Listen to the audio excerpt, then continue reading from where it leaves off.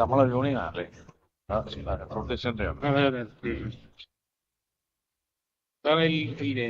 ഇതിനകത്തോ ഇപ്പൊ തീർച്ചയായപ്പോഴാണ് ഇത് കണ്ടത് അല്ലെ ഗ്രൂപ്പിലുണ്ട്.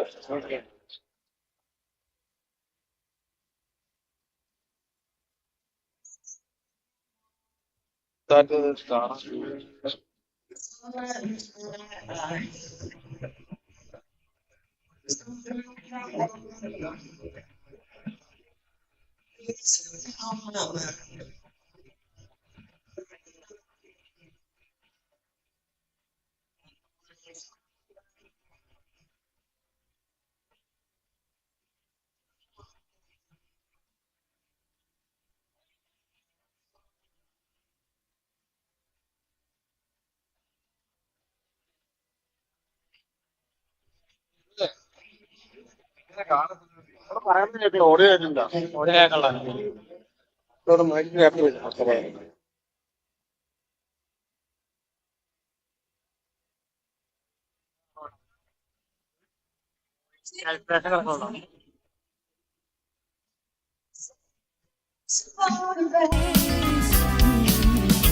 And when someone else instead of me always seems to know the way, then I look at you and the world's alright with me. Just one look at you and I know it's gonna be a lovely day.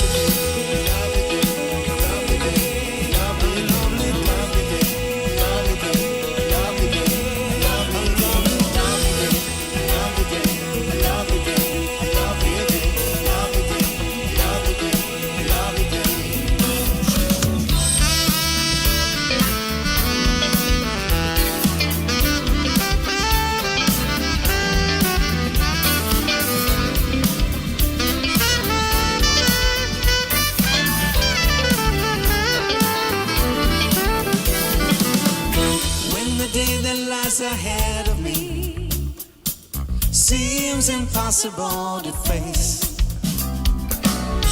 and when someone else instead of me always seems to know the way, then I look at you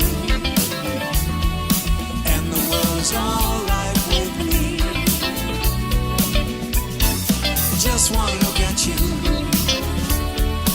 and I know it's gonna be a lovely day.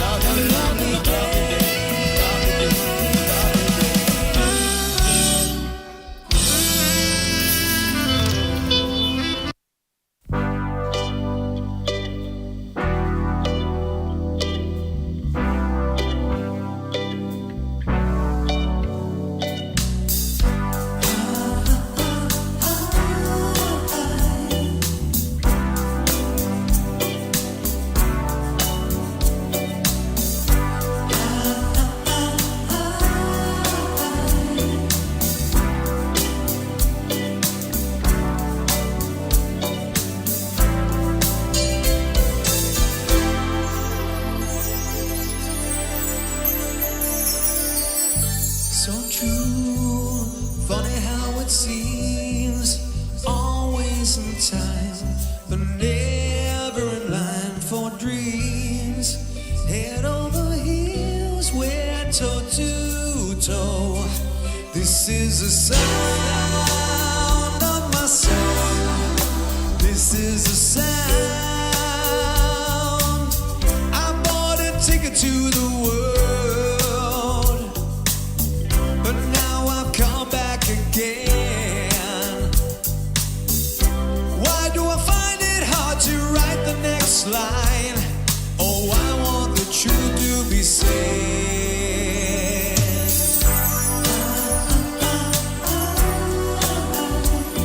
I know this much is true. I know this much is true.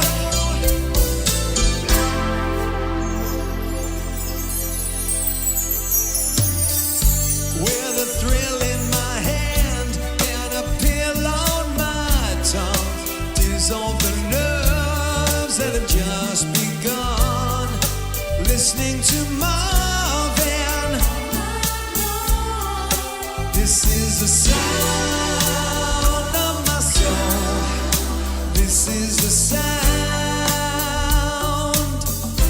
always slipping from my hands. Sands a time of its own. Take your seaside arms and write the next line. Oh, I want the truth to be known.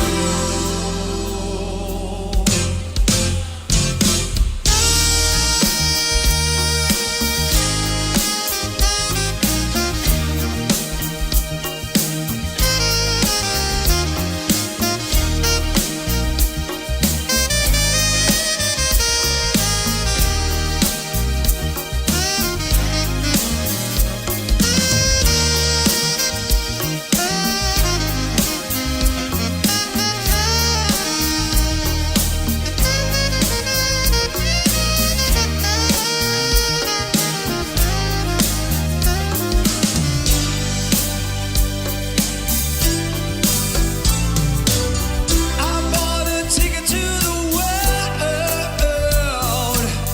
but now I've come back again. Why do I find it hard to write the next line? Oh, I want the truth to be said.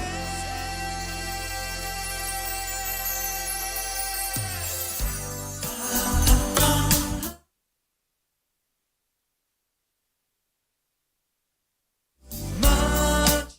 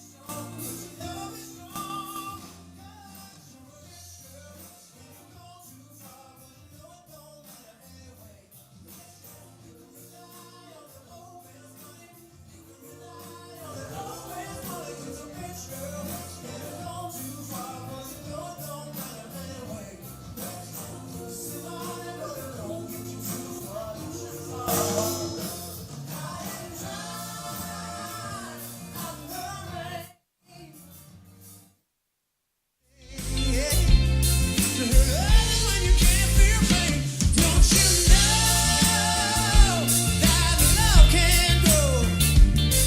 Is it too much to give? Would you rather live for the thrill of it all? Oh, you're a rich girl, and you're gone too far, 'cause you know it don't matter anyway. You can rely on the old man's money. You can rely on the old man's money. It's a rich girl, and it's gone too far, 'cause you know it don't matter anyway. Say money, but it won't get you too far. Say money, but it won't get you too far. Say money, but it won't get you too far. Get you too far. You say you can rely on the old man's money. You can rely on the old man's money. You're a rich girl, rich girl. Oh, you're a rich, rich girl. You can rely on the old man's money. You can rely on the old man's money. Say money, but it won't get you too far. Get you too far.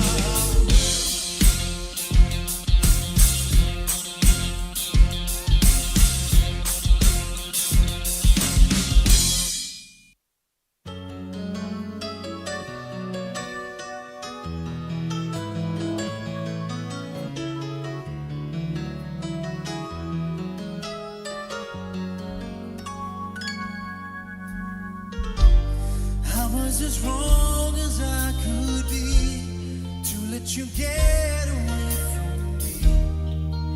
I regret that move for as long as I'm living. But now that I've come to see the light, all I wanna do is make things right. So just say the word and tell me that I'm forgiven. You and me, we're gonna be better than we were before.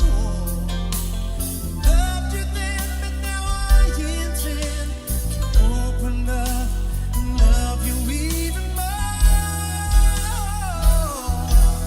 This time you can be sure I'm never gonna let you go. I'm gonna hold you in my arms forever. Gonna try and make up for the times I hurt you so. Gonna hold your body close tonight. We'll stay on, we're gonna be together. Oh, I swear this time I'm never gonna let you go. Looking back now, it seems so clear. I had it all when you were here.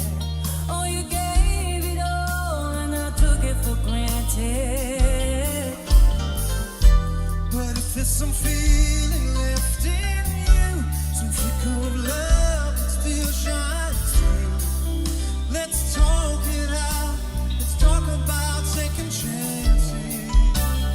Wait and see, it's gonna be sweeter than it was before. I guess and then and now I intend to dedicate myself to giving more. This time you can be sure I'm never gonna let you go. I'm gonna hold you in my arms forever.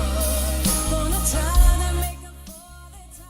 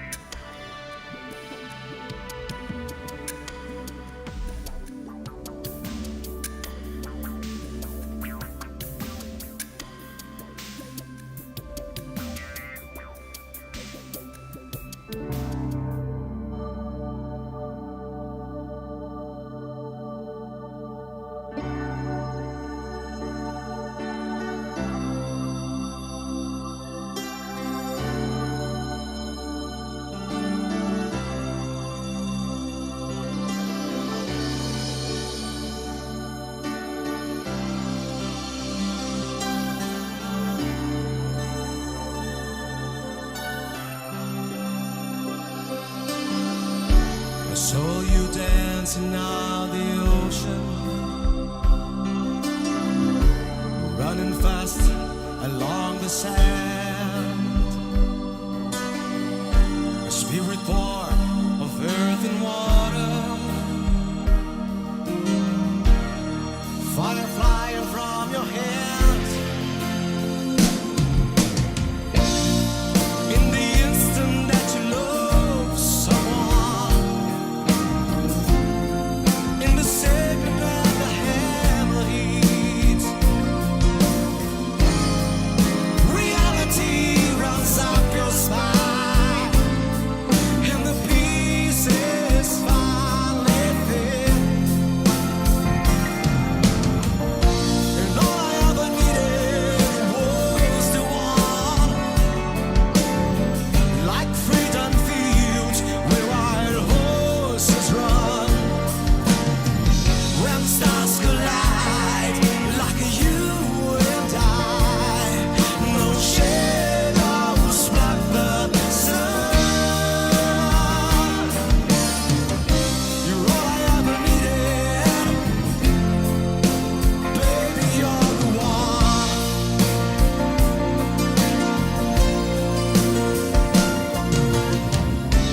There were caravans we followed, drunken nights in dark hotels, when chances breathe between the silence, when sex and love no longer jail. Whoa, for each man his giant escape, until he walks along the beach and sees his future in the water, a long lost heart within his reach. And all I ever needed was the one, like freedom fields where wild horses run. When stars collide, like you and I, no shadows block the sun. You're all I ever needed, baby, you're the one.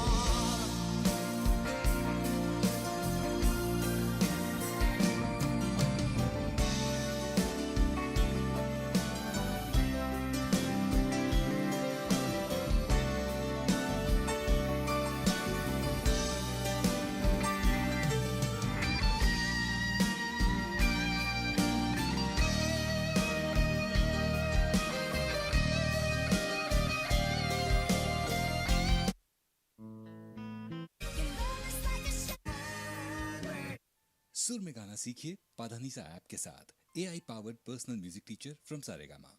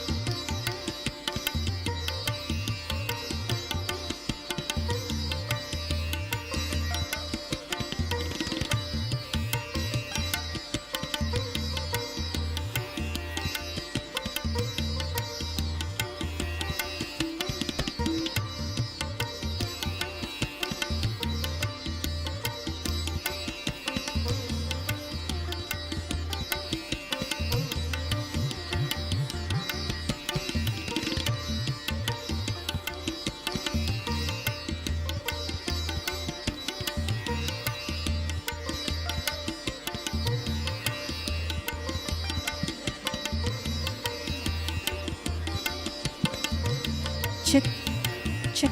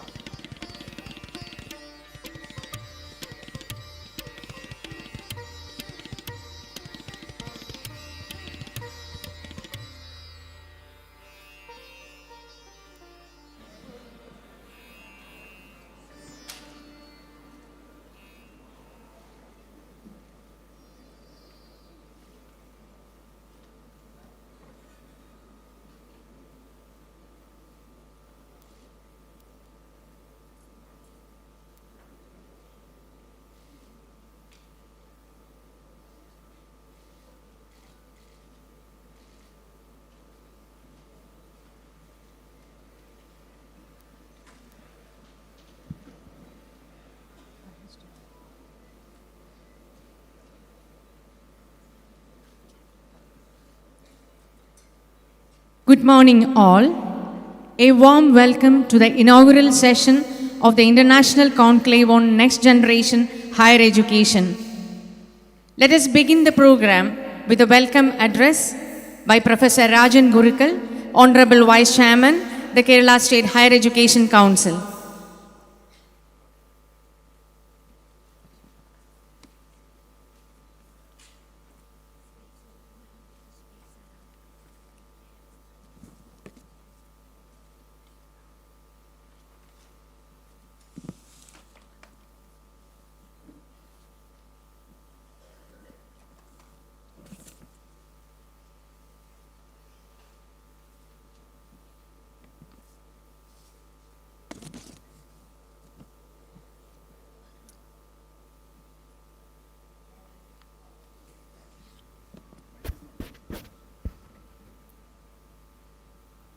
On behalf of Dr. Bindu, the respected Minister for Higher Education, who is the organizer of this two-day international conclave and the chair of the inaugural function, I extend my most hearty welcome to the Honorable Chief Minister of Kerala, Sri Pinarayi Vijayan, who has kindly agreed to inaugurate the conclave. I extend our hearty welcome to Sri K.N. Balagopal, respected Minister for Finance.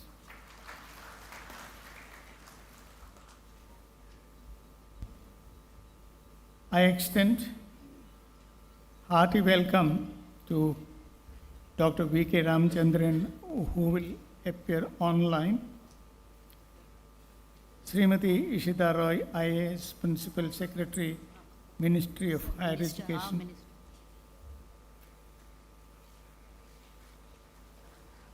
It's immensely gratifying to welcome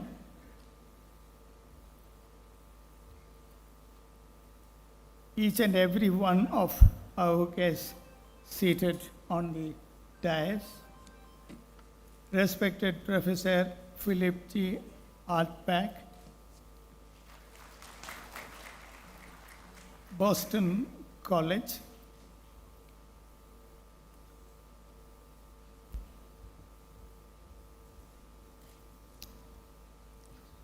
Dr. Sanjay Bihari, Director, Sri Chitra Tirunal Institute of Medical Sciences.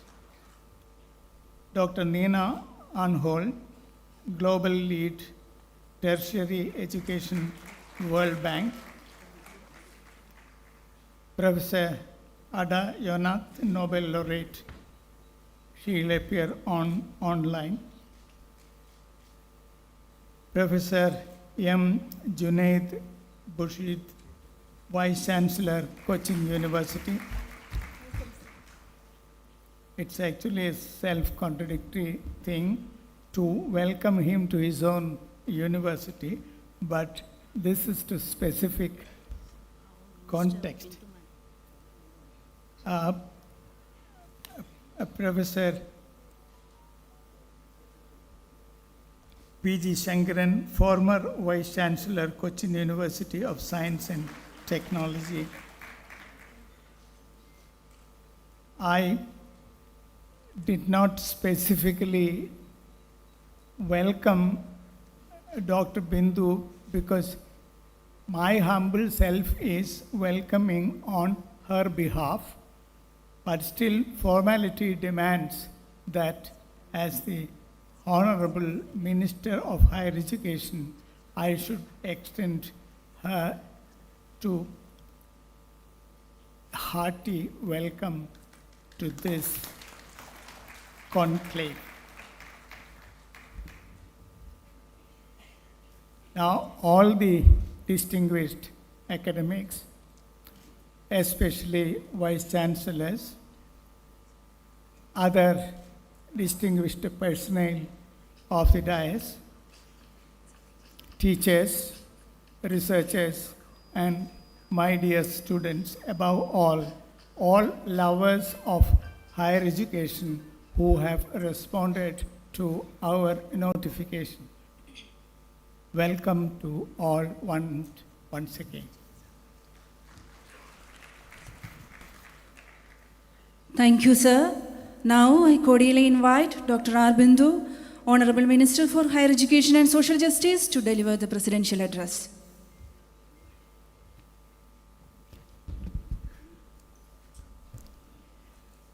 Honorable Chief Minister Shri Pinarayi Vijayan, who is with us today to inaugurate this two-day conclave on next phase of reforms in higher education. Honorable Minister for Finance Shri K.N. Balagopal, Professor Philip Altbach of Boston College, US, Dr. Sanjay Bihari, Director of Sri Chitra Tirunal Institute of Medical Science, Vice Chairman of Higher Education Council, Professor M. Junaid Bushiri, Vice Chancellor of CUSAT, Srimati Ishida Roy, Honorable dignitaries on and of the dais, distinguished delegates from the academia, members of the faculty of various higher education institutions, administrative personnel, students, and my dear friends. A very good morning to everyone. As I stand here, I have great pleasure to extend warm greetings to all the resource persons, scholars, intellectuals, academic experts, and delegates participating in this conference. We have gathered here to discuss, debate, and deliberate on key issues faced by the higher education sector of Kerala in the contemporary situation in order to chalk out plan of action for the future. In today's rapidly changing world, higher education plays a critical role in shaping the minds and futures of our young generation, and it is our responsibility to see that our system is prepared to navigate the complexities of the emerging scenario. This conclave, I believe, will provide a unique platform for us to discuss and determine the ways and means to do that. Our efforts will be to chart out the immediate tasks to be undertaken by the Department of Higher Education related to the endeavor of shaping Kerala's future through establishing Kerala as an alternative, people-oriented new knowledge society and an international hub of next-gen higher education. It is part of our commitment to equip our younger generation to address the challenges raised by the 21st century society.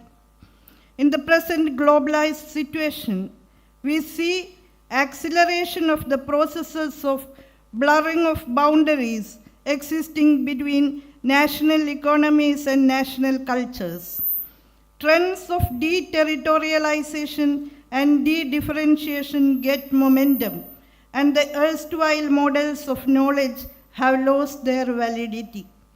Paradigm shifts are necessitated because of the unprecedented advancement of science and technology, and in the age of knowledge explosion, the boundaries of disciplinary categorizations also are being blurred or redrawn.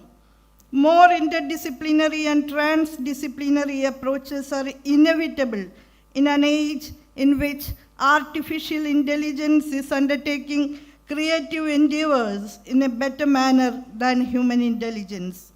As an active society, it is inevitable for us to move with these changes at a very fast pace.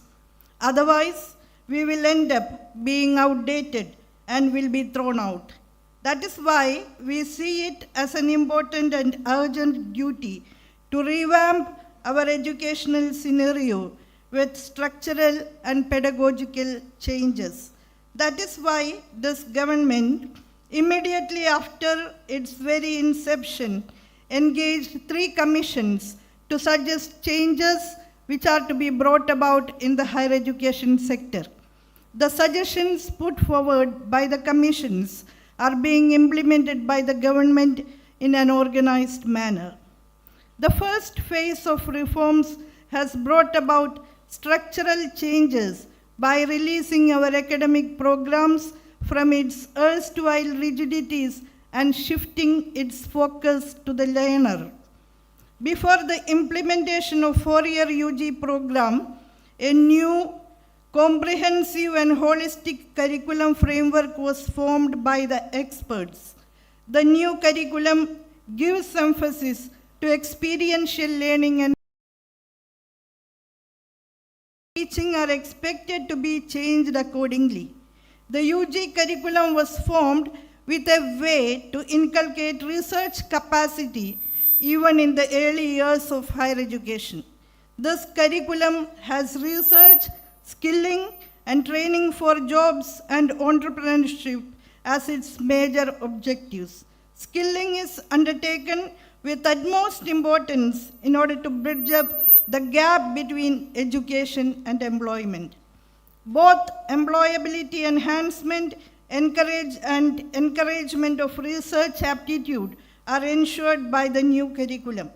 This two-pronged approach, linking education and employment on the one hand and the production of new knowledges on the other hand, has started to create positive transformation in campus atmosphere, which encourage students to do research, translate their knowledge into useful products, handhold the industries through research projects, internships, and meaningful collaborations. The students are to be trained to use their agential capacity to remedy the problems existing in society by assuming the role of producer of knowledge, capable of creating valuable changes in society and social life. At present, we have 2 major projects called Industry on Campus and Connect Career to Campus, and the higher education institutions are trying their level best to build innovation, incubation, startup ecosystem in their institutions. Freedom, flexibility, and choice have become key words of these transformations, and they are now more real than they have ever been. Students are permitted to design their degrees by choosing which courses to study to complete the credit requirements, and they have now been encouraged to choose between a skill-oriented honors and a research-oriented honors, to choose their careers and match their studies to their chosen careers.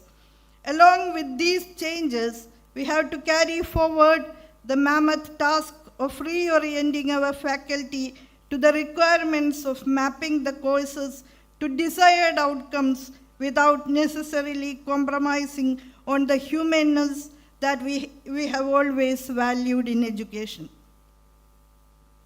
A revised curriculum is never complete without an equally revamped examination system. We have revised our examinations to escape being the end of the term terror they have sometimes been, but to become a more trustworthy measure of the students' academic attainments. With a unified academic calendar, examinations are now conducted almost at the same time, results declared soon after the exams, and supplementary chances are provided to students at the start of the next term itself. If internship and skill gap reduction are aimed at improving the employability of our graduates, the innovation incubation startup ecosystem is being built up in our institutions to encourage entrepreneurship in our youths, turning them to employers rather than employees. This also will improve the economy by establishing knowledge economy, which is a model that Kerala intends to promote.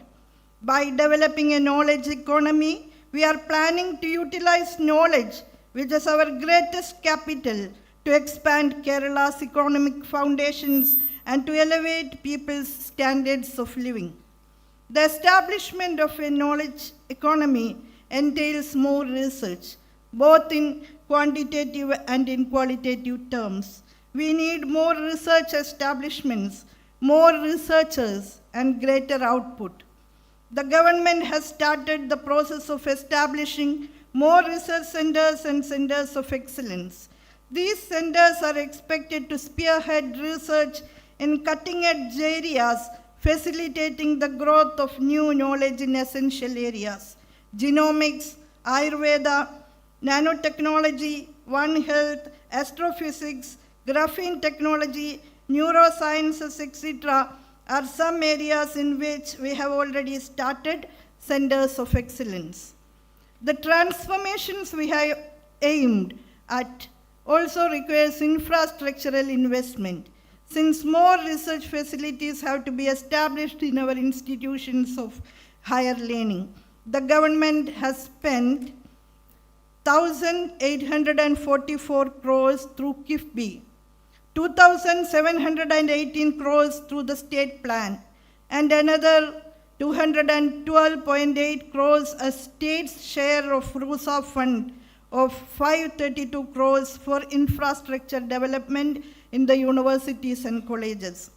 More laboratories and instrumentation centers have already been established, and more are in the pipeline.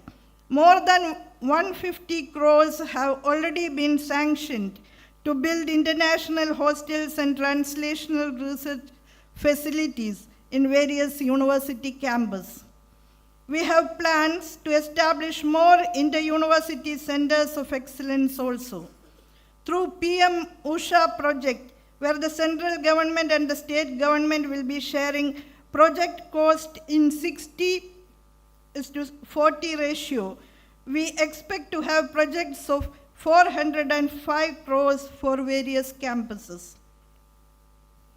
During the tenure of this government, we have started 78 new colleges and 866 new courses. Most of them are new generation courses. Availability of seats has been dramatically increased in all sectors, including engineering and other professional programs. The quantitative changes pave the way for quality enhancement initiatives, including the induction of AI-assisted teaching and learning, a fully automated enterprising resource planning system, revamping and updating of syllabi on a regular basis, constant and consistent faculty training, and exploration of new research and pedagogic avenues. We see the reflection of these qualitative changes in the grades and rankings achieved by our institutions in NAC accreditation process and NIRF ranking. Kerala University and MG University bagged A++. 3 universities, including CUSAT, bagged A+. And our universities are neatly placed in international rankings also. Even though we have succeeded in implementing the first stage of reforms suggested by the commissions, we are both saddened and enraged by the attempts of the central government and its organs like the UGC to devalue, undermine, and obliterate the state's role by blowing up and placing the chancellor above the state, forgetting that the chancellor is a creation of the state's legislature. Let me take this opportunity to assure you that we shall overcome these hurdles and tirelessly strive to give a qualitatively as well as quantitatively advanced higher education to the next generation. As we have almost completed the first stage of reforms in the higher education sector, it is very urgent to trace the future path of second stage of reforms. Our intention is to make Kerala's higher education sector to be more attractive to both domestic and foreign students. For this, we have to forge new strategies. We have to provide world-class infrastructure and the latest academic methodologies. We have to ensure brain gain instead of brain drain. For this purpose, I seek the support, suggestions, collaborations, and advices of all the esteemed personalities who participate in this conclave. I hope this conclave will be fruitful in giving us the right direction to follow. Once again, expressing my intense delight in being a part of organizing this conclave, I conclude. Thank you. Thank you, Madam. This program is inaugurated by the Honorable Chief Minister of Kerala, Shri Pinarayi Vijayan. Sir, I cordially invite you to deliver the inaugural address and inaugurate the program.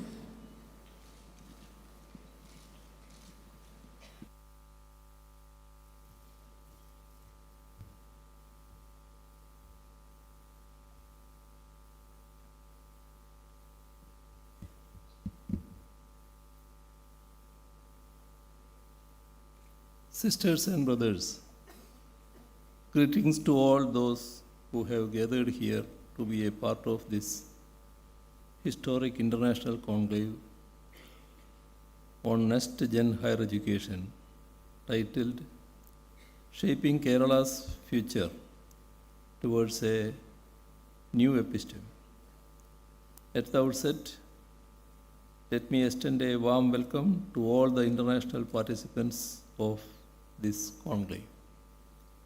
Your presence here encourages us, and we look forward to your critical inputs so that we can together shape Kerala's future. Ever since becoming a full-fledged state in the Indian Union over the last almost 7 decades, Kerala has made significant strides across various sectors. One of the key factors that enabled our progress has been our impetus on public education. As the world is quickly changing, riding on the wave of the fourth industrial revolution and imbibing the innovative spirit of artificial intelligence, we wanted to make Kerala future ready. In that quest forward, we realized that higher education was an area that needed focused attention. Therefore, after the Left Democratic Front came back to power in 2021 May, a meeting was held at Institute of Management in Government with representatives from universities and academicians on 28th and 29th of September 2021. The meeting aimed to ensure that Kerala's achievements in public education were carried forward to the higher education sector, focusing on a comprehensive discussions about reforms in higher education. Following the discussions, 3 commissions were appointed and their reports served as the foundation for the government's reforms in the higher education sector. Over the past 3 years, these efforts have led to remarkable achievements, including the successful implementation of the 4-year undergraduate program. The significant progress made by Kerala's higher education institutions in the National Institutional Ranking Framework and accreditation standards reflects the impact of these reforms. Kerala has also witnessed transformative structural changes in the higher education sector. Notably, for the first time in the state, examination and results are being completed and published within a time-bound schedule, reflecting the commitment to the goals set in the initial meeting. We are establishing centers of excellence across various sectors to foster research and innovation. The Kerala Resources for Education Administration and Planning, KREAP, initiative has been launched to offer technological solutions that address the governance and administrative needs of universities in Kerala. Additionally, amendments to the existing University Acts and the Right to Service Act have been proposed to create a smoother academic environment in line with the concept of ease of education. At a time when the government of Kerala is trying to transform the state into a hub of higher education in the country, this conclave assumes greater significance. This conclave is part of a networking effort to prepare Kerala as a hub of international higher education with academic opportunities and cultural experiences. This conclave represents a pivotal moment in shaping the next phase of reforms, and the participants of this conclave bear a significant responsibility in charting the future course of higher education in Kerala. A coordinated effort has been made to engage the Malayali academic diaspora in this conclave. Their support is invaluable for advancing higher education reforms in the state, as they bring the enterprise and insights as those who have studied in Kerala and are now working in various parts of the world. Their knowledge and perspectives are crucial for elevating Kerala's higher education sector to international standards. A new initiative will be developed to connect the Malayali academic diaspora and their expertise along with the knowledge from international institutions with the higher education institutions in Kerala. The conclave places great emphasis on integrating the best practices and experiences at the global level into Kerala's academic framework. Therefore, on behalf of the Government of Kerala, I extend my deepest appreciation to the brilliant academicians and scientists in attendance here, both from Kerala and abroad. I assure you that the discussions and outcomes of this conclave will be actively pursued and effectively implemented. Kerala is exploring innovative areas such as graduate tracking, a system designed to monitor and evaluate the career paths of individuals who have completed higher education. These efforts signify Kerala's commitment to fostering a globally competitive higher education sector. Another key area of discussion is industry participation. We envision a reimagined higher education system that places equal emphasis on knowledge, skills, and aptitude.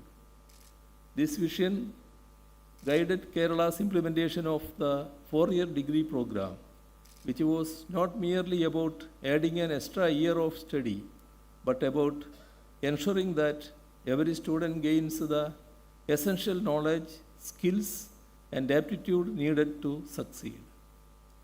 Restructuring the state's higher education sector to align with industry and employment demands is crucial. As part of this effort, initiatives such as campus industrial parks and skill parks have been launched in various parts of the state. Consequently, industrial partnerships will be a central focus of this conclave. For example, our hosting institution CUSAT has already initiated collaborations with organizations like Geojit. This conclave aims to encourage similar collaborations across higher education institutions throughout the state. Despite facing financial challenges, the state government has consistently ensured that funds earmarked for the higher education sector are protected. The plan fund has been enhanced, and in the previous financial year alone, 10 universities affiliated with the Department of Higher Education in Kerala received 1,830 crores. For other education institutions, approximately 3,000 crores was allocated for various initiatives. To further enhance facilities, funds from KIFBI have been allocated as well. However, it is concerning and disappointing to observe that the Union government and the UGC are adopting an approach aimed at destabilizing these institutions under the state government. A prime example of this is the latest UGC regulations, which threaten the autonomy of state universities. State universities function according to acts formulated by elected legislative assemblies, and the creation of such regulations undermines this autonomy. The Union government and the UGC should refrain from such actions and respect the autonomy of universities and the rights of state governments in matters concerning education.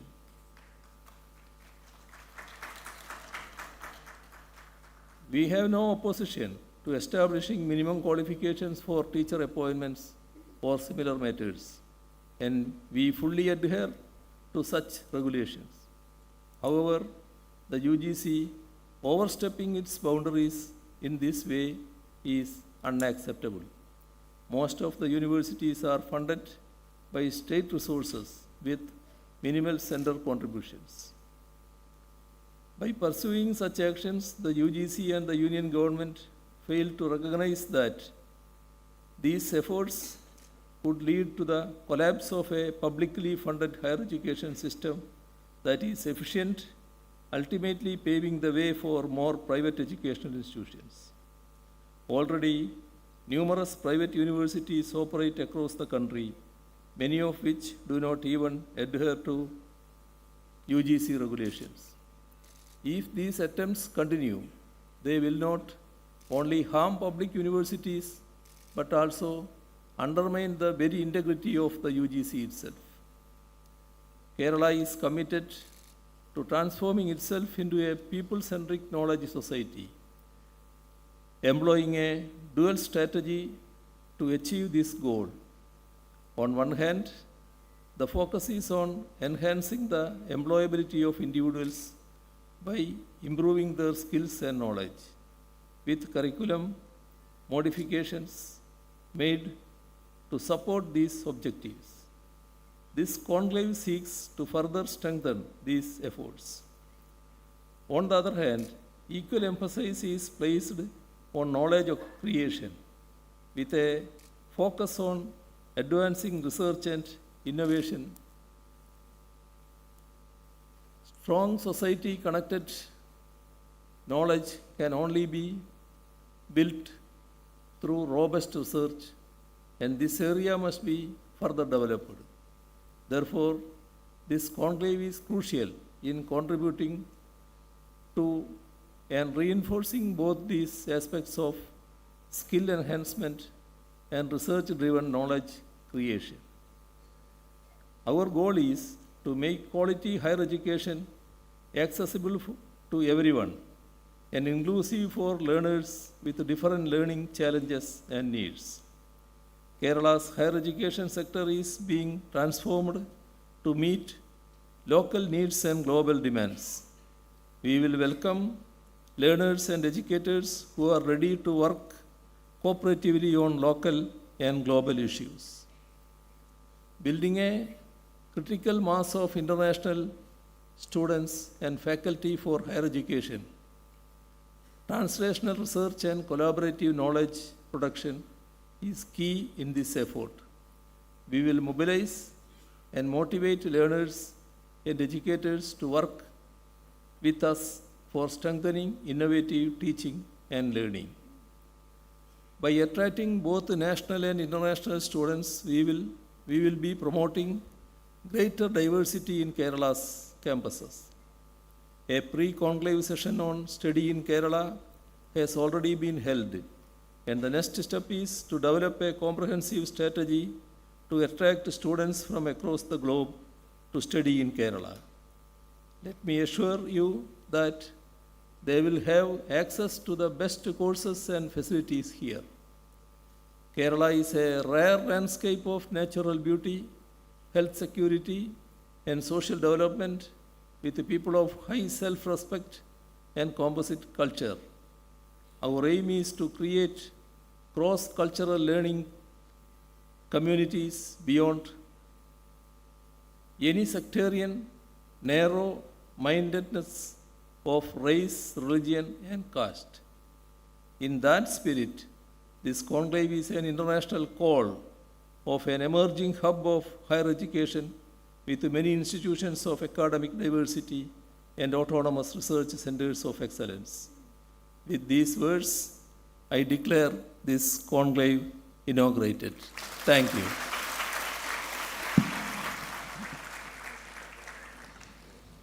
Thank you, sir. We humbly request the Honorable Chief Minister to kindly release the magazine Higher Education Matters, published by the Kerala State Higher Education Council. I invite Honorable Minister for Higher Education and Social Justice, Dr. R. Bindu, to receive the first copy.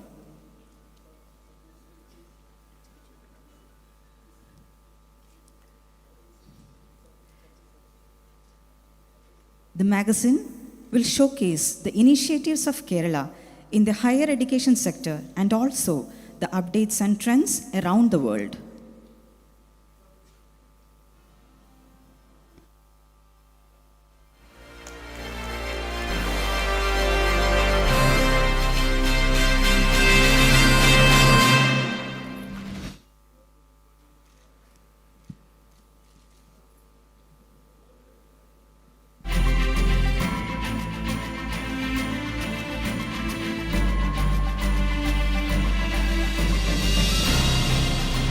Thank you, sir. Thank you, madam.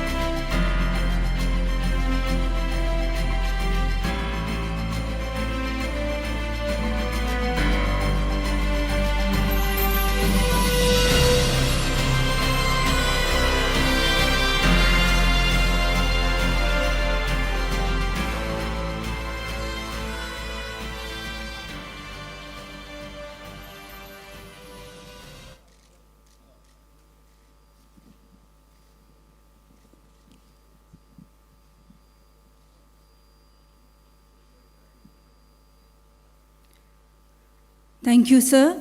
Now I humbly request the guest of honor, Shri K. N. Balagopal, Honorable Minister for Finance, to address this august gathering.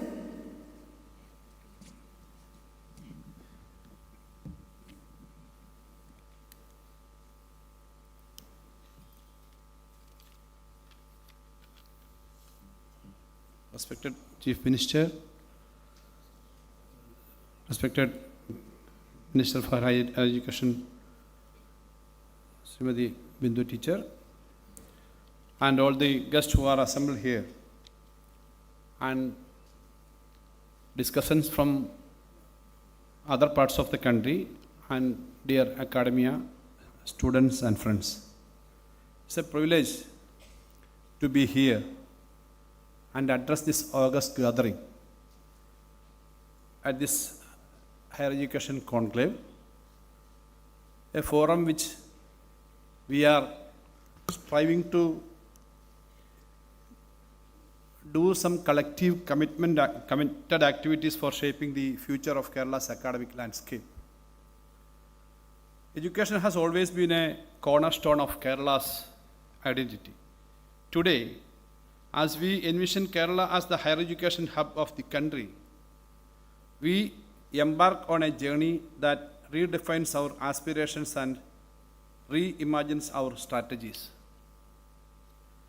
In recent years, we have witnessed a significant rise in the number of students pursuing education abroad.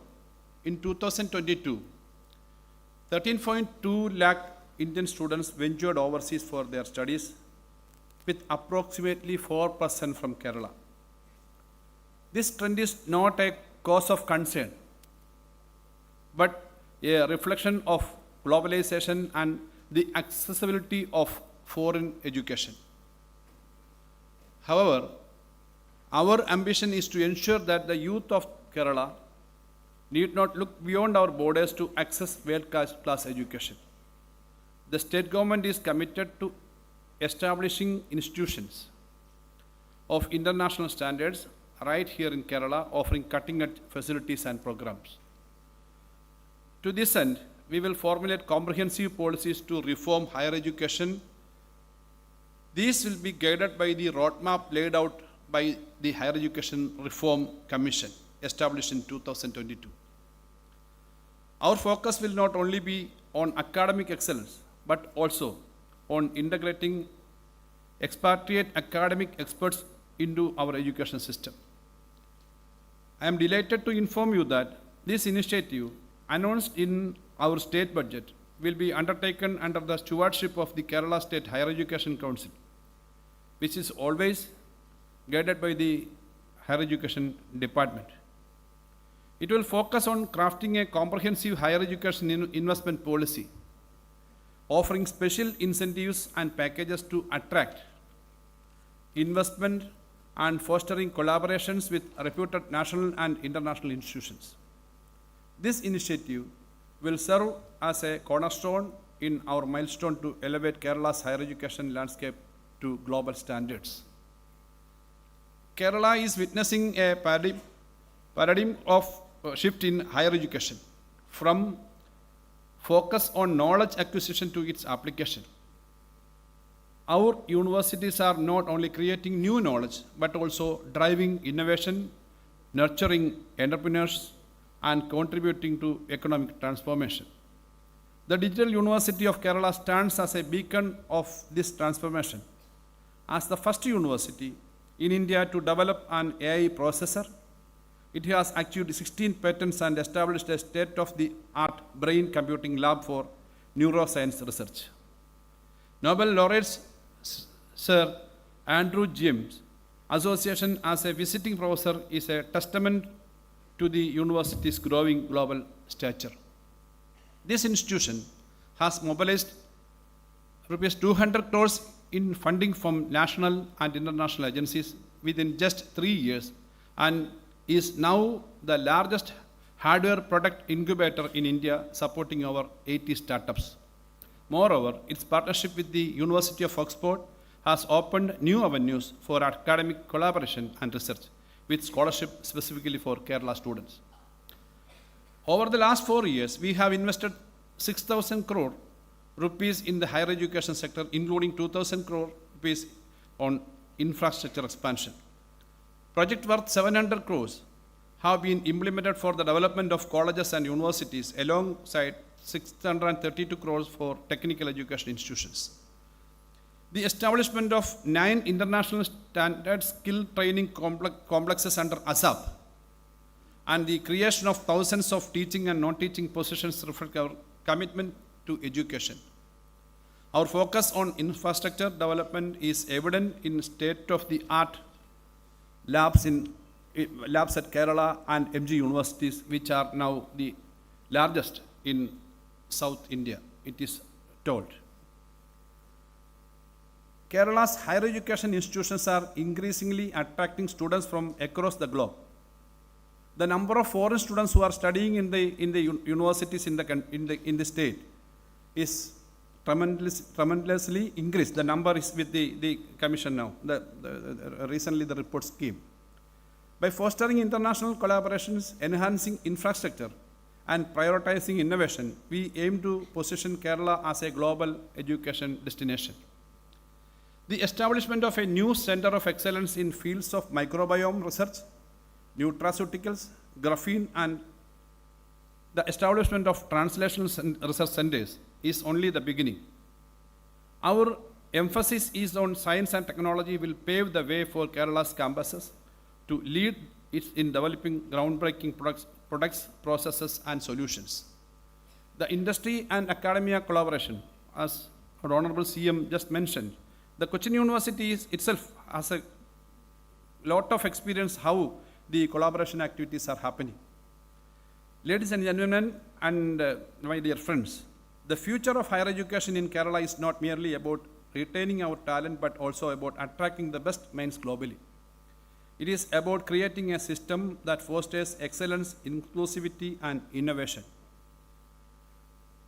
The education, both fiscal and political, freedom is very important.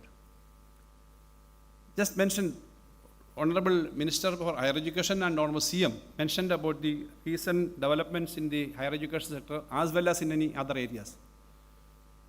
Education should not be a monolithic process. If the entire syllabus, entire process of education, everything is decided by a single center, it should be a monolithic thing. A country with more than 500 princely states, unified, and which has its own culture, education background, different kind of languages, different languages and culture. For striving our academic process forward, the academic freedom is a must for the future. So, while the constitution was adopted by the country, education was under state list. Later it came under concurrent list. And in the name of concurrent list, now practically we are making it as union list. The issue is how different ideas will come, how the practicing education with different kind of streams and knowledge, how it will develop. That is the issue. So it is very important. So making simply academic discussions will not alone help, but this basic fact of academic freedom in all aspects should be there. That is very important. While discussing in the conclave, this aspect is very important. That is why I am just mentioning that. Together, let us build a Kerala where world-class education is not a dream, but a reality. A Kerala where the youth find opportunities to thrive and where education becomes a bridge to a prosperous, knowledge-driven future. Thank you.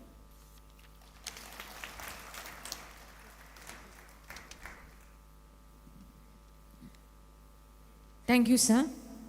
Now let us listen to the recording of the special address by Professor V.K. Ramachandran, Vice Chairperson, Kerala State Planning Board.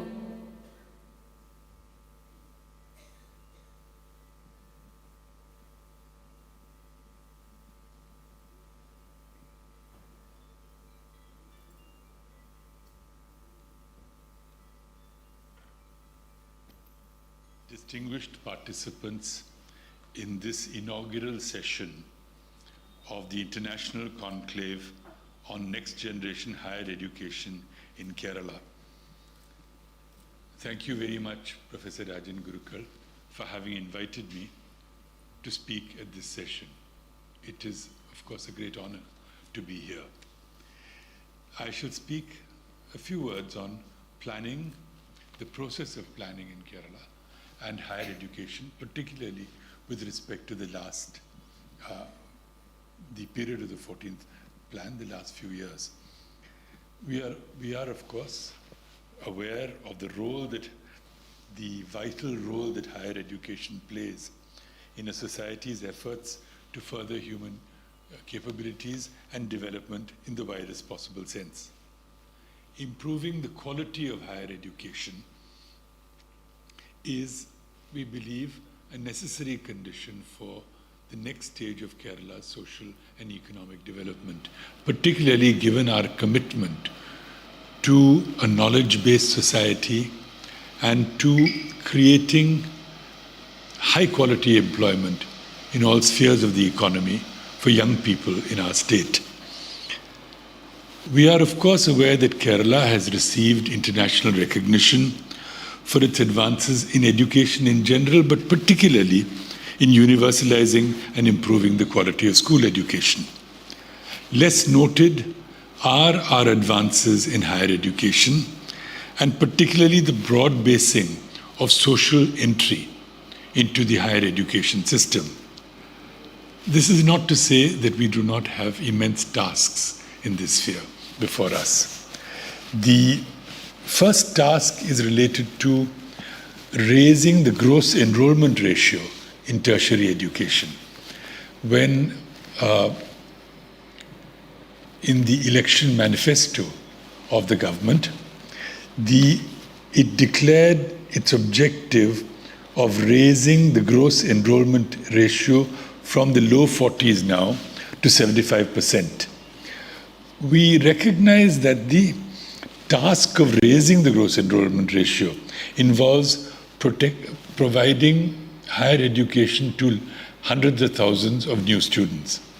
While these students will enter different spheres and streams of education, public and private, it is clear that the achievement of the objective requires qualitatively new levels of planned funding at all levels of tertiary education and training.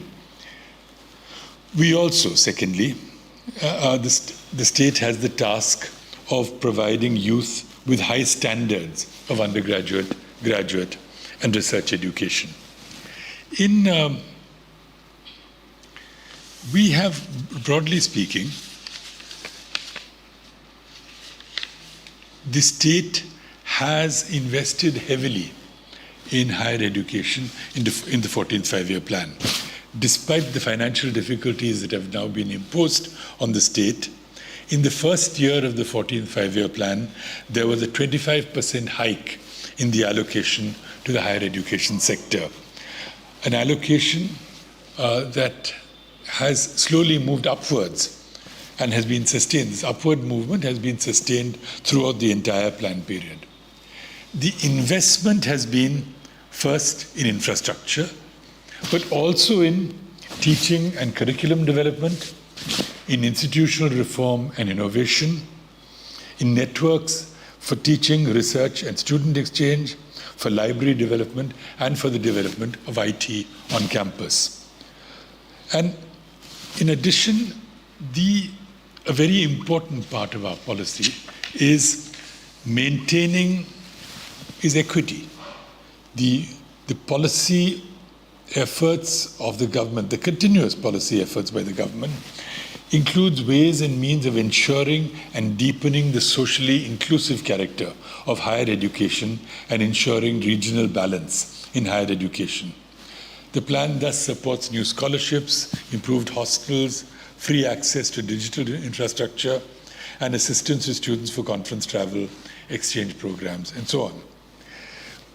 The planning process in Kerala has also supported efforts to formulate efforts in micro-planning. That is, to formulate specific programs and plans for individual universities, colleges, and related institutions as the need arises. What has happened is, as a result of these efforts in the last 4 years have begun to show very important results, particularly in one way of judging it is the ranking of our colleges and universities in the national rankings. We are moving upwards in all the universities, and in fact, Kerala University has now achieved a national grading of A++. In the national rankings of 2024, 16 colleges from Kerala figure in the top 100 colleges in the country. 5 colleges figure in the top 50 colleges in the country. These are some of the achievements and some of the distance that we have traveled. But as I said, with regard to our 2 major objectives, improving the gross enrollment ratio and ensuring high quality undergraduate, graduate, and research education, we still have far to go. I cannot end without speaking about one of the most formidable challenges to progress in higher education in India today. And that is a challenge and a threat that comes from central government policy in this sphere, in the spheres of governance and with respect to secularism, democracy, and academic independence. A challenge of which the recent UGC regulations are only the latest example. The atmosphere of threat to knowledge and learning, to rational thinking, and to the scientific temper today in India are in danger as never before. It is a cliche to say that something is at a crossroads, but truly Indian higher education, the quality of Indian higher education, what students learn, the freedom, the circumstances in which they learn are truly under threat today. Nevertheless, we are people of a state which has secular, democratic, and scientific traditions of which we are immensely proud. And we continue, despite all the challenges, in the face of all these challenges, we continue our commitment to building a high-quality, secular, democratic, and scientific system of higher education in the state. I apologize for not being able to attend personally a conclave in which I have great interest. I'm unable to do so. But I wish this international conclave on next generation higher education in Kerala great success. And I shall follow the results of your deliberations with keen interest. Thank you very much. Thank you. Thank you, sir. Next is the keynote address by Professor Philip Arbach, Emeritus Professor and Distinguished Fellow at the Center for International Higher Education in the Lynch School of Education at Boston College. His topic is Kerala and the World, the Future of International Higher Education. Sir, you are cordially invited. Thank you very much. It is an honor to be here with you today. Some of you may know that I was an erudite scholar of the government of Kerala maybe a decade ago and became very interested and am a great admirer of this state. So when I was asked to participate in this conference, I was very happy to say yes. I think Kerala is one of the most interesting and in many ways successful parts of India and has an impressive future. I should point out that from an outside point of view, no one elsewhere, other than the very large and impressive Kerala diaspora, knows about this state, and there's very little knowledge about higher education here. So I think you have an important job in terms of figuring out how to make Kerala an important entry point for higher education and to attract students from elsewhere. Not so easy. There is a lot of competition. But I think Kerala has an extremely interesting society, a very interesting political history and reality, and can be an important point of entry for students and scholars from around the world. So what I am going to do in my very short time with you today is to give you bad news. So we have heard a lot of impressive discussions this morning about good things that are happening here.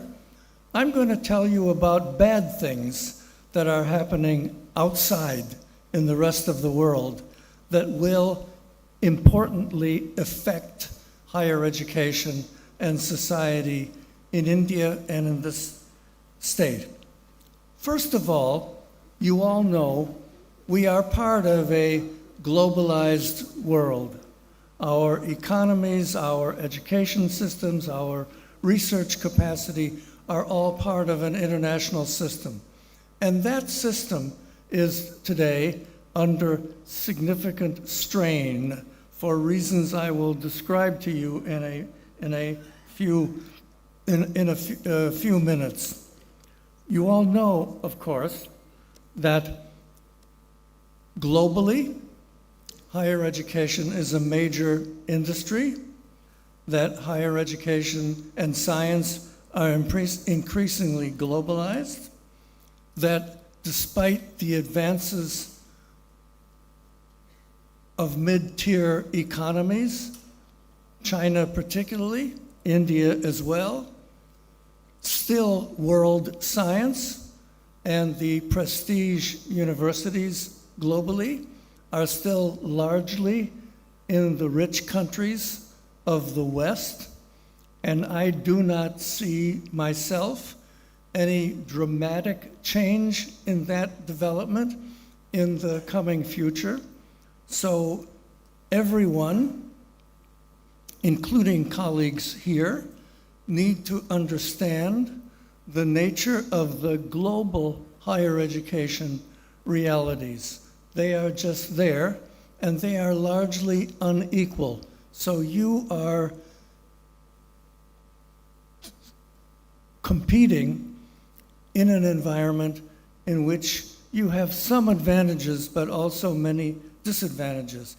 And I think that's just something to keep in mind. The global academic environment includes 7 million students who are studying outside the borders of their home countries. It includes a world scientific system, as I said, dominated by the West, by Western publishers, by Western knowledge institutions, by the global ranking systems, which I encourage you to pay as little attention as possible to, because they are also biased in terms of the rich countries, and so on.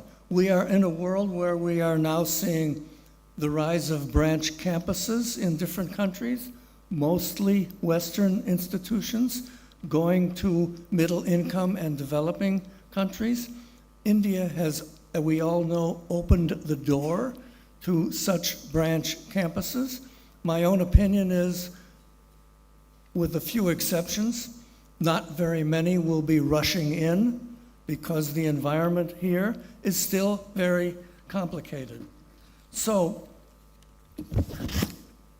what I'd like to do in the remaining time that I have is to talk to you about what I think are the key realities, geopolitical and educational realities occurring around the world.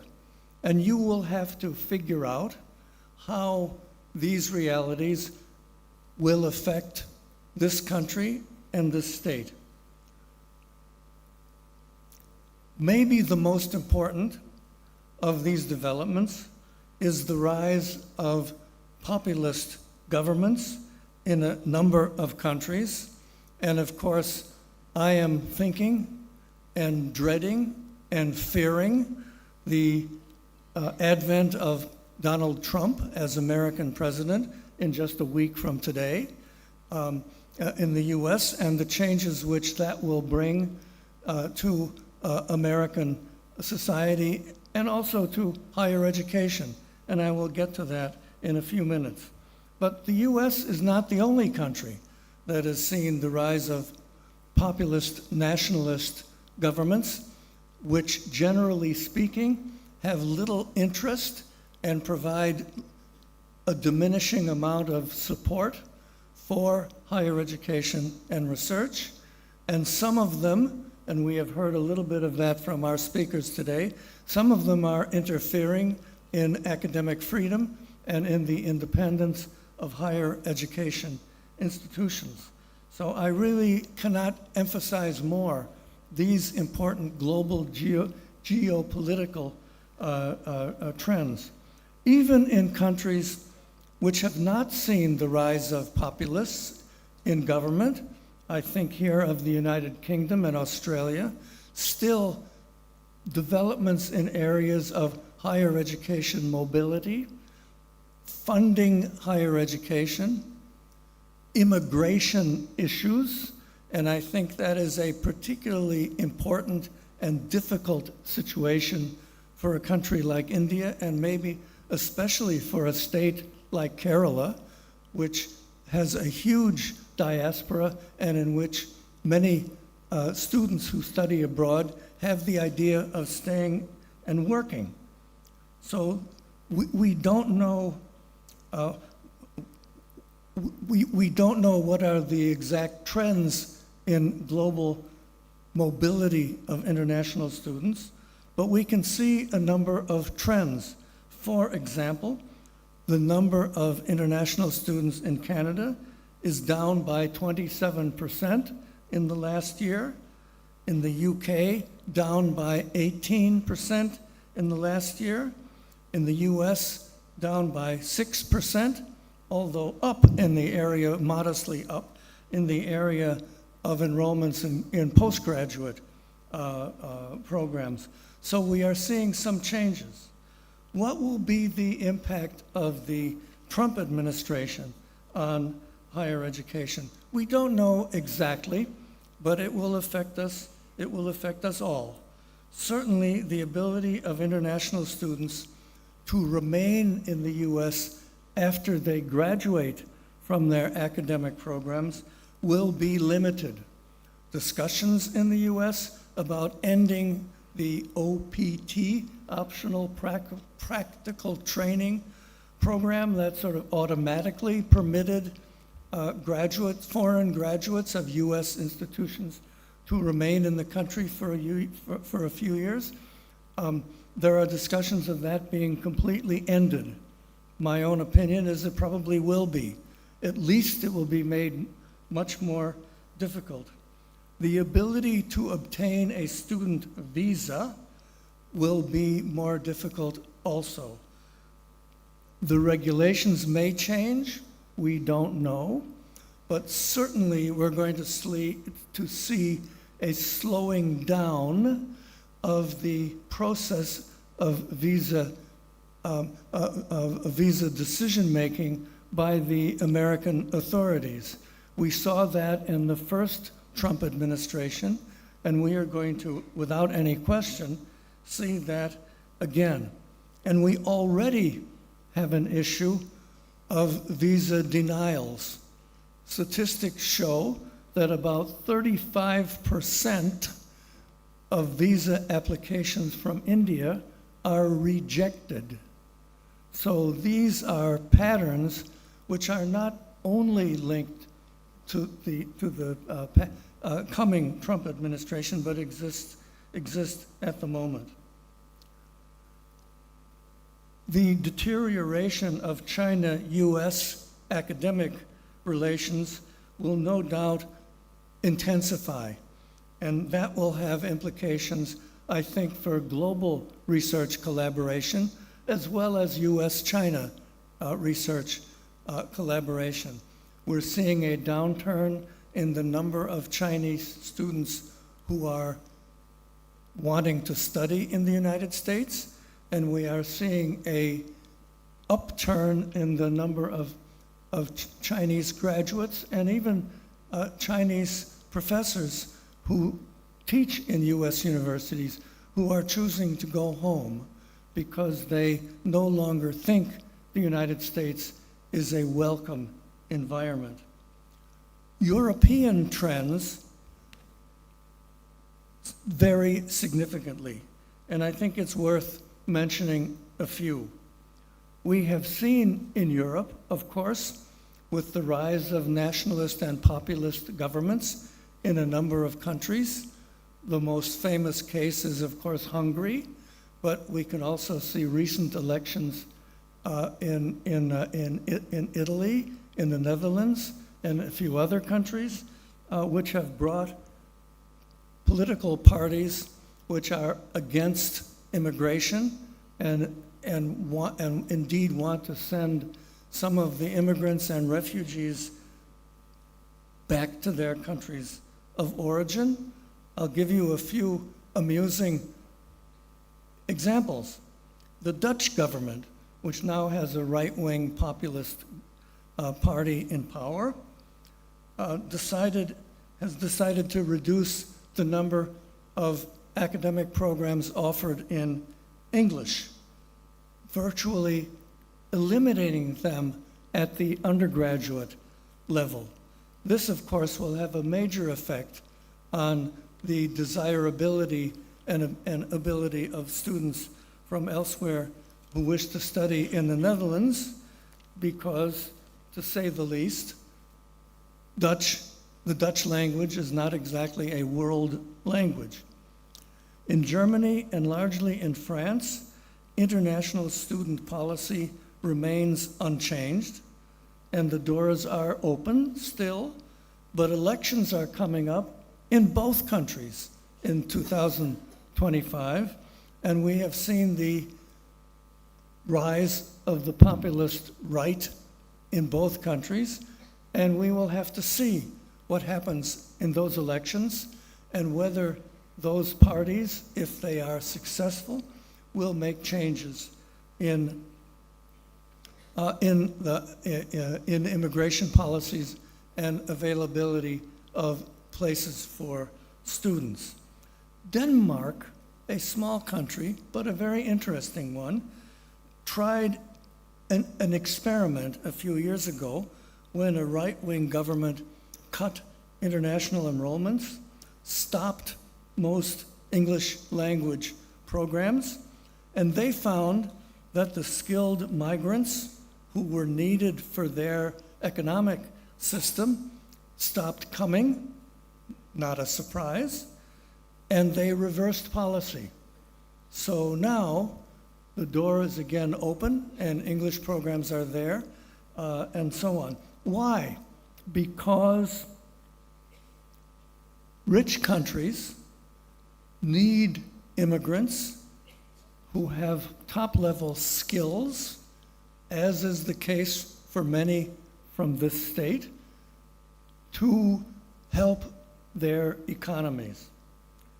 Next point, the Sino-Soviet and Sino-US and increasingly Western decoupling from China will have significant implications on higher education, as I have mentioned before. Less joint research, pressure on Chinese origin academics in the US, more scrutiny of research, intelligence services examining whether research has implications for national security. TikTok, which I'm sure is very popular among every person in this room, is currently subject to a Supreme Court case in the US, which may decide to throw it out of the country. That decision is coming very soon. So we are seeing some changes.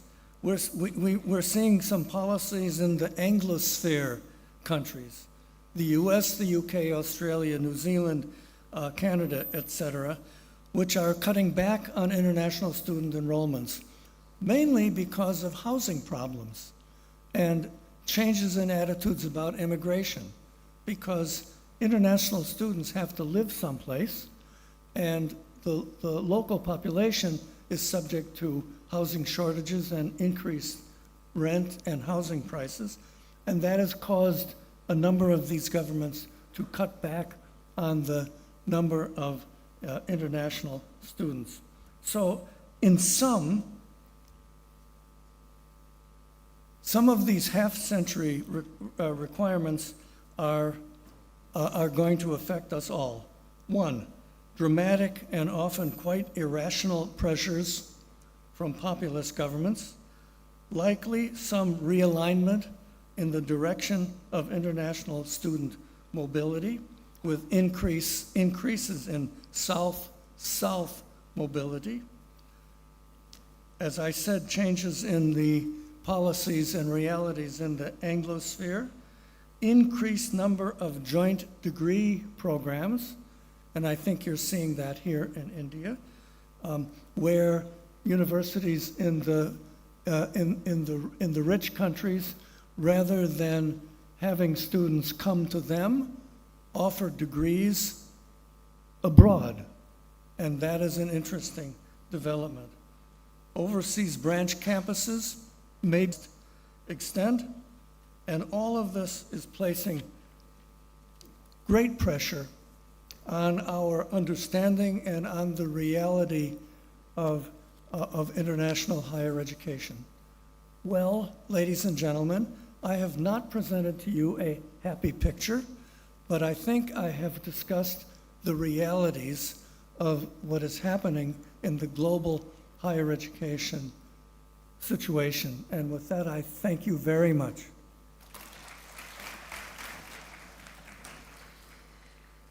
Thank you, sir. Now, I cordially invite Dr. Sanjay Behari, Director, Sri Chitra Tirunal Institute for Medical Sciences and Technology, Thiruvananthapuram, to deliver a keynote address on the topic, Building Future-Ready Medical Research Institutions, Research Excellence and Emerging Technologies.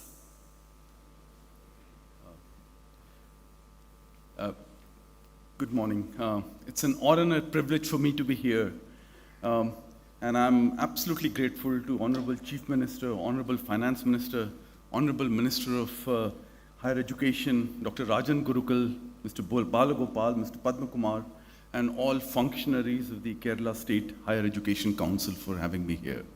I'd like to talk about a topic which is very dear to me. I'm a neurosurgeon, and so I'd like to talk about medical training, the quest for utopia, what's the roadmap for the future. So I'd like to share with you 20 tenets which I think are very, very practical in usual training of medical education. Sorry, this is not moving. Okay. So the first of them is what happens in higher education. When we have students coming to various campuses, they don't really want to take up, these higher super specialties like neurosurgery, cardiac surgery, and this works for every other subject of because they feel there is a sense of self-inadequacy. There is a feeling of maybe I'm not going to be a surgeon, and somehow you have to take that leap of faith.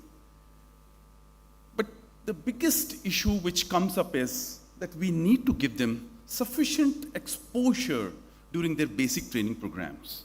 Like, for example, in the medical field, giving them an adequate exposure during their MBBS program, during their MS programs to higher specialties is a very important aspect. We give them a very short focus, which, they just roam around the ward and hardly do anything. I think sufficient exposure to subjects during the MBBS MS program is a very important aspect.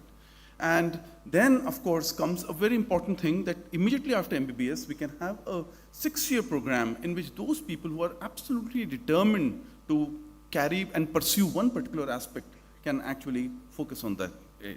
So conclusion number 1 is influence them young. Sorry. The second important thing is, as soon as they enter into the medical college, or whenever they go for specialty training, even in Sri Chitra, they're all very accomplished people, but there is no exposure to what the department is actually about, what they are supposed to be doing, what the basic procedures are, what their research areas are, what the exact focus of their entire curriculum is going to be.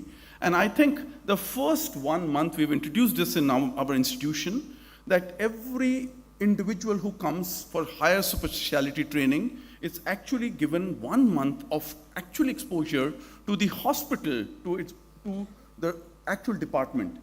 And there is a very interesting concept which has come up, and that is the concept of concept maps. So we can actually make concept maps which can be improved with every generation. And this is a visual presentation of information which that student always keeps with him or her.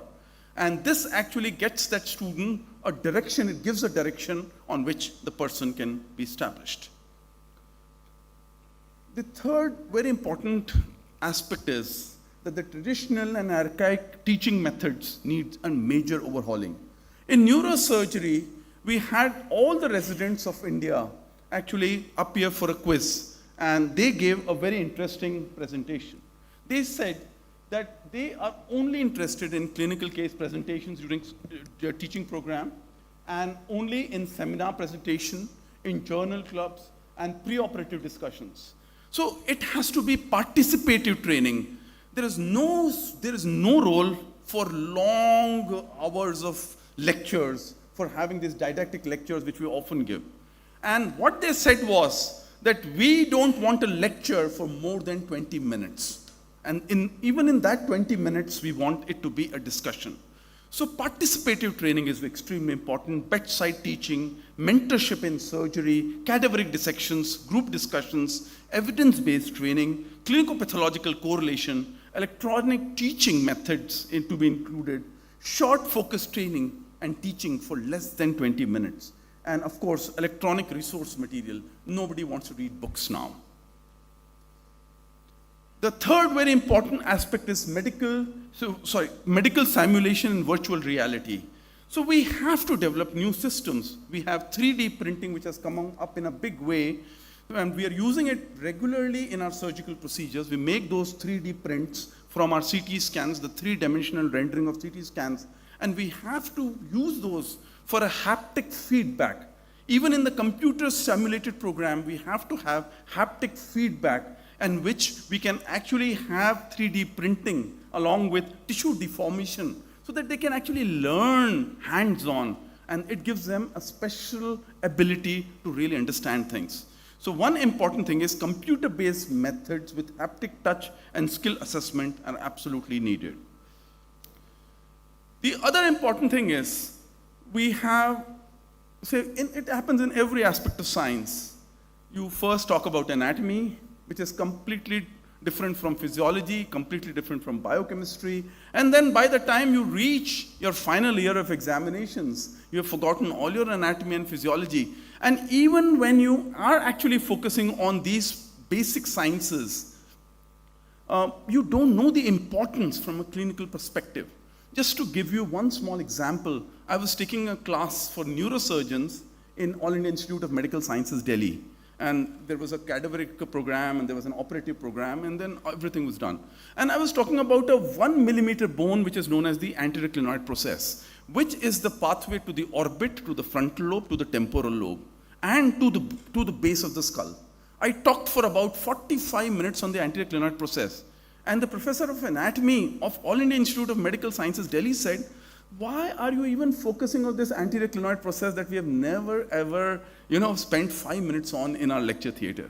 So, the focus has to change. So we need clinical modules. Clinical modules will mean that when you are teaching one particular aspect, go from basic science to paraclinical sciences to clinical sciences, all of them in one single compartment and module. Say, for example, if you're focusing on respiratory medicine, focus on basic anatomy, physiology, biochemistry, blood gases, radiology, and then go on to clinical aspects. These clinical modules will make it very interesting and very relevant to current higher education students. The next important point is, we have changed in our systems. No longer are we focused on learning everything there is to learn and then coming and narrowing our fields into one specific area. Now our students are clearly stating, I only want to do movement disorders. I only want to do functional neurosurgery.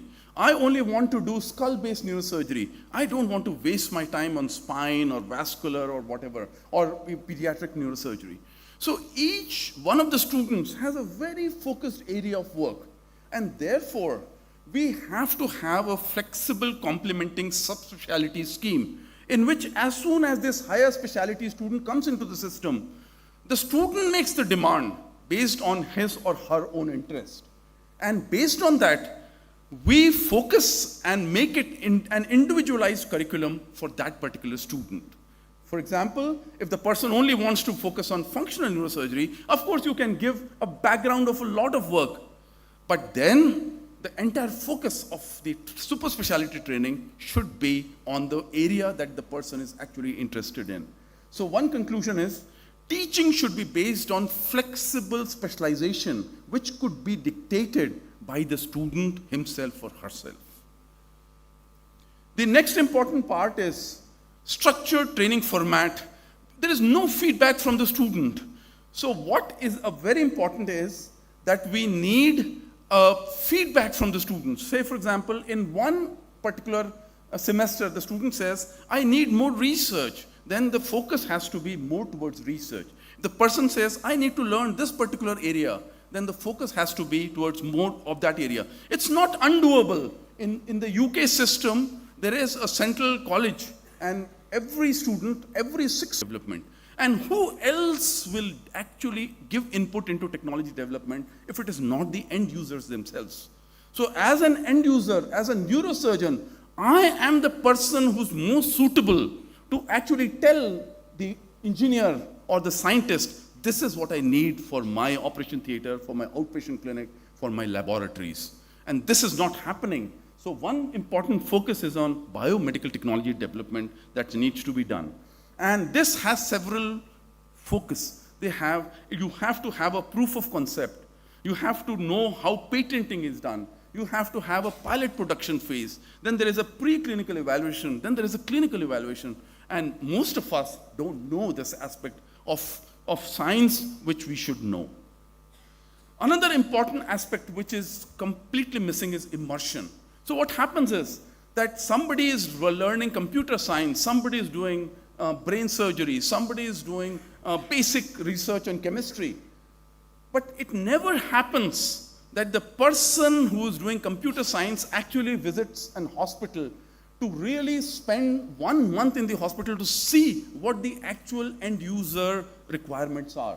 And if they do that, then you will find that they will not be repeating themselves. I'm in several national committees and DBT, CSIR, ICMR, and I find that the same projects are being repeated again and again, and a lot of money is only going in repetitive products. And this is simply because these scientists and engineers and doctors don't actually go to other areas. And this is a very interesting thing, because in your own institution, you don't know what the engineer is capable of, and the engineer is not really understanding what the doctor actually wants. So this has to be changed by an immersion where people actually go to different fields and just see for themselves what the end user experience is. Another very important thing is, we all do pole dancing. Oh, I will only focus on surgery. I will only focus on one particular aspect. But what we need is diversification of skills. We need to know administration, we need to know finances, we need to know so many aspects of life that we are just not doing. And if you just do pole dancing, that pole is going to fall one day. Because what happens is, one of the commonest problems which comes in interdepartmental cooperation is that the head of the department, because he has not learned any other skill, is continuously preventing other people from learning that particular skill. And that leads to a lot of conflict. But if the person moves on, diversifies, moves on, then you will see a lot of things changing in every department in the country. So diversification of skills and rotation to other national and international departments, humanities, biostatistics, and computers, all of them are equally important. Combating workplace violence and harassment is a very important aspect, and Kerala has also undergone it. The whole country is suffering from it. And why does it happen? It's simply there are no standard operating procedures which actually guide us through. There are no actual committees formed which will actually focus on the law of the land. We had one big committee which came up and it said that, well, all the laws are in place. Well, if all the laws are in place, then why is there so much of violence? It is simply because we have not formed standard operating procedures in our respective institutions, which will actually guide us through in case such a situation arises. And this is something that we really need to focus upon. Another very interesting thing in this quiz which came up, when we gave this paper, this is a publication, and they said, I thought everybody will say, no, we don't want any examinations. But a very interesting thing every resident said in the country, they said, we want examinations at regular intervals. You are not having any examination till the end of the year or till the end of 3 years. And that leads to a lot of issues because we are not in touch with either theory or practice of medicine.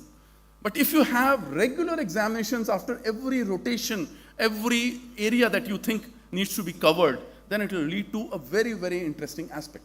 The second is there is a lot of bias between people, between expectations of the examiners and what the examinee actually delivers. And this leads to a lot of problems. So I would propose that there is a nationalized theory examination with multiple choice and theory questions. That's a nationalized examination.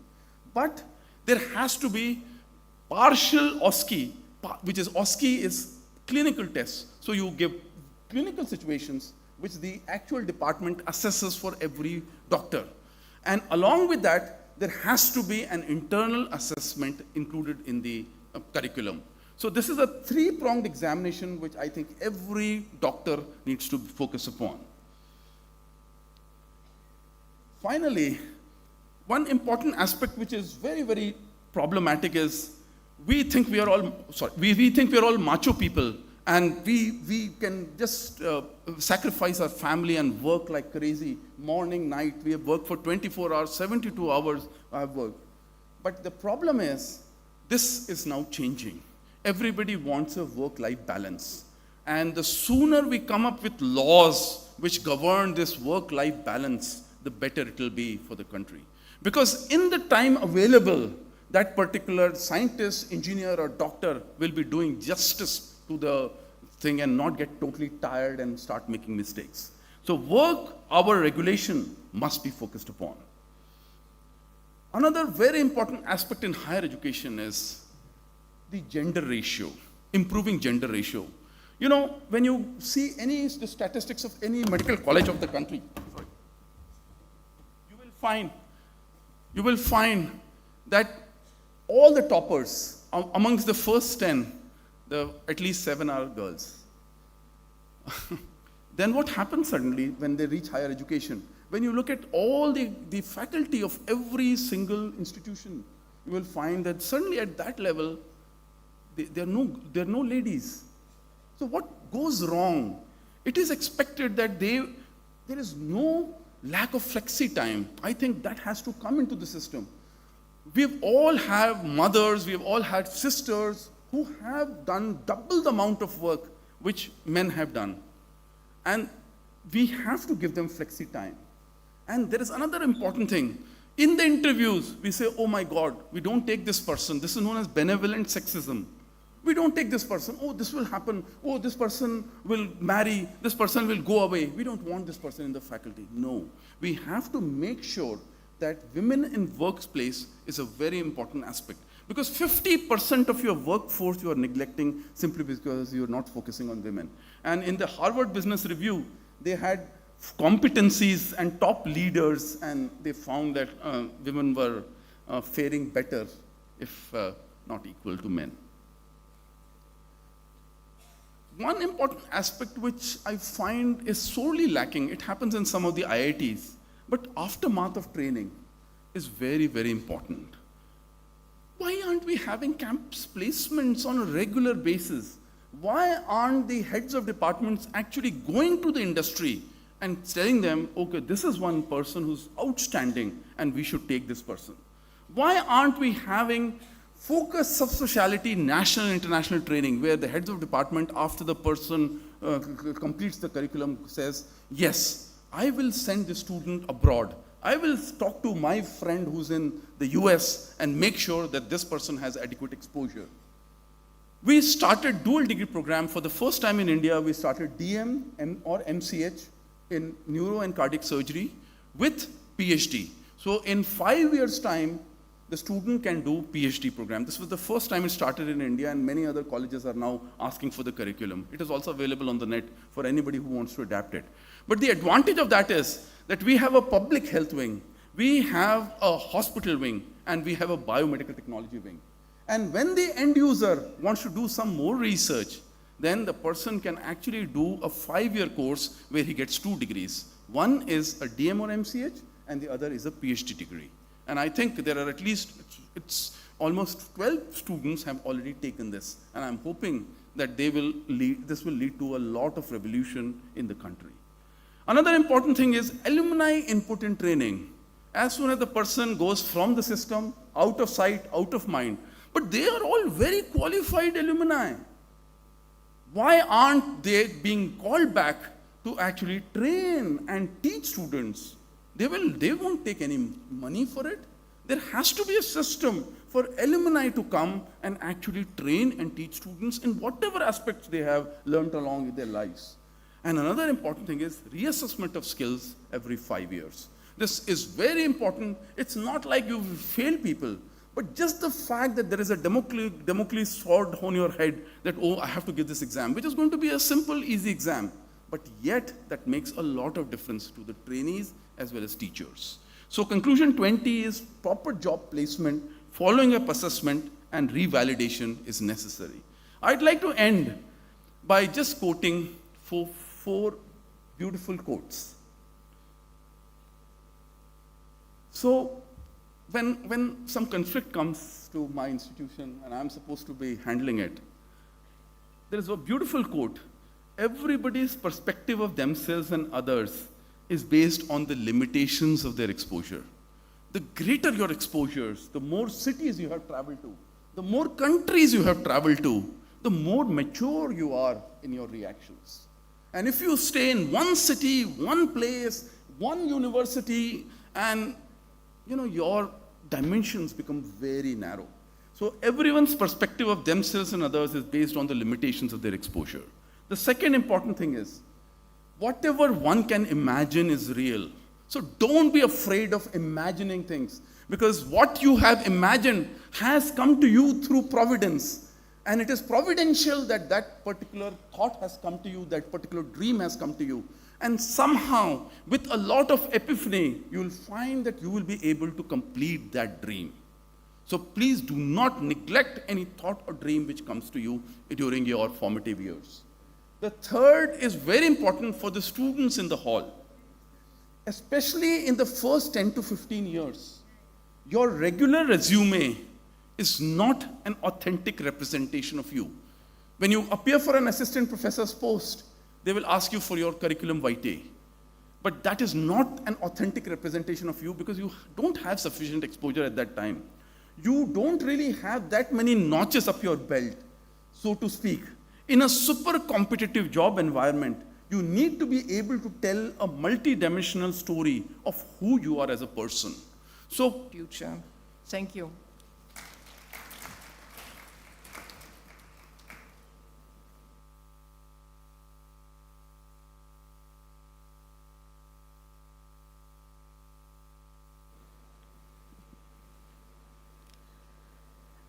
Thank you, Madam. Now, let's listen to the recorded facilitation offered to this program by Professor Ada Yonath, Nobel Laureate in Chemistry in 2009. It is my privilege to extend heartfelt greetings to everyone gathering at the Cochin University of Science and Technology for their conference on Shaping Kerala's Future, International Conclave on Next Generation Higher Education. I am Ada Yonath, the Nobel Prize laureate of 2009 in chemistry. I'm sorry I could not arrive personally due to the situation in the Middle East. Nevertheless, I am aware of the current profound global changes which require an urgent need to restructure higher education to align with the aspiration of the knowledge-driven 21st century. I am impressed by Kerala University for years. Kerala has always been synonymous with excellence in science and education, and I expect that it will continue as such. The research and workshops planned to this meeting address clearly these global changes, including AI and emerging technologies in critical areas.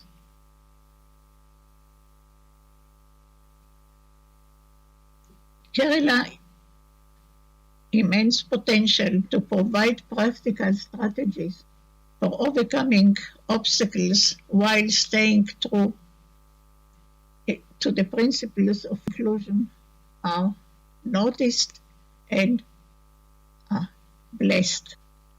I wish high success to the Department of Higher Education at Kerala State Council and all other stakeholders for their vision and determination in organizing this conference.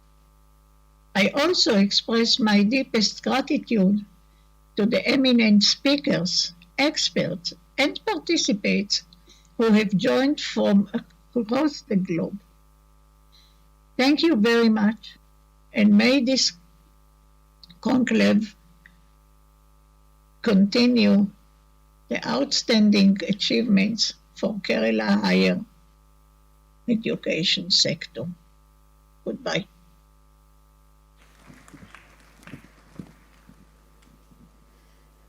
We thank Professor Ada Yonath for felicitating this program. Now, Srimati Ishita Roy IAS, Principal Secretary, Department of Higher Education, is warmly invited to render a special address.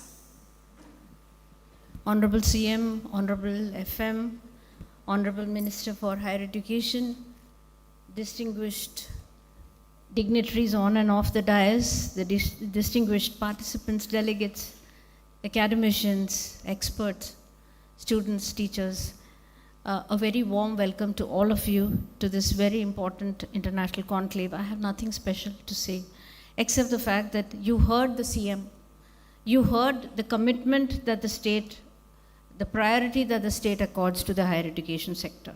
You heard the finance minister who holds the strings of the purse of the Kerala's budget. You heard our Honorable Minister, Bindu Madam, who leads the entire pioneering initiative that Kerala has embarked on in terms of higher education reforms. You also heard very, very distinguished Dr. Philip Altmark, what he said about the challenges of higher education, the challenges in terms of a tough competition that Kerala faces with the rest of India and perhaps the rest of the world.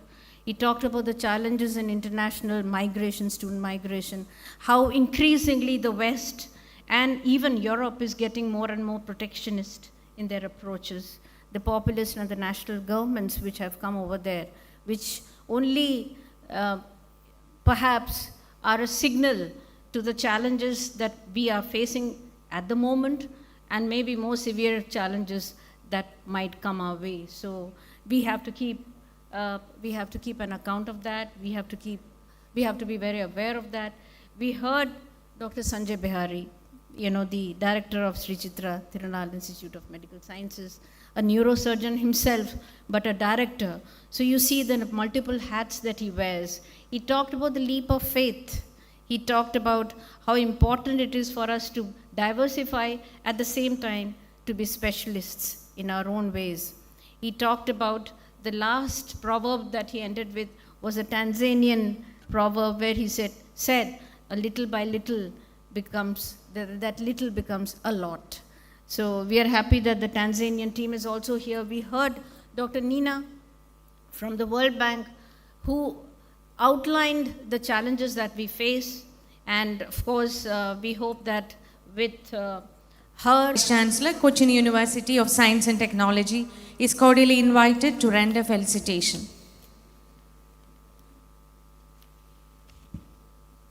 Honorable Chief Minister Sri Pinarayi Vijayan, Dr. R. Bindu, respected Minister for Higher Education and Social Justice, Sri K. N. Balagopal, respectful Minister for Finance, Dr. Rajan Gurukal, Vice Chairman, Kerala State Higher Education Council, Professor V. K. Ramachandran, Vice Chairperson, State Planning Board, Srimati Ishudhara Roy, Principal Secretary, Department of Higher Education, and other important dignitaries on and off the dais. Dear participants, dear Vice Chancellors, former Vice Chancellors, dear students and colleagues, a warm good morning to all. On this auspicious occasion, I stand before you with extreme pleasure and pride on behalf of the Cochin University of Science and Technology.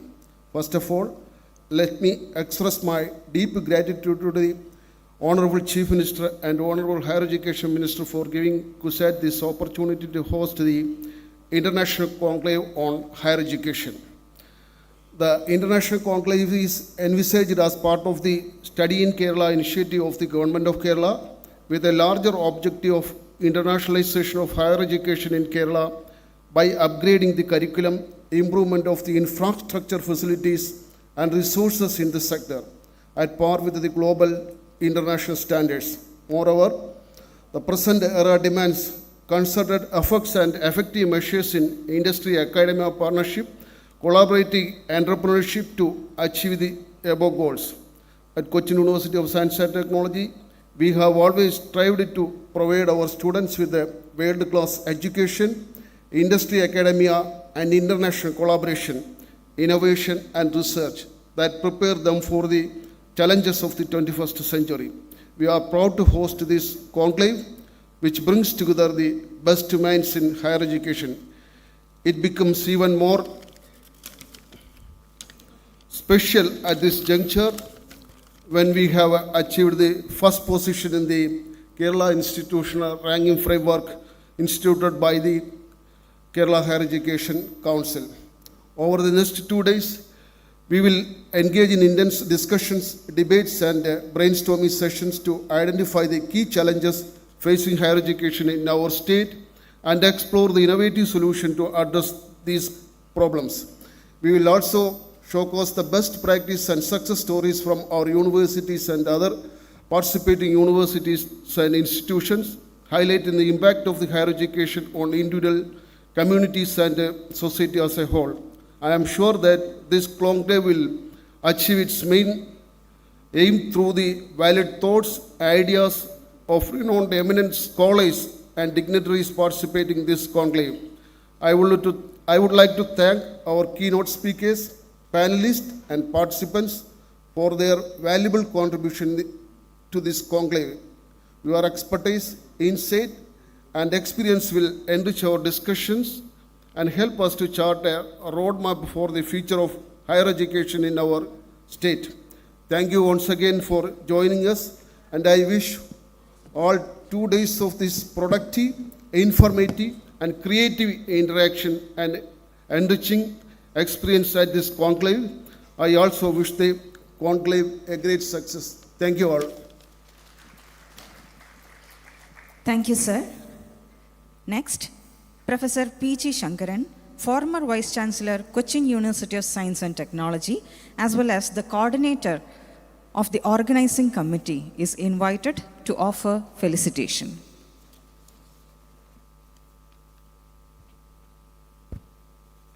Good afternoon to one and all.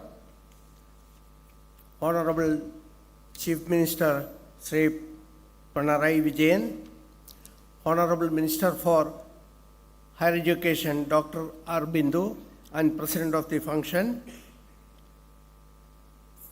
Sri K.N. Balagobal, Honorable Minister for Finance,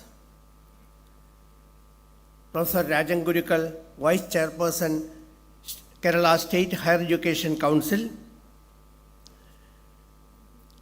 Srimati Ishida Roy, IAS Principal Secretary, Department of Higher Education, Professor Philip G. Albat, Boston College, Dr. Sanjay Bahari, Dr. Nina Arnold, Professor Junaid Mushri, Vice Chancellor, Cochin University of Science and Technology, Dr. Rajam Varghese, Member Secretary, Kerala State Higher Education Council, Vice Chancellors, former Vice Chancellors, distinguished guests, invited speakers, participants, students, and my dear friends. At the outset, I welcome all the delegates and participants to the Cochin University of Science and Technology for participating in the International Conclave on Next Generation Higher Education. As you know, this conclave is conducting in a global scenario where higher education sector is undergoing remarkable changes due to scientific and technological advancements. As we all know, Kerala is at forefront of this educational transformation and has taken special care to develop a higher education system that is inclusive and universally accessible. Kerala's higher education institutions have marked a significant recognition in national and international rankings.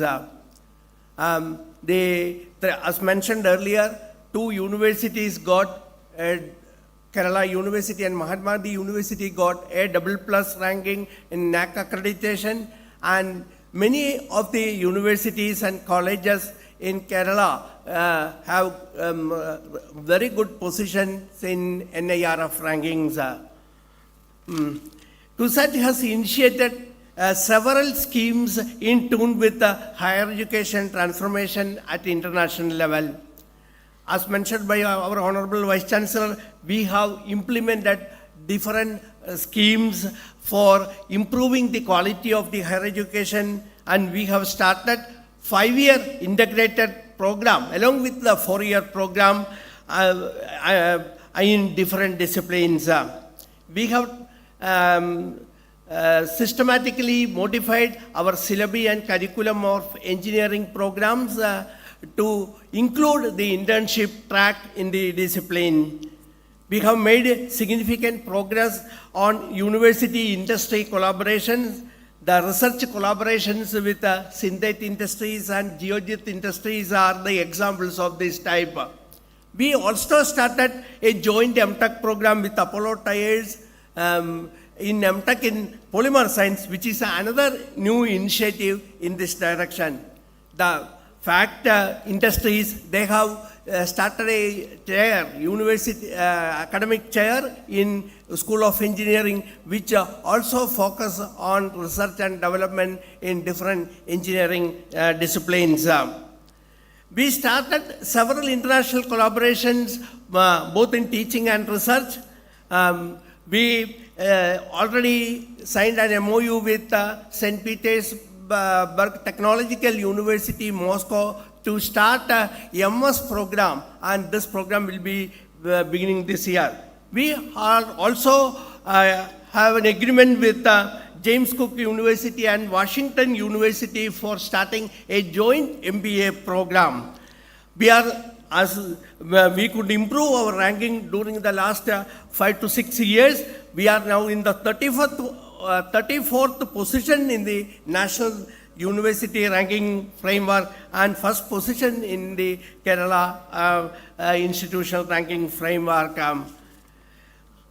However, Kerala still requires some serious interventions in certain areas to enhance academic quality of the institutions. Government of Kerala started various initiatives to address some of the challenges of higher education system of Kerala. This conclave, I hope, is a dynamic platform to discuss the issues and explore the transformative strategies that will shape the future of higher education in Kerala. The resource persons and invited speakers of the conclave are very well-known experts in different disciplines of higher education sector. I hope that this conclave will be one of the major initiative or major step in the higher education sector. We are happy to note that as an organizing committee member, the overwhelming response to the conclave from different stakeholders. We are trying to make our level best to make this conclave a grand success. We knew that there are some limitations for the arrangements and other things in the universities. We have arranged different seminar halls at the departments to view the entire program. If you have any issue, please be free to contact any of the members of organizing committee and volunteers. I wish all the best to the conclave. After this inaugural section, today we have 3 parallel sessions in the afternoon, 2 to 5. One session is plenary session integrating global perspectives in Kerala higher education. Second one is generative AI and emerging technologies in higher education. Third one is fostering research excellence and innovations. A cultural program will be followed after these parallel sessions at 6 p.m. I request all the participants to enjoy this conclave and give fruitful suggestions which will definitely improve our higher education sector. Finally, I thank Higher Education Department and Higher Education Council, in particular Dr. R. Bindu, Honorable Minister, Government of Kerala, for choosing CUSAT as the venue of the conclave. Wish you all a fruitful 2 days. Have nice days. Thank you all. Thank you. Thank you, sir. Now I invite the Tanzanian delegates to please come to the stage. Professor Caroline Nombo, Professor Peter M. Sofe, Professor Ladislaus Mayone, Professor Charles Kihampa, Professor Joel M. Tebe, and Ms. Kadol Kilugala.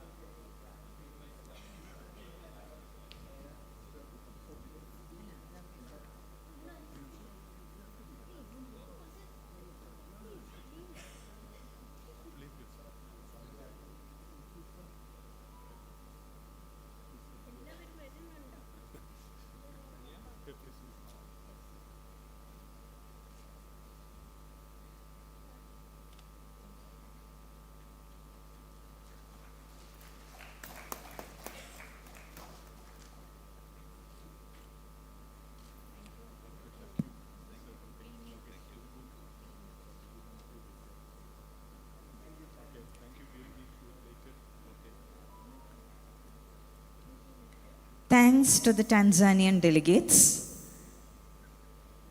Now, I warmly welcome Dr. Rajan Varghese, Member Secretary, Kerala State Higher Education Council, to propose vote of thanks. Respected dignitaries on the stage, guests from different countries, vice chancellors of different universities, faculty members, students and other delegates, my assigned duty is to propose a vote of thanks to all the dignitaries and others who have participated in this inaugural session. This international conclave on next-gen higher education organized by the Department of Higher Education and the Kerala State Higher Education Council in Cochin University of Science and Technology is significant for more than one reason. It is organized at a time when the state of Kerala is on the threshold of a major transformation in higher education sector. These changes include introduction of curriculum reforms in the state universities, which can be favorably compared with the curriculum of any leading university in India or abroad. Modernization of examination system, starting of centers of excellence in universities, increased funding for research and infrastructure facilities. The format of the two-day conclave covers important themes in higher education aimed at mobilizing academic inputs for shaping a socially relevant and at the same time a modern higher education system for the benefit of our youth in the state. The format of the conclave covers important themes in higher education, and apart from the inaugural session, it includes 3 plenary sessions in the afternoon today. It includes 13 parallel sessions covering important themes central to the development of a modern world-class higher education system. The conclave is attended by nearly 2,000 delegates from all over the state, and 16 state universities and colleges affiliated with them are participating in this. It is attended by several eminent delegates from foreign countries. Actually, there is a division in the Higher Education Council for internationalization, and it is our first program after government sanctioning such a post in the council. And the officer for internationalization has worked very hard in inviting and getting the cooperation of several delegates from abroad. So a large number of academicians and policy makers are also attending this conclave. It includes delegation from the International Bank for Reconstruction and Development, World Bank, Organization for Economic Cooperation and Development, OECD, Paris, delegation from the Republic of Tanzania. Several universities and leading publishers are also participating in the exhibition organized on the sidelines of the conclave venue, showcasing innovative and best practices of our universities and colleges. Let me come to my assigned duty of proposing a sincere gratitude to the distinguished persons who participated in the inaugural session. Firstly, I express my sincere gratitude to the Honorable Chief Minister of Kerala, Sri Pinarayi Vijayan, for inaugurating the international conclave. The driving force of the international conclave is our Honorable Higher Education Minister, Dr. R. Bindu. She has been leading and regularly reviewing all the activities related to the organization of this conclave right from day one. Let me express my sincere gratitude to the Honorable Higher Education Minister, Dr. R. Bindu, for chairing the inaugural session. Actually, the genesis of this higher education conclave can be traced to the 24-25 state budget presented by the Honorable Finance Minister. Let me thank the Honorable Finance Minister, Sri K.N. Balagopal, for being with us and the guest of honor in the inaugural session. Let me express my sincere gratitude to Srimati Ishudha Rai, IAS, Principal Secretary, Higher Education, for offering the special address in the inaugural session. Let me express my sincere gratitude to Professor Philip Albach from the Boston College, USA, for delivering the keynote address. He has been to Kerala for several occasions as an erudite scholar in residence under the Kerala State Higher Education Council. Let me express my gratitude to Dr. Sanjay Bihari, Director Sri Chitra Tirunal Institute for Medical Sciences and Technology, for his keynote address. So we are also thankful to Dr. Nina Arnold, Global Lead from the International Bank for Reconstruction and Development, Washington, and she is leading a 3-member delegation to the conclave. Let me express my sincere gratitude to Dr. Nina Arnold for offering the keynote address in the inaugural session. I am very much thankful to Professor Junaid Bushri, the Honorable Vice Chancellor of Cochin University of Science and Technology, for extending all the help in organizing the conclave and offering words of facilitation in the inaugural session. Let me express my sincere gratitude to Professor Rajan Gurukal sir for all his advice and guidance in organizing this conclave. Let me thank also Professor P.G. Shankaran, former Vice Chancellor, Cochin University, for his words of support and all the encouragement for organizing this program. Let me thank all the Vice Chancellors, members of the Syndicate, Senate, Academic Council of various universities for being present in the inaugural session. I also thank all the university branch officers, including registrars, examination controllers, finance officers, principals, IQSC coordinators, FIUGP coordinators, teachers, students, employees from different universities and colleges for attending the inaugural session. I also extend my sincere gratitude to the executive and governing body members of the State Higher Education Council for attending this inaugural session, and the officials from the Department of Higher Education, Director Collegiate Education, and other officials are participating in the two-day deliberations. I express my sincere gratitude to all of them. And I sincerely thank the media persons, both for the print and electronic media. They are participating, they are supporting us, and I thank them. And I also thank the faculty and employees of the Cochin University, who are in fact the backbone of the organizing committee of this conclave. I once again express my sincere gratitude to all the participants and the delegates of this conference. With these words, I conclude. Thank you. Thank you, sir. Dear delegates, the inaugural session has come to an end and we break for lunch now. Here are the lunch arrangements.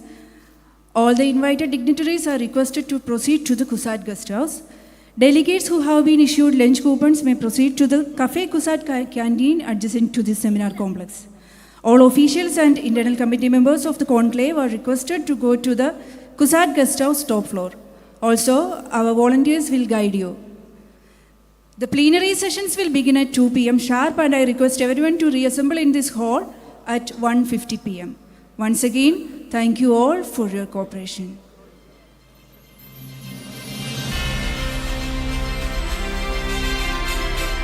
I repeat the lunch arrangements. Your attention please, I repeat the lunch arrangements. All the invited dignitaries are requested to proceed to the CUSAT guest house. Delegates who have been issued lunch coupons may proceed to the Cafe CUSAT canteen adjacent to this seminar complex. All officials and internal committee members of the conclave are requested to go to the CUSAT guest house top floor. Also, our volunteers will be there to guide you all to these places. Thank you.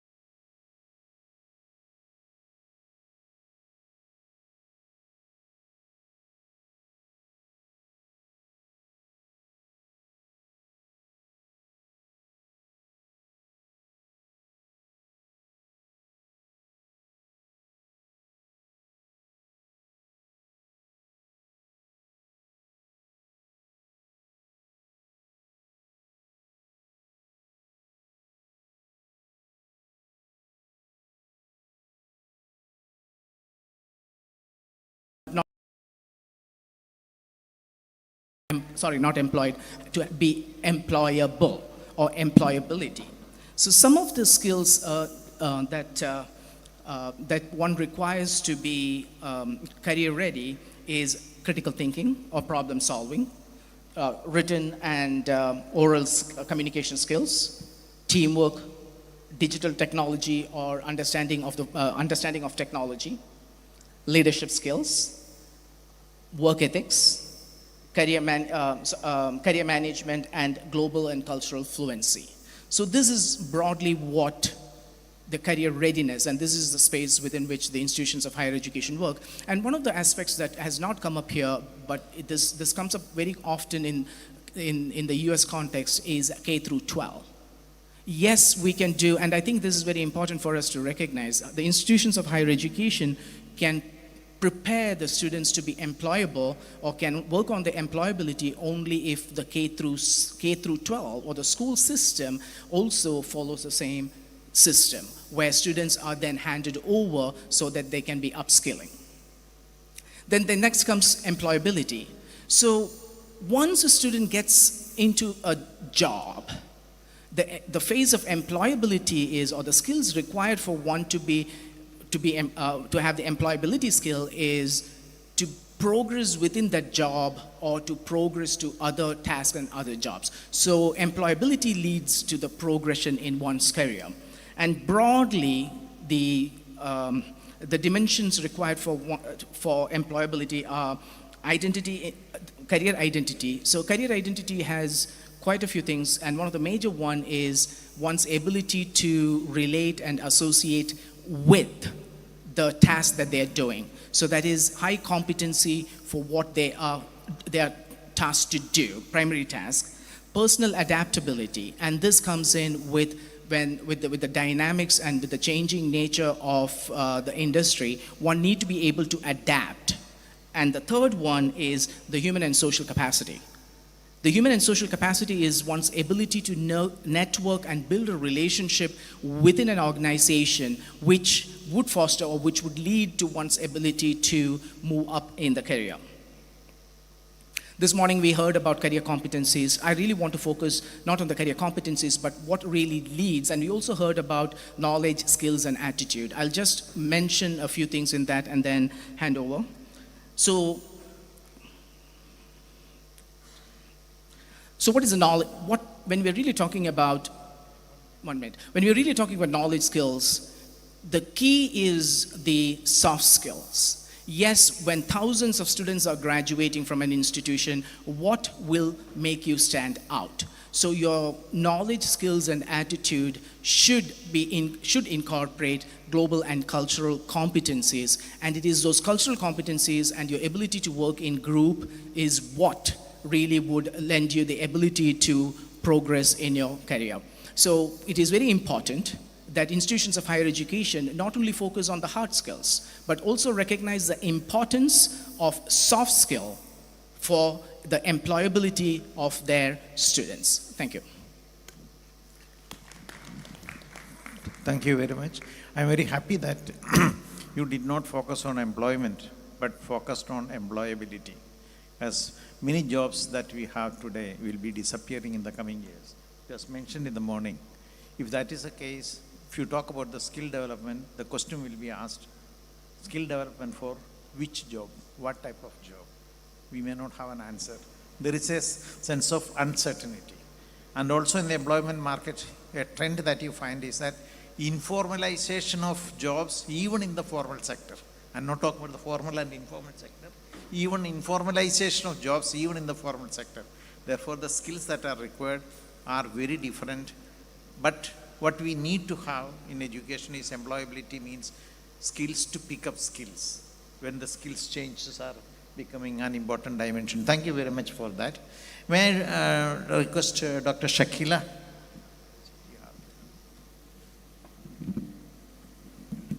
Yeah, good afternoon, and thank you, Professor Varghese.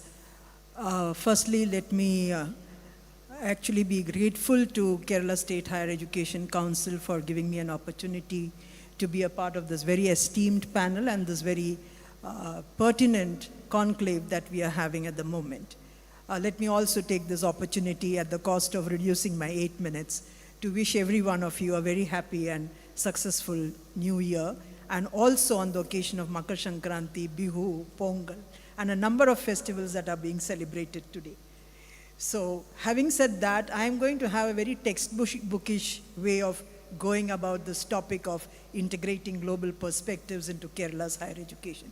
I'm really trying to segmentize that into 3 parts, and I'm just trying to be very, very rudimentary in trying to help us all to understand what do we mean by integrating global perspectives. So at the very root of it is not really in terms of looking at just internationalization or student mobility, but looking at a very world view or a very comprehensive view in which we accept that education is no longer confined within local, regional, national levels. The realization comes from the fact that we are living in a very interconnected world.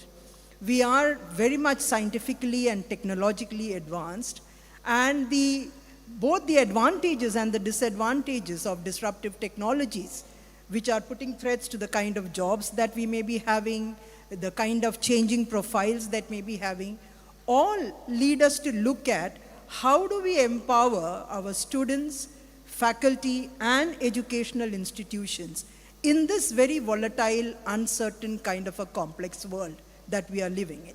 So globalization, as we look at, or the idea of integrating global perspectives at a rational level, is to understand that students are equipped with what skills our panelists have spoken about teacher competencies being one in which we move towards outcome-based education, and we move from a teacher-centric approach to a very learner-directed approach, not in a cliche term, but in real terms, create active learning environments. And how do educational institutions, be they colleges or universities, actually give an impetus to this entire ecosystem that we are looking at?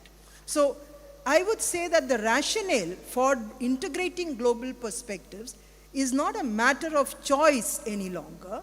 It's almost inevitable that we integrate it if we need to be relevant and if we need to have educational institutions which are future ready, both in terms of student capacities of knowledge, skills, and attitudes, and so on, in terms of teachers' abilities to transform them to become better human beings and better citizens. So I would say we go beyond a much reductionist view of higher education, beyond employment, to think of how we look at our institutions, students, faculty becoming really globally ready. I think that is the first rationale. Now, what does it entail?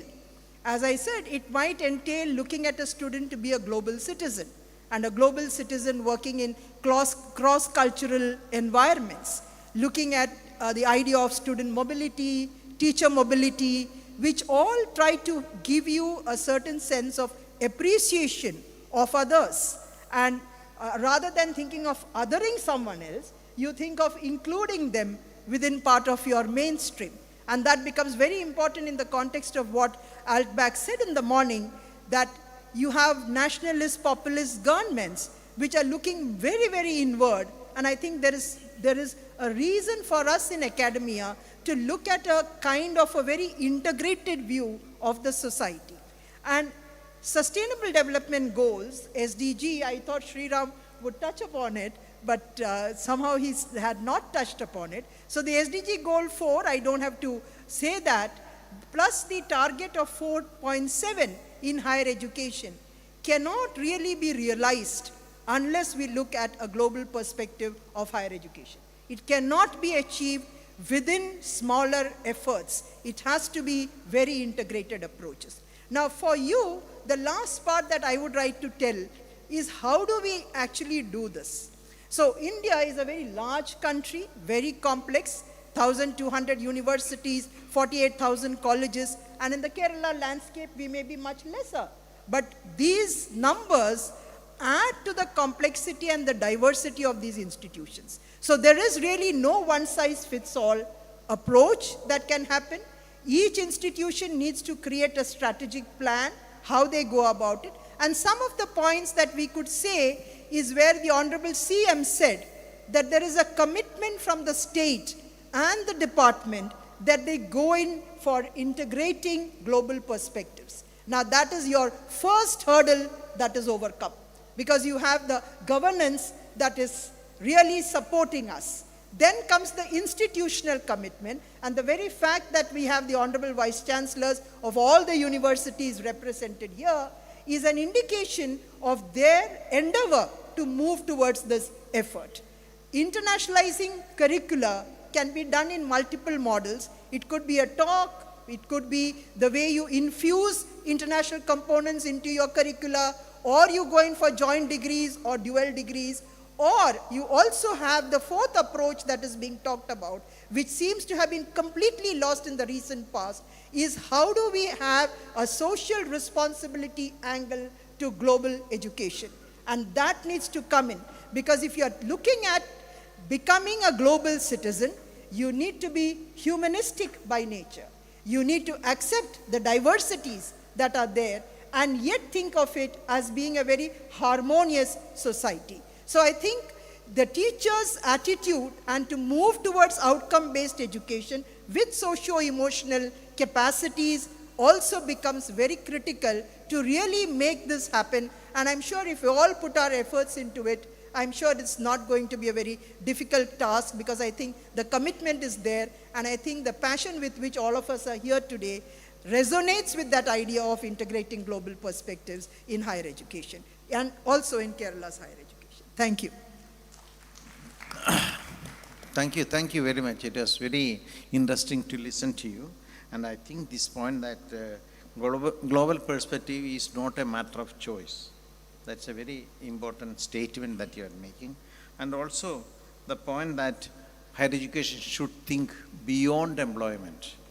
And when we focus higher education only to employment, we have a corporate sector attitude towards higher education development, which is a very narrow perspective that we are talking about. So this point that we should look beyond employment, I'm not saying that employment is not important, but we should go beyond that, and creating a global citizen and how it is necessary, and what is the role of the institutional plans to incorporate the global perspectives in the higher education development is a very, very important, and in a sense, it's a guideline. Thank you very much for that. May I request Mahmood? Good afternoon, everyone. It's a great honor to be here along in front of such an esteemed audience as well as co-panelists. Thanks to the Kerala Higher Education Council as well as especially to Professor Gurukul for the invitation. I am a student of history, and therefore some of my comments are based on the background that I come from. Although my main teaching and research interests are in history, I also have been in conversation with my colleagues from other disciplines, especially from humanities and social sciences. Coming from history, especially Kerala has a long history of attracting students from abroad. We have historical records of students from Malaysia, Indonesia, Sri Lanka coming to study in Kerala in 16th century, 17th century, and so forth. And that long history of attracting students from abroad is somehow lost. Although in the recent 2-3 decades, as we listen in the morning, there are more students coming to the state. I have 4 points. I'll try to make it brief, emphasizing the kind of future directions that we can take while we aim for integrating global perspectives into Kerala's higher education. The first one is the South-South connections.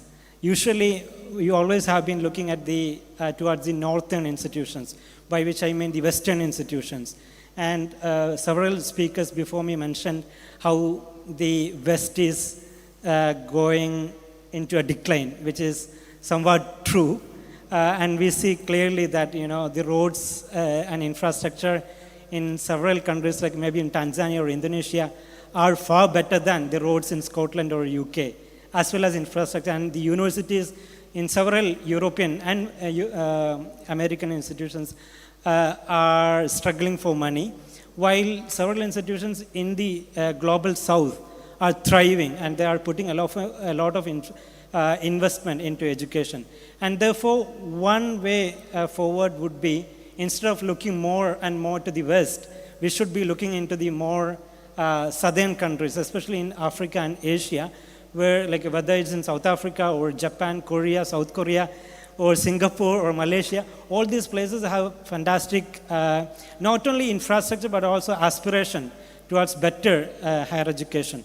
Therefore, this emphasis on global south as well as and the global south definitely cannot stand in its own, but also in collaboration with the global north.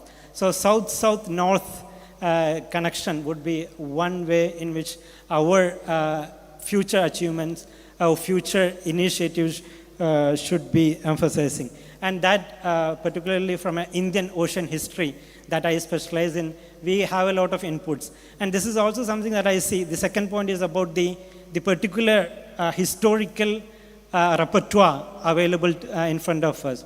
And recently, we had a lot of digitalization of documents. And we were surprised to see the kind of similarity between the documents available from a place like Tanzania and Indonesia. Almost 30% of the documents available, digitalized documents available from Tanzania, were very similar to the 30% of the documents digitalized from Indonesia, while these two countries are thousands of miles apart. So these historical connections are provide us a repertoire to sort of undertake further investigation, especially in humanities and social science, not only for historical research, but also for other areas. And that is also something I would like to emphasize, especially for my colleagues from humanities and social science background, the importance of, not only the AI, but the digital humanities per se. For last 2-3 decades, several institutions, several countries, several universities have invested heavily in digitalizing materials, and which is a great achievement. But very rarely scholars have started to explore the implications of these materials, and that also would be something. And Kerala government itself has invested a lot in digitalizing materials. But looking at the connections between these places, as well as especially between the global south countries and global south institutions and materials, would be something that we can explore. The final point that I would like to emphasize is the collaborative research initiatives. This is like in several humanities disciplines, it is still very at its inceptive stage, so to speak. Most of the research is basically an individual initiative. A historian does their own research without necessarily collaborating with others. But in a place like, for example, Cochin, for a period between 1500 and 1800, you have at least materials available in 15 languages. Therefore, one historian alone cannot do the research by doing justice to the kind of materials available to us. And therefore, collaborative research within the discipline, but also across the institutions, as well as the first thing that I mentioned, across the countries, especially joint PhD programs, as well as joint publications, in which institutions and individuals from both global south as well as global north collaborate. And these would be some of the ways in which our initiatives can invest in. Thank you very much. Thank you very much. When we talk about collaborations, there is a natural tendency that we look westward, and very rarely we look to southward in terms of collaborations, whether it is a research collaboration or an industrial collaboration or technology transfer collaboration. Always our tendency is for looking westward. And I am happy that your emphasis on south-south collaborations, and also a description of the material that is already available, which is not adequately explored.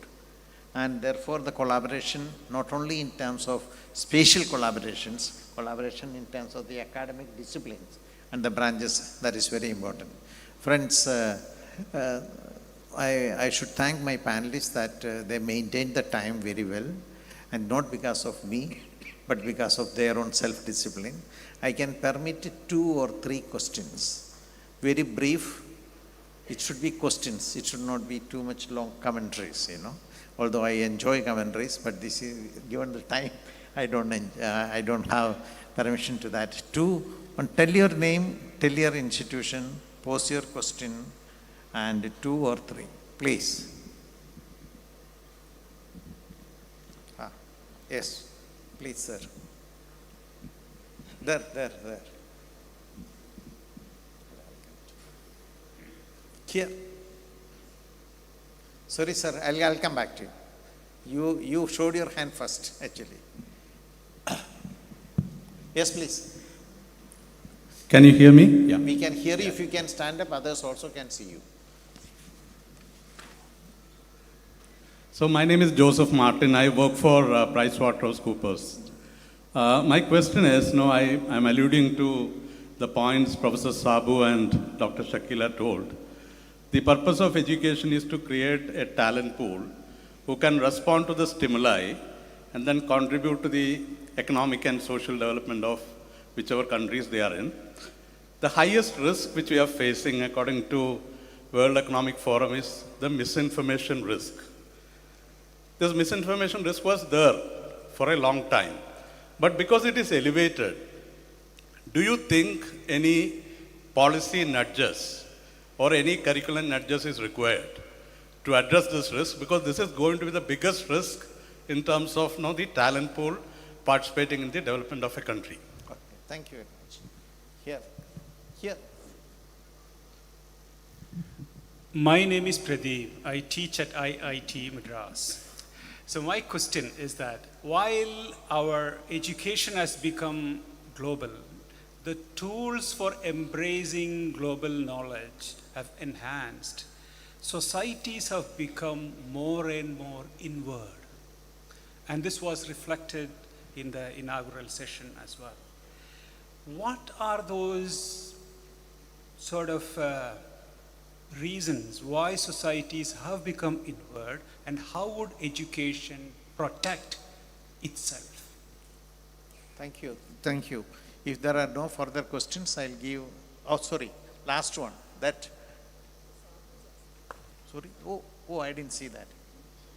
I have short sight problem. I don't see people. Yeah, thank you.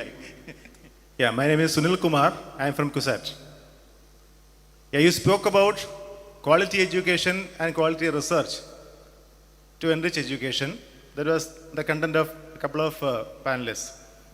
So my question, specific question regarding that is, what is the role of value guidance in education? You also spoke about social responsibility towards the end. But what is the role of value education in the current scenario of education globally? And what specifically can we do in value guidance upon this skill-biased education? Thank you. Thank you. Here, Professor Sabu, last. Here. Sir, there's one more here. Oh, I cannot go on like that. Then the next session we... Can I come in quickly? Yeah. Yes. So this is because, the automation is going very fast. You didn't tell your name. Oh, my name is Pavandar. I'm working in a CVG Center of Synthetic Biology and Biomanufacturing, CUSAT.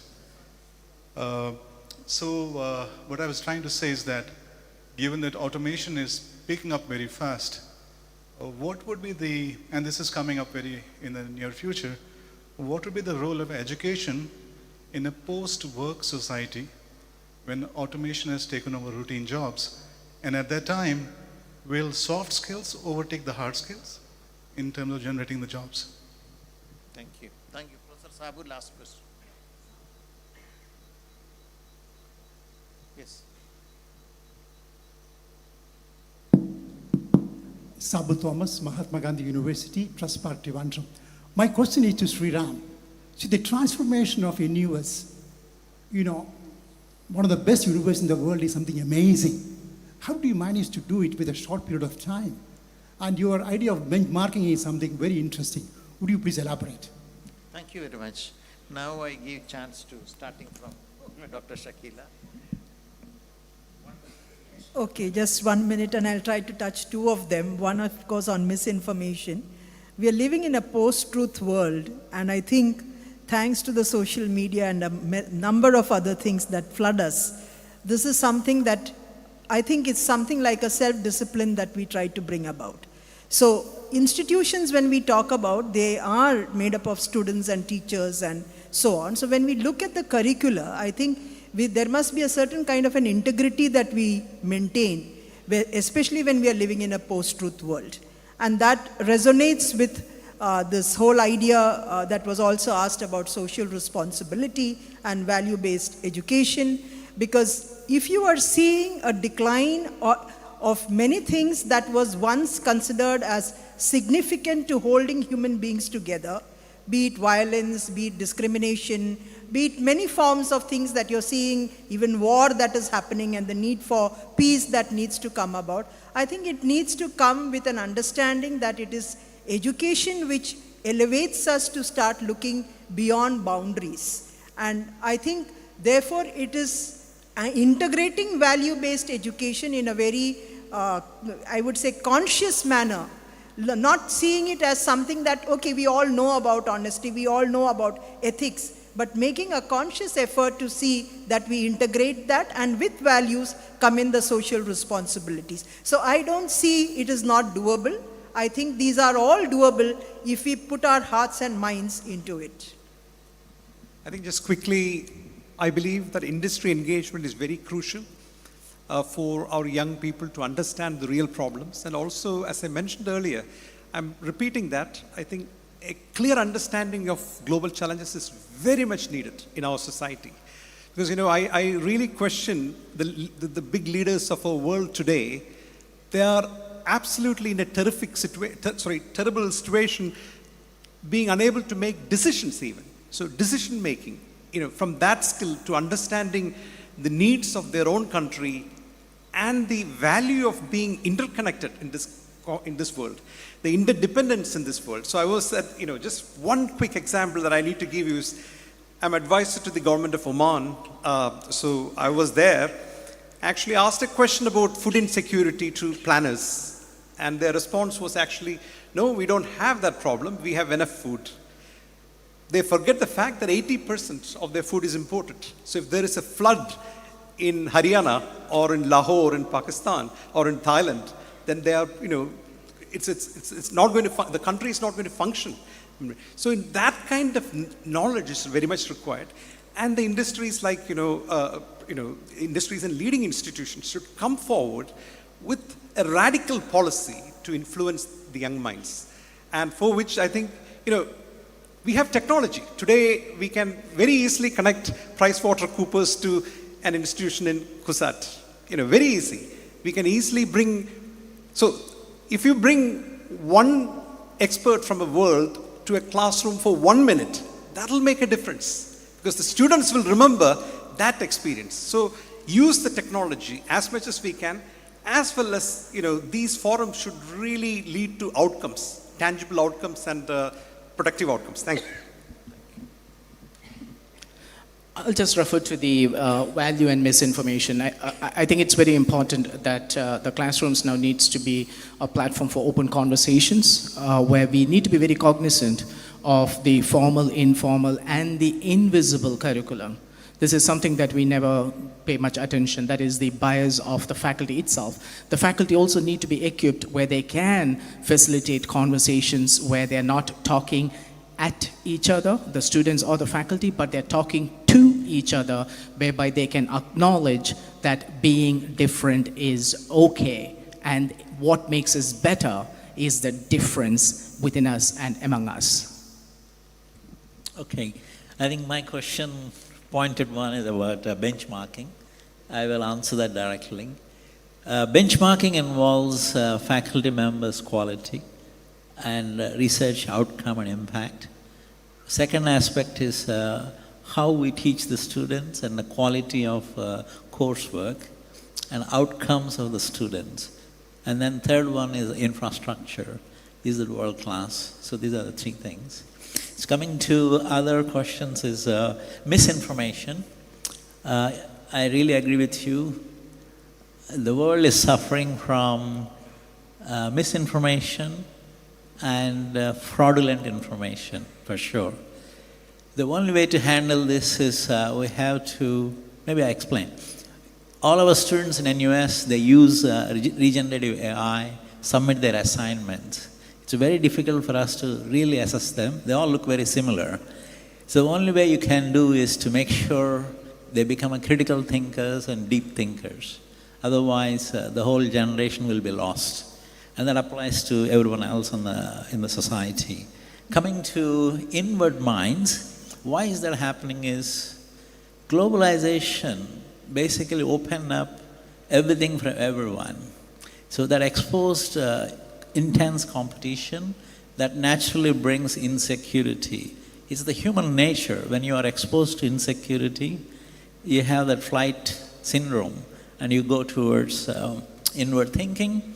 And politicians naturally support people to just give them a feeling of taking care. So that's why all the nations are going towards that. I know he doesn't want me to take too much time, but I want to make sure. Nina from the World Bank is saying, I'm watching you.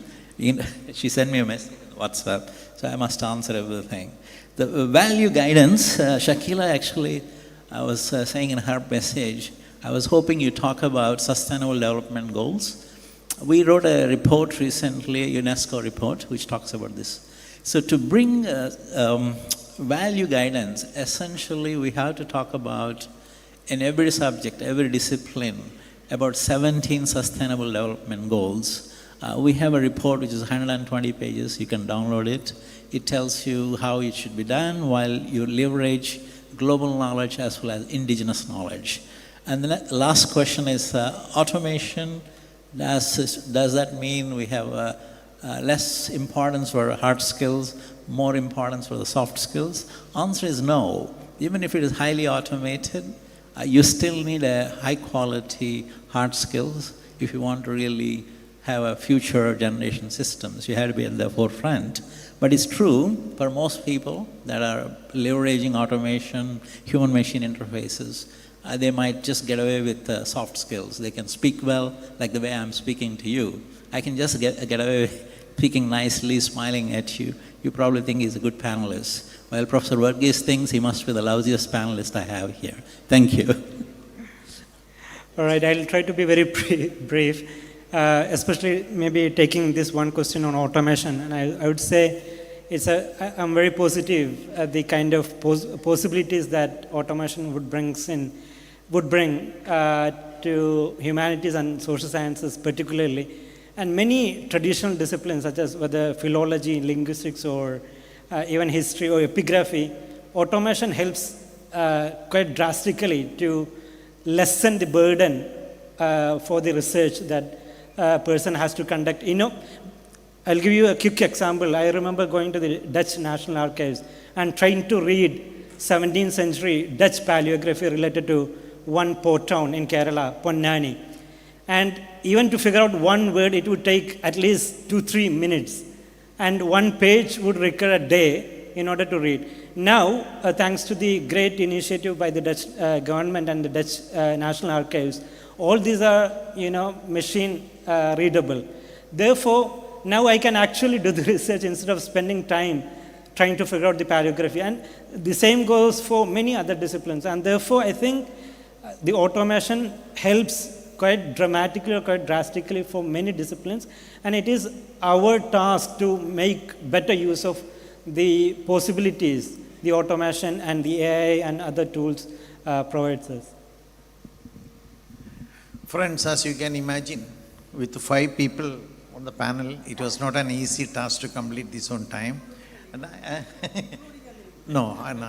don't want to make a sexist remark, So let me refrain from that, So it was really interesting that we had different perspectives and viewpoints that is expressed.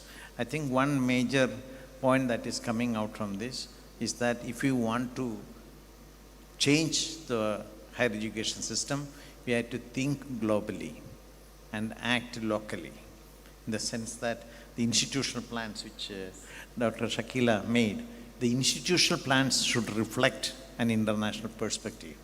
That will make a change. Because, you know, it is questioned that whether the universities will exist. When this question was posed to a Harvard professor, his answer was that universities will exist, but not the way that we know them today. And if you are not that, the universities will not exist. Universities have to change. And Professor Altebach has written long back in 1960s or 70s, I don't remember, it is one of the most fossilized institutions in the world which refuses to change. I will add only one sentence. It propagates change in other institutions without changing within their own institution. This is also a quality that the higher education institutions have. So therefore, if you want to change institutions, the pressure should come from within. And that is where the institutional plan and a long-term perspective. And it is also important that employment is very important for graduates, for politicians, but higher education should think beyond employment. And we should talk more in terms of employability rather than employment, you know.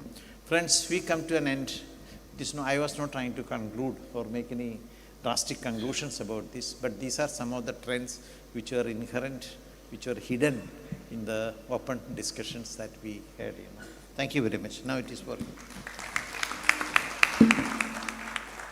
Thus, the first plenary session on integrating global perspectives in Kerala's higher education has concluded.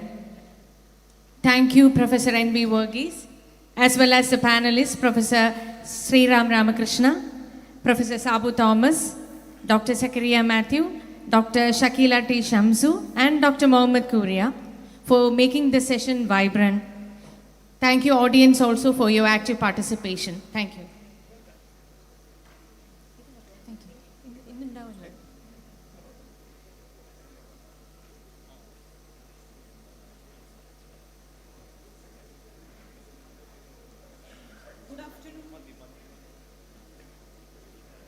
Good afternoon once again to all, and welcome to the second plenary session on generative AI and emerging technologies in higher education. This session will explore the revolutionary impact of artificial intelligence and cutting-edge technologies in transforming the higher education landscape. The speakers shall deliberate upon the integration of AI-powered solutions for personalized learning experiences, smart assessment patterns, and enhanced administrative efficiency across the universities and colleges. Participants will gain deep insights into leveraging these modern technologies for maximizing student engagement, optimal resource utilization, and implementing real-time feedback mechanisms. Moderator of this session is Professor Saji Gopinath, former Vice Chancellor, Digital University of Kerala, and Professor, Indian Institute of Management, Kozhikode. As the speakers of this session, we have Professor Don Passe, Professor of Technology Enhanced Learning, Lancaster University, Dr. Stephen Vincent, Senior Analyst and Head of Division at the Organization for Economic Cooperation and Development, Paris, Dr. Rajeshri MS, CEO and Trust Research Park, and former Vice Chancellor, APJ Abdul Kalam Technological University. And we have Professor Neeta Inamdar, Symbiosis International Deemed University, Pune. I welcome the moderator as well as the panelists.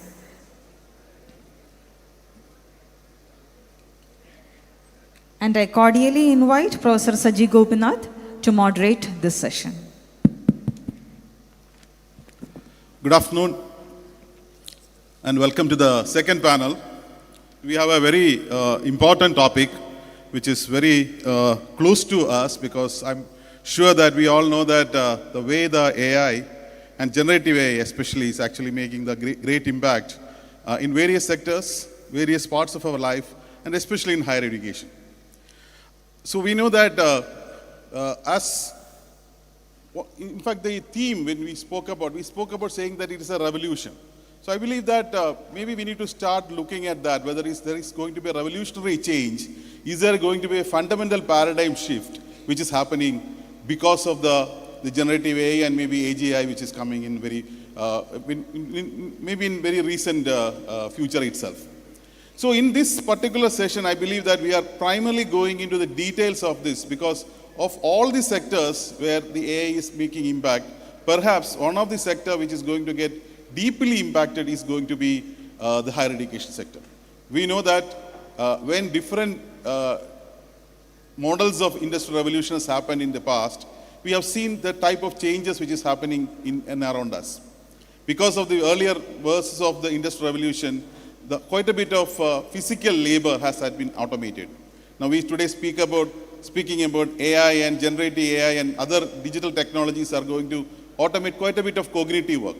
This is going to be a big challenge because that is an area where the higher education sector is actually working.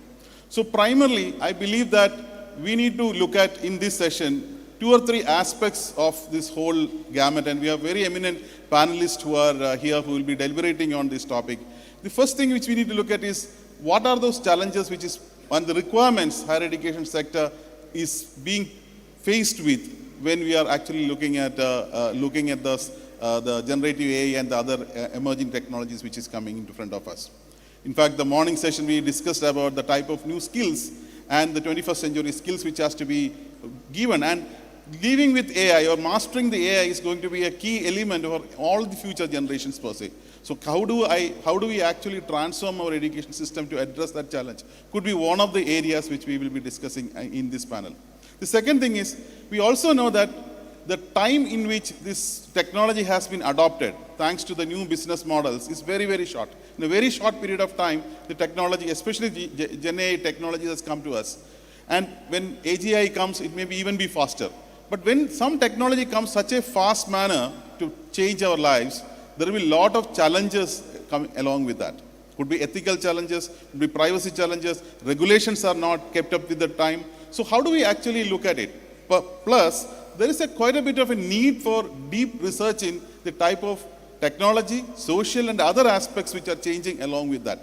I'm sure that this is an area which higher education sector has to take up immediately as a priority as such. The third and perhaps the most important thing is taking from the last session where we spoke about whether institutions have to transform. The teaching and learning process requires a transformation in the new world. And because the technology can be looked at something which just accelerate, or it actually can provide a completely different perspective. We know that AI, if applied properly, can provide quite a bit of a precision learning aspects per se. You can actually look at individuals' learning paradigms per se. How do we actually make our teaching learning processes reoriented, rediscovered in this process? And that could be the third element. And along with that, since there are few education administrators here, I'm sure that we can also look at how AI is actually getting applied from an administrative point of view, automating many of the simple functions, or administrative functions, so that we can actually focus on what universities and organizations have to be looking at their core purpose of why they exist as such. And that is the context in which we will be discussing this session. Again, we also have a very limited time and we have 4 eminent speakers. So I have requested all the speakers to limit their talks to 10 minutes so that we will have at least around 15 minutes for the discussions with the audience per se. So with that brief introduction, let me invite our first panelist, Professor to take up your first session as such. Yes. Slides.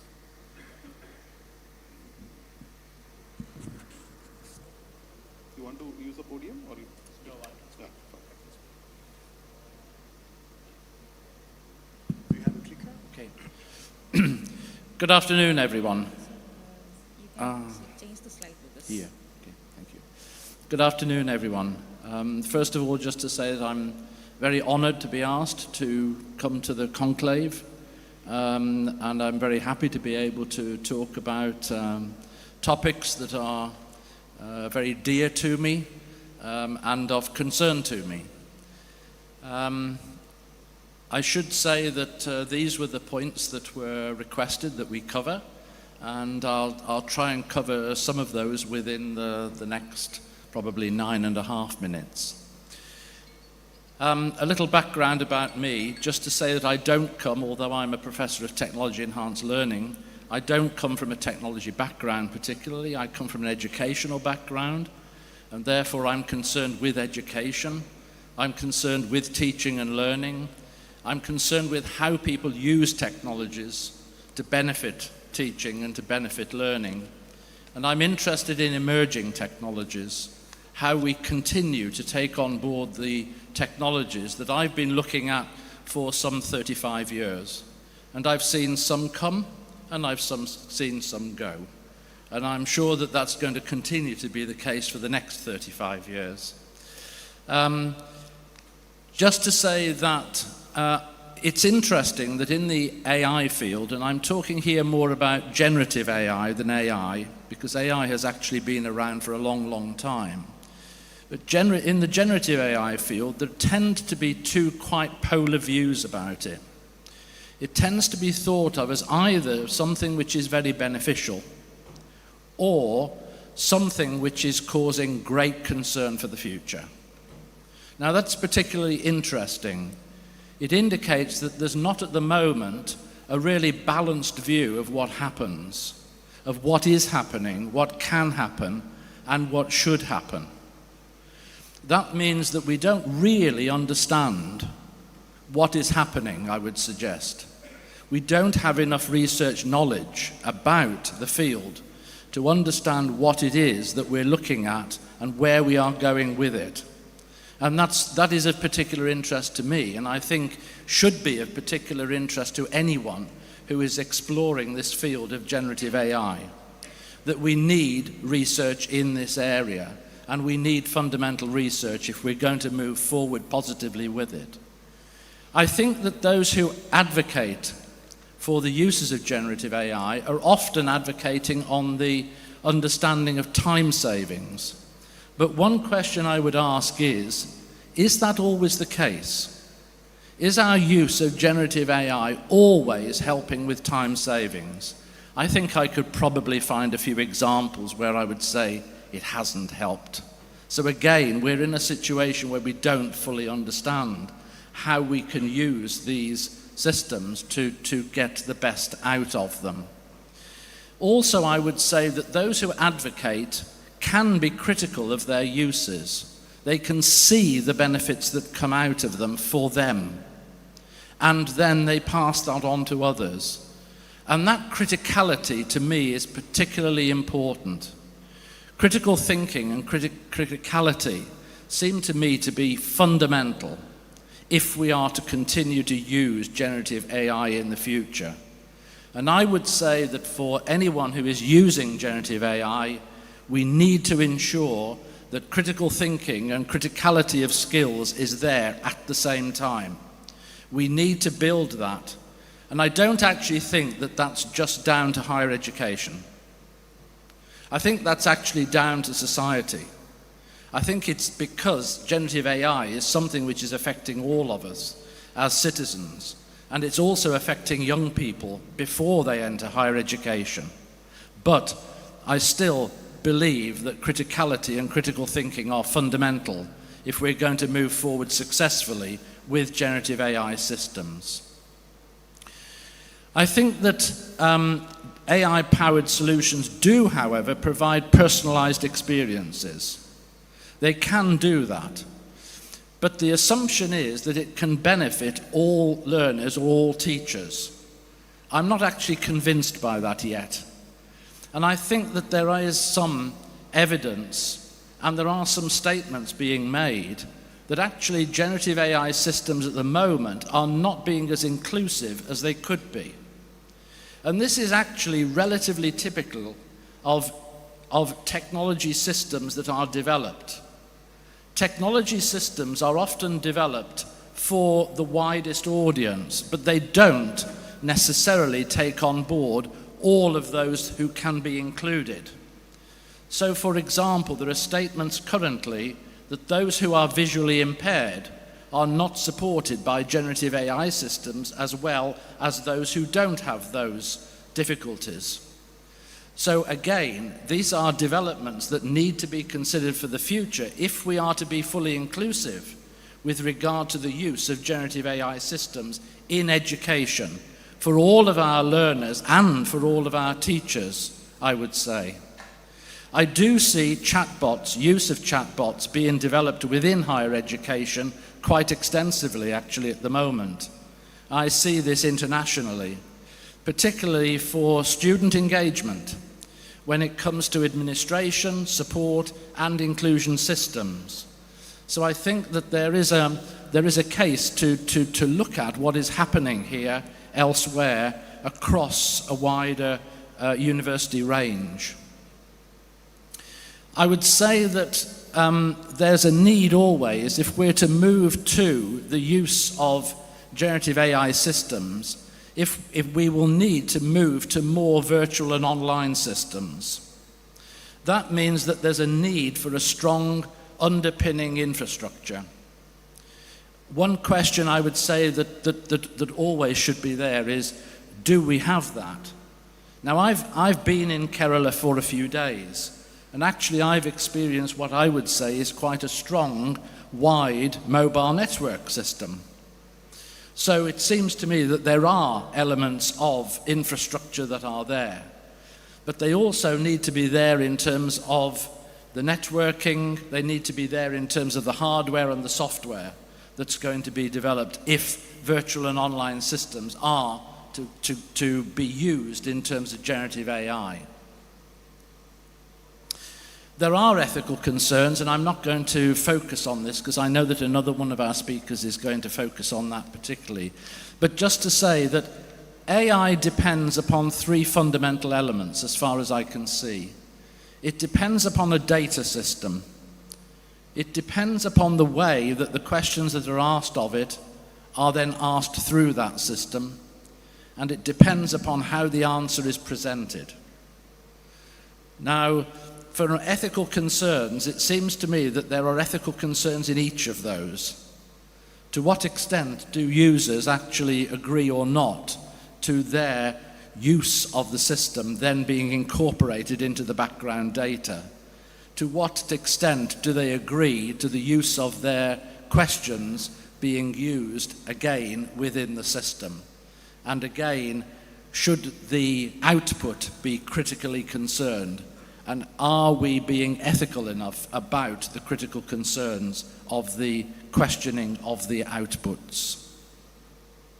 In terms of engagement and feedback, I do see that there are benefits. Benefits are being seen by some teachers and by some learners. Certainly, for example, specific feedback with help with language learning is reported in the literature relatively commonly. But there are concerns and questions. And I do know that there are concerns and questions being raised by students in higher education already.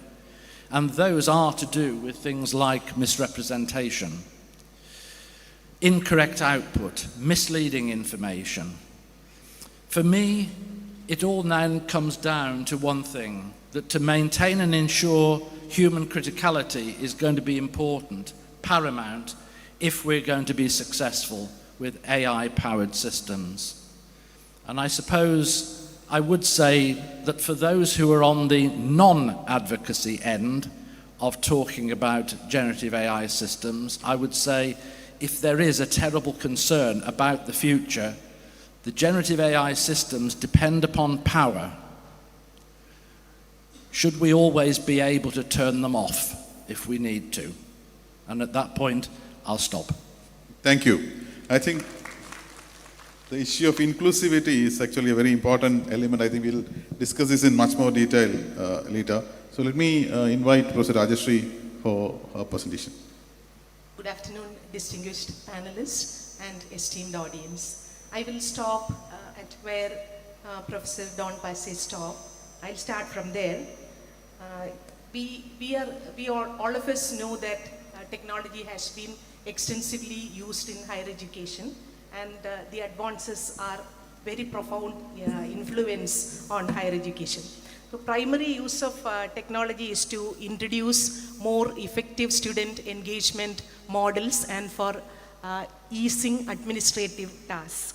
So from my point of view, I have been using it as an educational administrator, and in this session, I'll be looking at it from the point of view as a computer science student, where it is extensively being used. The use cases are already being pointed out by Professor Passe, and we will refine those applications and see what are the opportunities and threats around it. So we can, especially when it comes to generative AI, we can say that it is one of the technological breakthroughs of this decade, or this generation at least so far. Because we have been using programming and analytical models for education, especially STEM education, where we used to deal with deterministic systems. We know, given this output, what the output is going to be.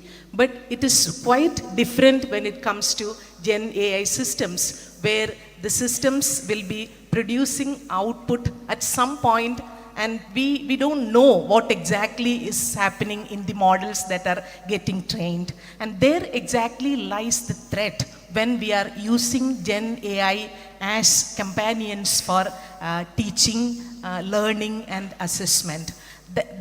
One of the important case studies that is available is the NSF Institute of Artificial Intelligence and Fundamental Interactions at MIT, where Professor Jesse Taylor was using this extensive GAI, especially for physical sciences teaching. He's a theoretical physicist, and it was extensively being used for teaching theoretical physics. And it is stated that the way students do education and the way researchers do research has been extensively changed by the models that have been created, because it is not just integrating GAI models into the knowledge area of physics, but it is organic linkage of AI into the subject of physics. So that is exactly the point I am trying to drive in. When as teachers we use generative AI models, it is not that we are using a system that is already in place, a model that is existing, but it is integrating organically the area that we are pursuing into the generative AI model to get the desired results. That means schools can use AI models for effective teaching and learning only if this principle is employed. Otherwise, we don't know what exactly happens in these black boxes, and all the threats that Professor Passe was pointing out, the threat of bias, the threat of misinformation, everything can come there. So that is where we as educators, we as teachers need to intervene and analyze and research this technology for our uses. For looking Kerala's education ahead, we can think of educational technology research centers with some good AI schools or AI centers of excellence, and see how we can use specific, how we can create specific verticals for each of the subject area teaching, coming up with good models of generative AI. So in Professor Taylor's approach, he has even found that using learning quantum physics and statistics mechanics, it need not be through calculus alone, but it might be easier to understand through the lens of probability and statistics, which forms the fundamentals of this GAI models. So there lies an opportunity. If we organically understand the concept of how these models are built, it will be very useful to use. So, not only that GAI is used for STEM education, for language education also it is extensively used for in AI-powered translators, especially when second languages are learned. These can form very good translators and as a writing tutor. But when the systems are used as writing tutors, we have to see that the students are not compromising their writing and creative thinking skills, but it is only used as a tool to make these two skills better than what it used to be. But there are applications where it is used that way when students are asked to prepare their first draft and then look at it critically by advisors, and then they look at the second draft and so on. Then the draft that's given by GAI systems are compared with the original draft that students write, and thus it can be used for humanities and social sciences education also. For management education also, this is used very extensively, especially chatbots in interviews and also in playing roles. Like if you are the manager of such and such a company, what are you going to do? And then the cases will be written, and then this can be, this can be analyzed and found out. So what we see here is that across knowledge boundaries and across barriers of disciplines, generative AI can be used in a very, very fruitful way, provided the instructors clearly understand why the tool is, why the tool is, not how the tool is used, why the tool is used, where we will have to look at our objectives and outcomes of education. So most of the objectives and outcomes of education which we have defined for the pre-AI and pre-GAI era have to be rewritten for the GAI era before we employ any of these chatbots blindly into the systems. That is how I look at it. And there is, do I have time? So then there's also another interesting research that is going on at Alan Turing Research Institute and Data Science and Artificial Intelligence at Alan Turing Institute, where it was actually called for evidence from Department of Education for their views on use of artificial intelligence in school education, and these inputs were given to the researchers at the institute, and they responded to these inputs, which has come out as, which is outlined in a very good document that raises many concerns and opportunities when GAI is used for education in school. So when we think of higher education, we need to first see how ethically and responsibility AI can be imparted in school education. Then only it will be a continuous effort. Thank you. Thank you, Professor Rajashree. I think you made a very important point on the explainable AI and need for adopting explainable AI when we are looking at adopting it in an ethical manner per se. So we have next panel expert is Professor Stephen Vincent. So over to you.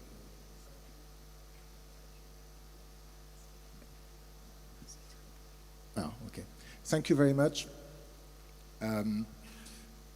So I'm actually going to continue on what Dr. Rajashree just said and try to highlight a few more use cases on how AI systems and generative AI in general can be used actually. So it's coming. So a lot of the things I'm going to talk about are based on the OECD Digital Education Outlook that we've published in 21 and 23 and on what we're working on right now, which is basically specifically focused on generative AI. So you can find them on our website if you're interested. I'm trying to make this move, but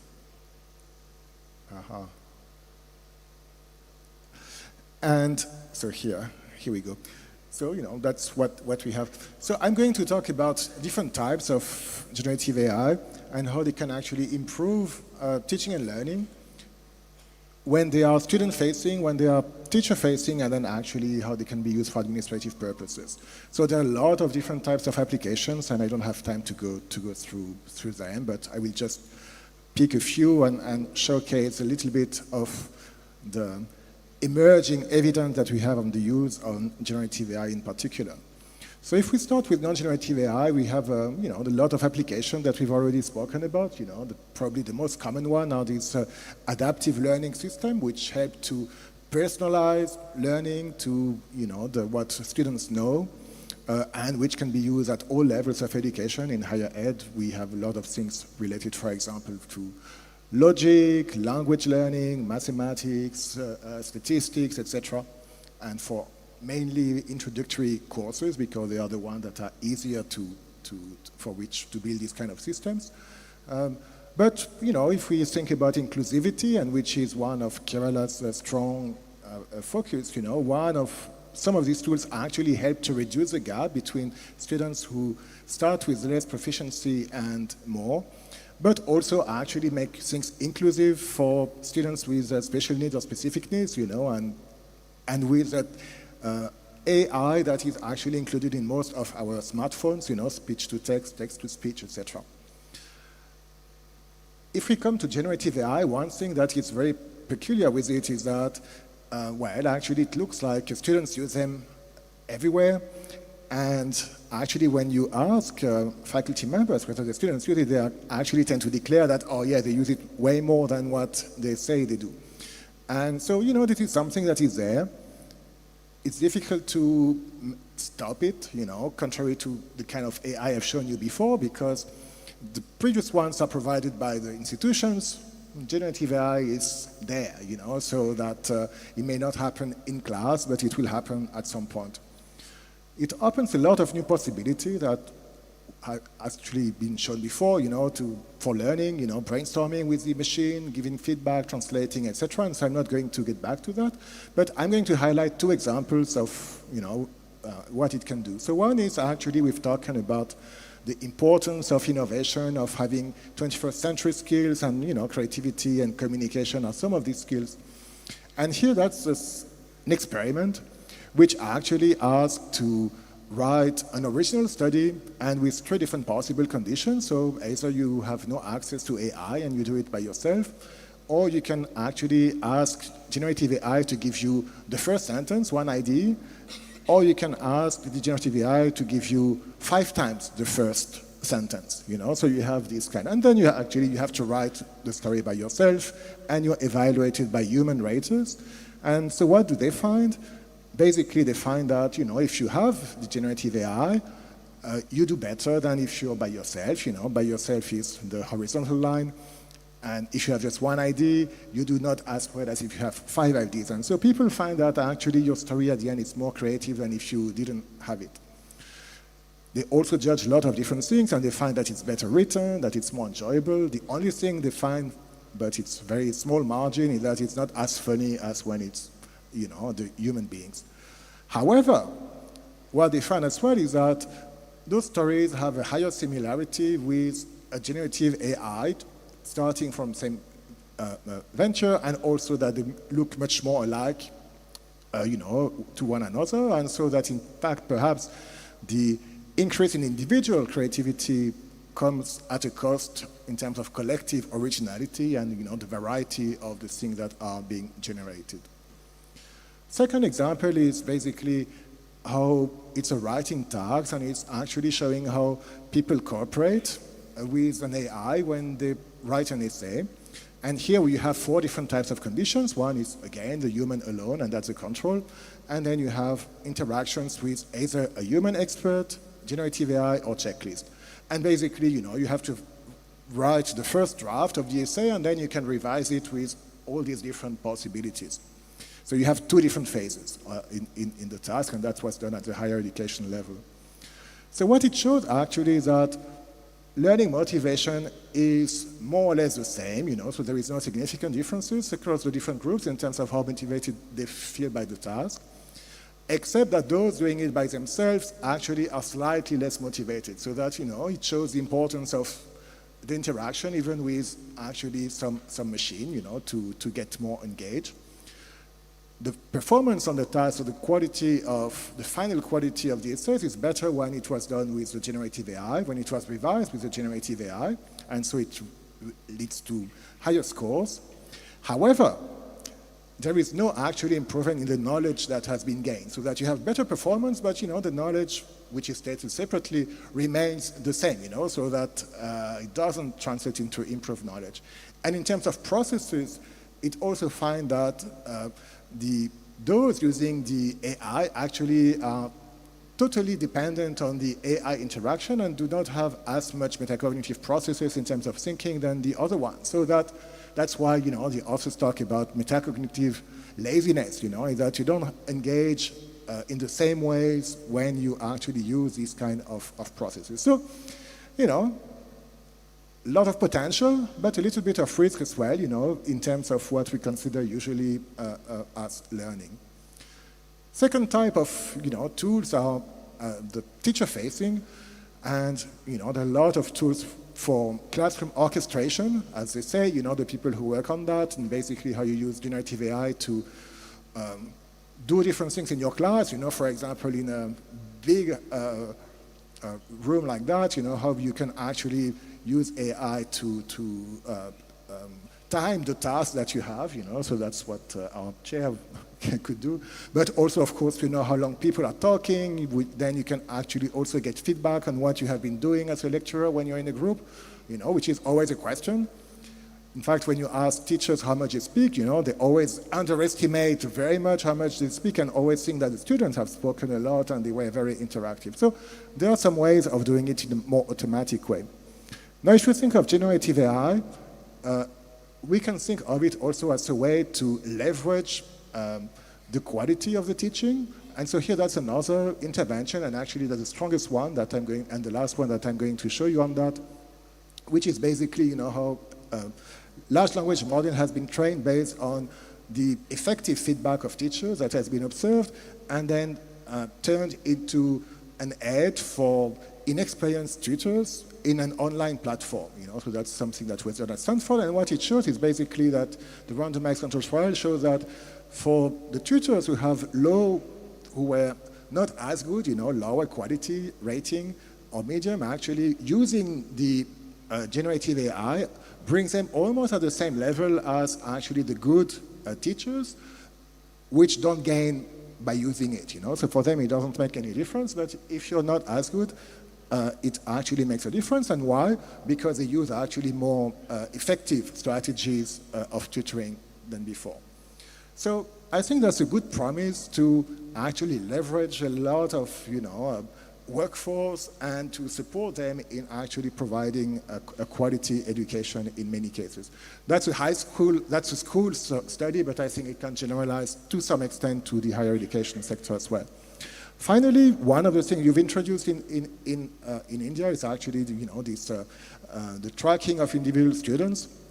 Longitudinal data information system, that's really something which is very important and which can also be equipped with AI tools, so that you can follow and make sure that students don't drop out, that they complete their higher education. As you know, in many countries, enrollment is a problem, but actually completion is even more of a problem than enrollment is. And so you can actually have predictive models to see to what extent, students are doing as you would expect them to do, etc. And with generative AI, you can even actually try to leverage this data in a different way. We know that not everyone is comfortable with data, and here that's an example which not everyone liked, but on how to generate a comic interpreting some of the data that, have been gathered in the system. So to finish, all this evidence shows that there are a lot of promises. It's very limited evidence so far, it's not always very strong, but, there are some possibilities.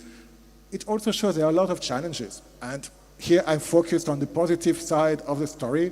In our reports, we also go through data protection, privacy, algorithmic bias, etc., etc. So that there are a lot of challenges, and we don't believe that they don't exist. And actually, you even have a learning challenge if really people don't acquire the knowledge as they did before. At the same time, I think that some of the big challenges, and especially in a place like Kerala, is also another type of bias that we don't speak about. It's a lot of the generative AI is based on the internet, and the internet is overwhelmingly dominated by English-speaking materials and culture in some ways, and so in some areas it doesn't matter. In others, perhaps actually, that's a question on how to try to counterbalance that for you. Second point is really around social acceptance. We have, we had this question of sociology before, and how do we make people accept it, and how do we find models that actually make it relevant for everyone and adapt it to all these different contexts? And so I will stop there, and thank you very much. Thank you. Interesting research. I believe that if you do the same thing for higher education, we may get similar results. Over to you, Sangeeta. So good afternoon, everyone. In 2011, Sweden decided to leave behind the printed books and moved completely to computers in school education. After 15 years, in 2014, they have come back and they are investing 104 million euros to bring back the printed books instead of the computers. So what does it say?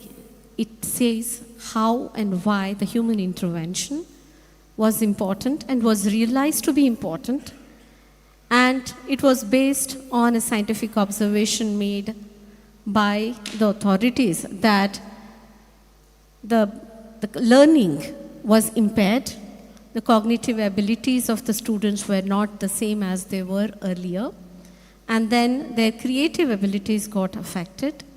And there is a very strong reason why they decided to bring back the printed books. So Dr. Professor Passy talked about these very polarized views on use of technology. So I think I'm on one side of that continuum, where I do see this technology with a lot of suspicion. I do not deny the ability of this technology to transform education, transform lives of people involved. I use my technology too. And however, there's a need for a caution, there's need for a philosophical critique of the technology intervention in education and in human lives in general. So are we really leaving it all to machines? Is it going to dehumanize higher education, education in general? Because technology is coming into not only in school, not only in higher education. In fact, coding is being taught to 7 or 8-year-old children in India. It sounds a little, it baffles me a little the way we are integrating too much of technology in education. Maybe we can pick it up and we have a debate over it later, but it is something of a matter of concern. He just spoke about metacognitive laziness.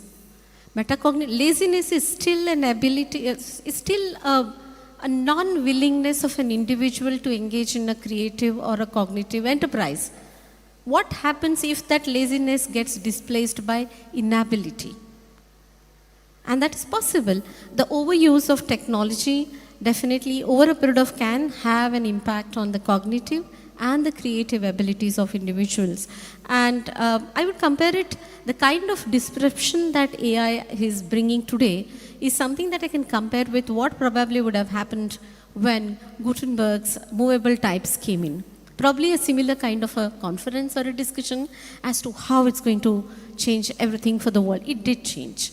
The entire way of teaching, learning, the emphasis at one time, especially in a country like India, which was so very much focused on learning, which was based on memory, and people had elephantine memory, and was focused on those things. They could recollect at anything that they would have studied for years and years of work on it, and how that was replaced by the movable type, and how over a period of time, and that has been happening with every single development in technology. When the computers came, when the internet came. So step by step, the brain, the ability of the human brain is, I think, curtailed, is affected. It is less used than it is before. And if this would continue, maybe, as you said, that's dooms, sayers about technology. I'm not saying that. Of course, I do see there is multiple ways in which it is also aiding human life, particularly when it comes to health technology, and also in aiding research in multiple ways. But still, I think it's time to take a pause. I'm not saying a complete no to technology, but it's time to pause, think, rationalize where we would like to place it. And when we're looking at this, it's also a question of making it culturally sensitive. One major problem with this technology is that it doesn't, most of it is only happening in one language. What happens to the rest of the languages? What happens to the cultural needs? Teaching, learning has always been context driven. And what happens to those contexts? Are we going to leave them behind completely? So if not, even when it comes to regulating AI, of course there is a lot of, I'm more interested in the policy making regarding AI and how generative AI, people are trying to control or have a regulation about it. Even this, there is a race to regulation more than the race to AI. And in fact, European Union almost won this race by coming out with an act on AI, which talks about, but it is completely culturally determined. Does it take into account the digital divide that we are facing within the country? People do not have access to devices. People do not have access to internet. And we are talking about AI. And what happens is, if we continue with this, it's going to perpetuate that divide more and in fact even amplify over a period of time. So if at all we need to regulate AI within India, then we need to take the context into picture and then come out with a regulation that can make it as a part of our teaching learning methods, but not so much that it can dehumanize the entire education system. So I just leave you with these thoughts and maybe more when we take questions. Thank you. Thank you. I think you put the other side, and I'm sure that this has created a lot of interest, and there will be a lot of questions regarding that. So thank all the panelists for keeping up the time. We have around 10 more minutes. So let's take maybe 3 or 4 questions and then before the conclusion. So any questions? Yeah.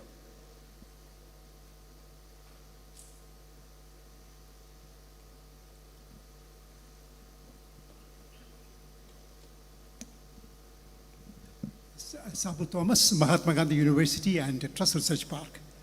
My question is to Professor Passe. You know, people always complain that AI can diminish social skills, interpersonal development, and critical thinking. At the same time, my colleague in Paris, you know, he does a lot of AI, generative AI, to design new drug molecules of desired structure and properties. So could you comment on that? AI, you know, people always complain AI can destroy your critical thinking abilities. Okay. Yep. Thanks for your question. What I haven't done within this time, of course, is to talk about how AI and generative AI may be applied within different sort of subject or topic areas.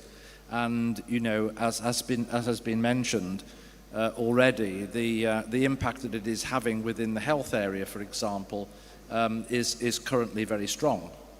And that is a strong prospect. So I think that what I'm talking about is this general idea of education. One thing that I would say is that, of course, we are different, you know, and some individuals actually benefit, for example, from virtual and online learning, whereas others don't. So one of the things that I think we will need to do in the future is to explore these possibilities of difference and how and whether we can accommodate them, and how we might do that at a contextual level. You know, it may not be something that can be done from a general policy. I do know, for example, that there is one country that I'm aware of where they are indicating that a certain percentage of certain courses should be virtually taught.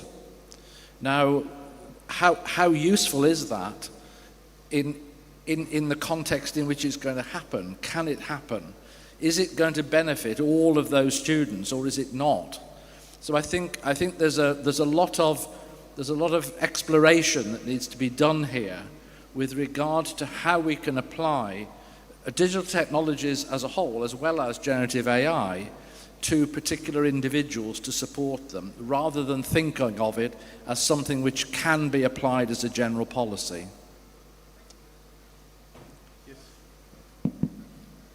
My name is Jiten, and I'm one of the student of Department of Computer Applications, CUSAT. So as we all know, we are only at the beginning phase of this huge technology called artificial intelligence, and it has already been making a huge impact and progress in every field, as we know. So I am particularly concerned about a point where it could control humanity and it could surpass our ability to govern them and control them. So my question is that what are the ethical considerations that we need to take in order to make sure that it could evolve in a way that could align with human values rather than evolving in a way that it could surpass our ability to controlling them? And the question that in short is that, are we humans going to be the second most intelligent persons on the earth? You want to take? So the first question is concerning the ethical concerns. So when we look at the ethical concerns, one important thing that comes up is the privacy of data. So when we use such systems which are used for some specific purposes, there should be some policies in the beginning, which is like person identifiable data, very specific to individuals, should not be revealed. And these are some of the policies that we have to take upfront when such systems are used. And also controlling the misinformation, which was also discussed in the previous session, which is going to make huge impact on higher education across nations and everything. So how the system is designed to be insulated from these aspects, like protection of data, then privacy of personal data, and also the misinformation. These are all some of the aspects that we need to consider when we look at ethics. So it is not a question of making something more intelligent than human beings, but it is, it is like, see, some of the things which we are not able to do, or which the machines will be able to do better than us. Maybe do a large number of computations to come up with some results, which is designing a new drug or something, where machines will perform better than humans. You can go for machines. But when it comes to decision making, where humans have to intervene, then humans have to be there in place. So that is the way we should design systems for making use of generative AI. That is my feeling. So if I can add, so the take at the OECD and in many international organizations is also to have an AI which is a human-centric, but on the general AI, intelligence, general artificial intelligence, I think we're very far from that, and you're a student, you can code, you can cook, you can do a lot of things that an AI system cannot do. Right now, we have a lot of systems that actually can do a lot of very specific things, like a calculator can calculate much better than me, and R can do a lot of things that I cannot do at the same pace, but we are still really outperforming any kind of AI that actually exists right now in terms of general intelligence. Thank you. One last question. I'm Dr. Biju Ebi. I'm from the University of Kerala. I have a question to Professor Neeta Inamdar and Professor Don Passe. So my question is about the ChatGPT's rationality and the real rationality. Are they different?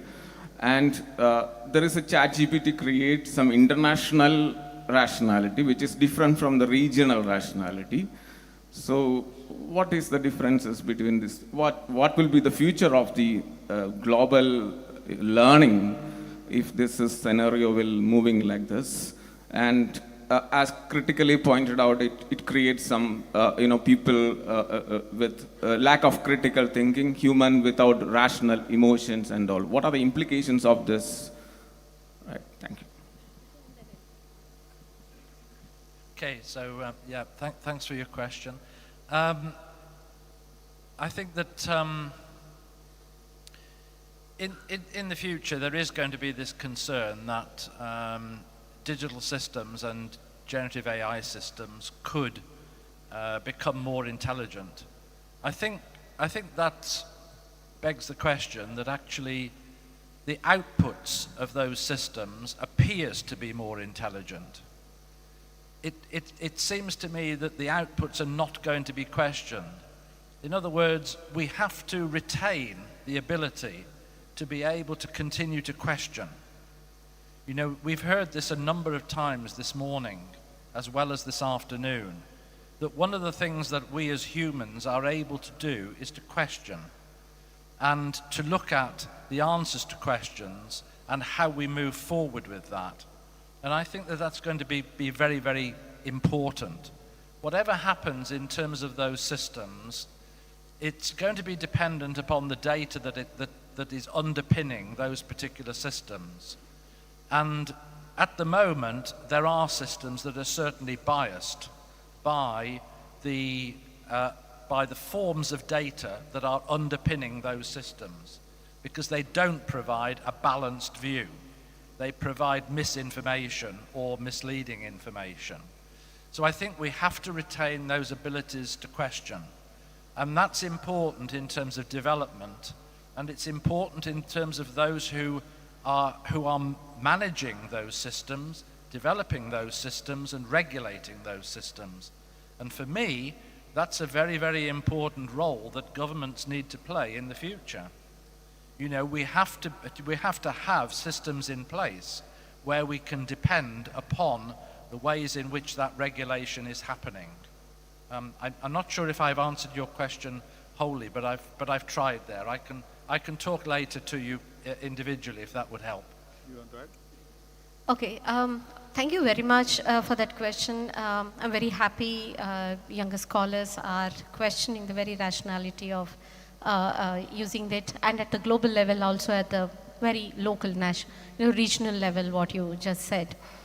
So for me, that's something, a larger question. What you asked is a larger question, because the entire university, in the earlier panel, you talked about how the third mission of the university, of course the first is teaching and research, and third, generally it's called the third mission, which is about serving the community around, working with the community around. And that would need some kind of a sensitivity and also an understanding of the community around, that I feel the humans can do much better than the machine. So this, I think, is something we need to understand that, and to keep ourselves relevant as a university. I mean, earlier also it was discussed. I mean, otherwise you universities get fossilized, as Professor Varghese mentioned, quoting Professor Altbach. So, and to keep that third mission, if it is important to a university, then engaging with the community around, and therefore, even when it comes to having the cultural context of AI regulations understood and implemented properly becomes something very significant to me. Thank you very much. Thank you. I think since we have limited time, we are closing.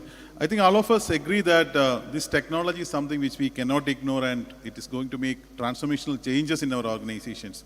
But along with that, as we have discussed, we have issues of ethics, we have issues of bias, etc. But I think as higher education practitioners, we should also ask this question, that why did bias came in the first place? Because at least in the case of Gen AI, we are not speaking about AGI, we are speaking about Gen AI, it's actually based upon the existing data and existing patterns. So if the world is already been biased, world is already have these sort of changes, issues, that is basically being put in a much larger magnitude by the technology. So perhaps we need to go back to the roots and start correcting it. But that may be the role the higher education institutions have to play. I think with that, I will once again thank my panelists for keeping up with the time, for a very vibrant discussion. Thank you very much.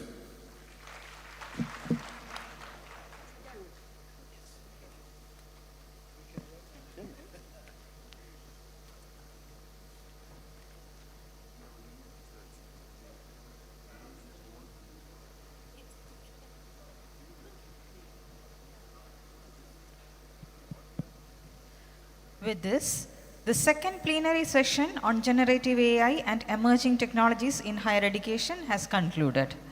Wholehearted thanks to the moderator, Professor Saji Gobinath, and the speakers, Professor Don Passi, Dr. Stephen Vincent, Dr. Rajeshri MS, and Professor Neeta Inamdar for the vibrant discourses during the session.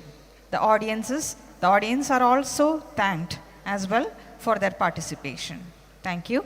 And now we shall have the third plenary session on fostering research excellence and innovation.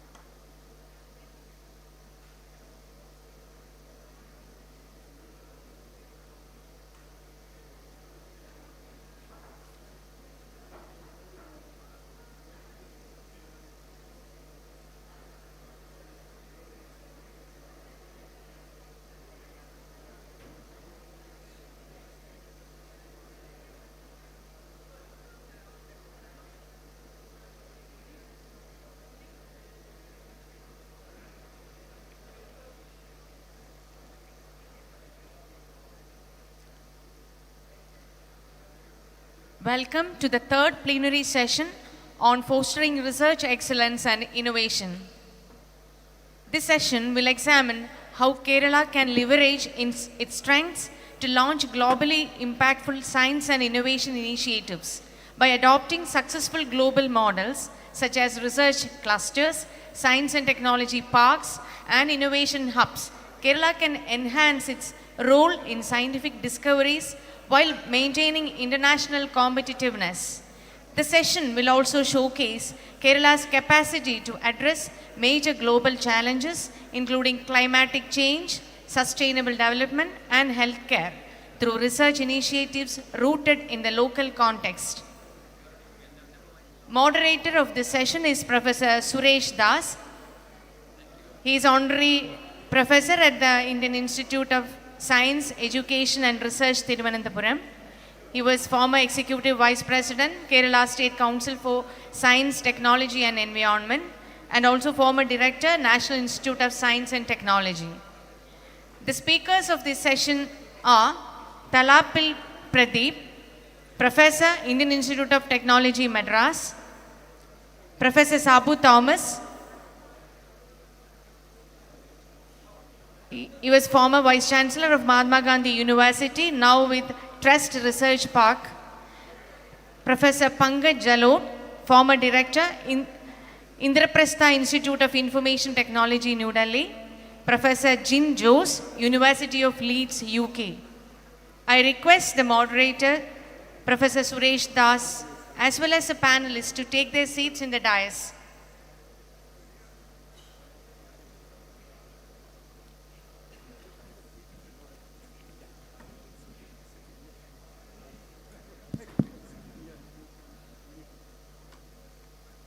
I cordially invite Professor Suresh Das to moderate the session. Good evening and welcome to this session on fostering research excellence and innovation. And as was mentioned, the idea of this session is to see how Kerala can leverage its strength in the field of R&D and also what it is that we can learn from some of the best institutions in the world. It may come as a surprise to many, it may or may not come as a surprise to many of you that Kerala is blessed with a really large number of excellent research institutions. If you take the city where I come from in Trivandrum, we have the CSIR Institute, we have the Rajiv Gandhi Center for Biotechnology, we have the Sri Chitra Institute for Medical Sciences, and also the Indian Space Research Organization. In fact, once Sashi Tharoor had jokingly mentioned, if Kerala is the God's own country, Trivandrum is the scientist's own city. You know, and of course, it's not just Trivandrum. We have across the state, we have really excellent institutes, both centrally funded, and at the same time, also the state-funded institutions. We have the universities and the associated centers of excellences. And many of these institutes are well-funded. They have very good instrumentation facilities. Their faculty are of international standards, and and also attract some of the best students from across the country. And one way to look at how well these institutes have been doing in terms of science and technology is just to look at the quality of publications. If you look at the last 3 decades, in terms of both in terms of numbers and the quality of publications, there's been a significant increase, and I'm sure my panelists will agree with me. But of course, these are the plus points. But when it comes to, so this is, basic, in terms of basic research, many of these institutes have been doing very well. But when it comes to translation of research, that's where I think that we have a large gap. Many of the research that is conducted in these institutions remain as publications and really don't reach across, into society, and we don't see them come up as benefits to society. And this is, sometimes it is also this gap between what is done in these research institutions and how these benefits across. This process is called it's called the valley of death. Many of the best inventions die before they actually make it across this bridge, bridge across to society. So what is it that we can learn from international, some of the best institutions, and how we can bridge this gap where the good quality of research that is done in these institutions can cross over to society? I can see many reasons. One, of course, is that our science students tend to be highly focused in their own subject. When we study science, they are there is very little study in humanities. And also, if you look at many of these institutions, as I mentioned, there is very little interaction, cross-interaction between these institutions. And again, the interaction between many of these academic organizations and industry is also very limited. So there are many steps that we need to take if we need to improve innovation and also ensure that the good quality of research that's done in these institutes actually make it across and improve the quality of life in our society. And of course, we have very distinguished panelists. As I said, we have limited time, but I will just quickly introduce them very briefly in the interest of time before I request them to give their views on how we can improve the situation in the state. The first speaker will be Professor Pradeep, who is an institute professor and professor of chemistry in the Department of Chemistry at Indian Institute of Technology. He is also the Deepak Parekh Chair. Professor there. He is also a recipient of several prestigious awards, including the Padma Shri that he received in 2020 for science and technology. We have Professor Pankaj Jalote, who is currently a distinguished professor at the Indraprastha Institute of Information Technology in Delhi. He was also the founding director of IIIT Delhi and was also vice president of Infosys. We have Professor Sabu Thomas. Of course, he needs no introduction to this audience. He was the Vice Chancellor of the Mahatma Gandhi University of Kottayam, and he is currently Chairman of the Trivandrum Engineering Science and Technology. He is a distinguished material scientist. And then we have Professor Jin Jose, who is the Chair of the Functional Materials at the School of Chemical and Process Engineering at the University of Leeds. He is currently leading a research group in applied photon science. And it's my pleasure to welcome all these panel members to this discussion. And I will now request Professor Pradeep to make his initial statements.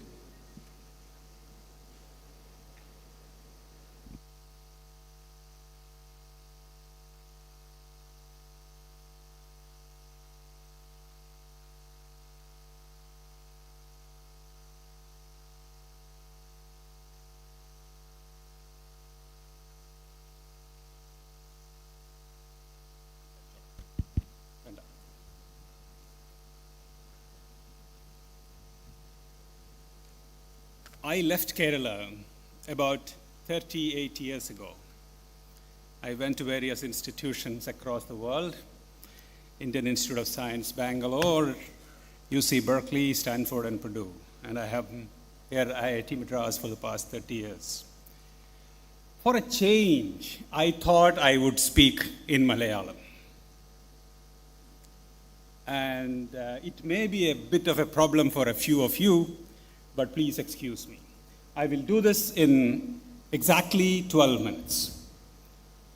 ദൈവത്തിൻ്റെ സ്വന്തം നാട് ഇത് കുറച്ച് I wanted to speak something. ഇത് എല്ലാം പെട്ടെന്ന് പറയേണ്ടത് കൊണ്ട് എഴുതിയിട്ടുണ്ട്, അല്ലെങ്കിൽ അത് മുഴുവനായിട്ട് അങ്ങോട്ട് ശരിക്കും കമ്മ്യൂണിക്കേറ്റ് ചെയ്യാൻ പറ്റിയില്ല എന്ന് വരും.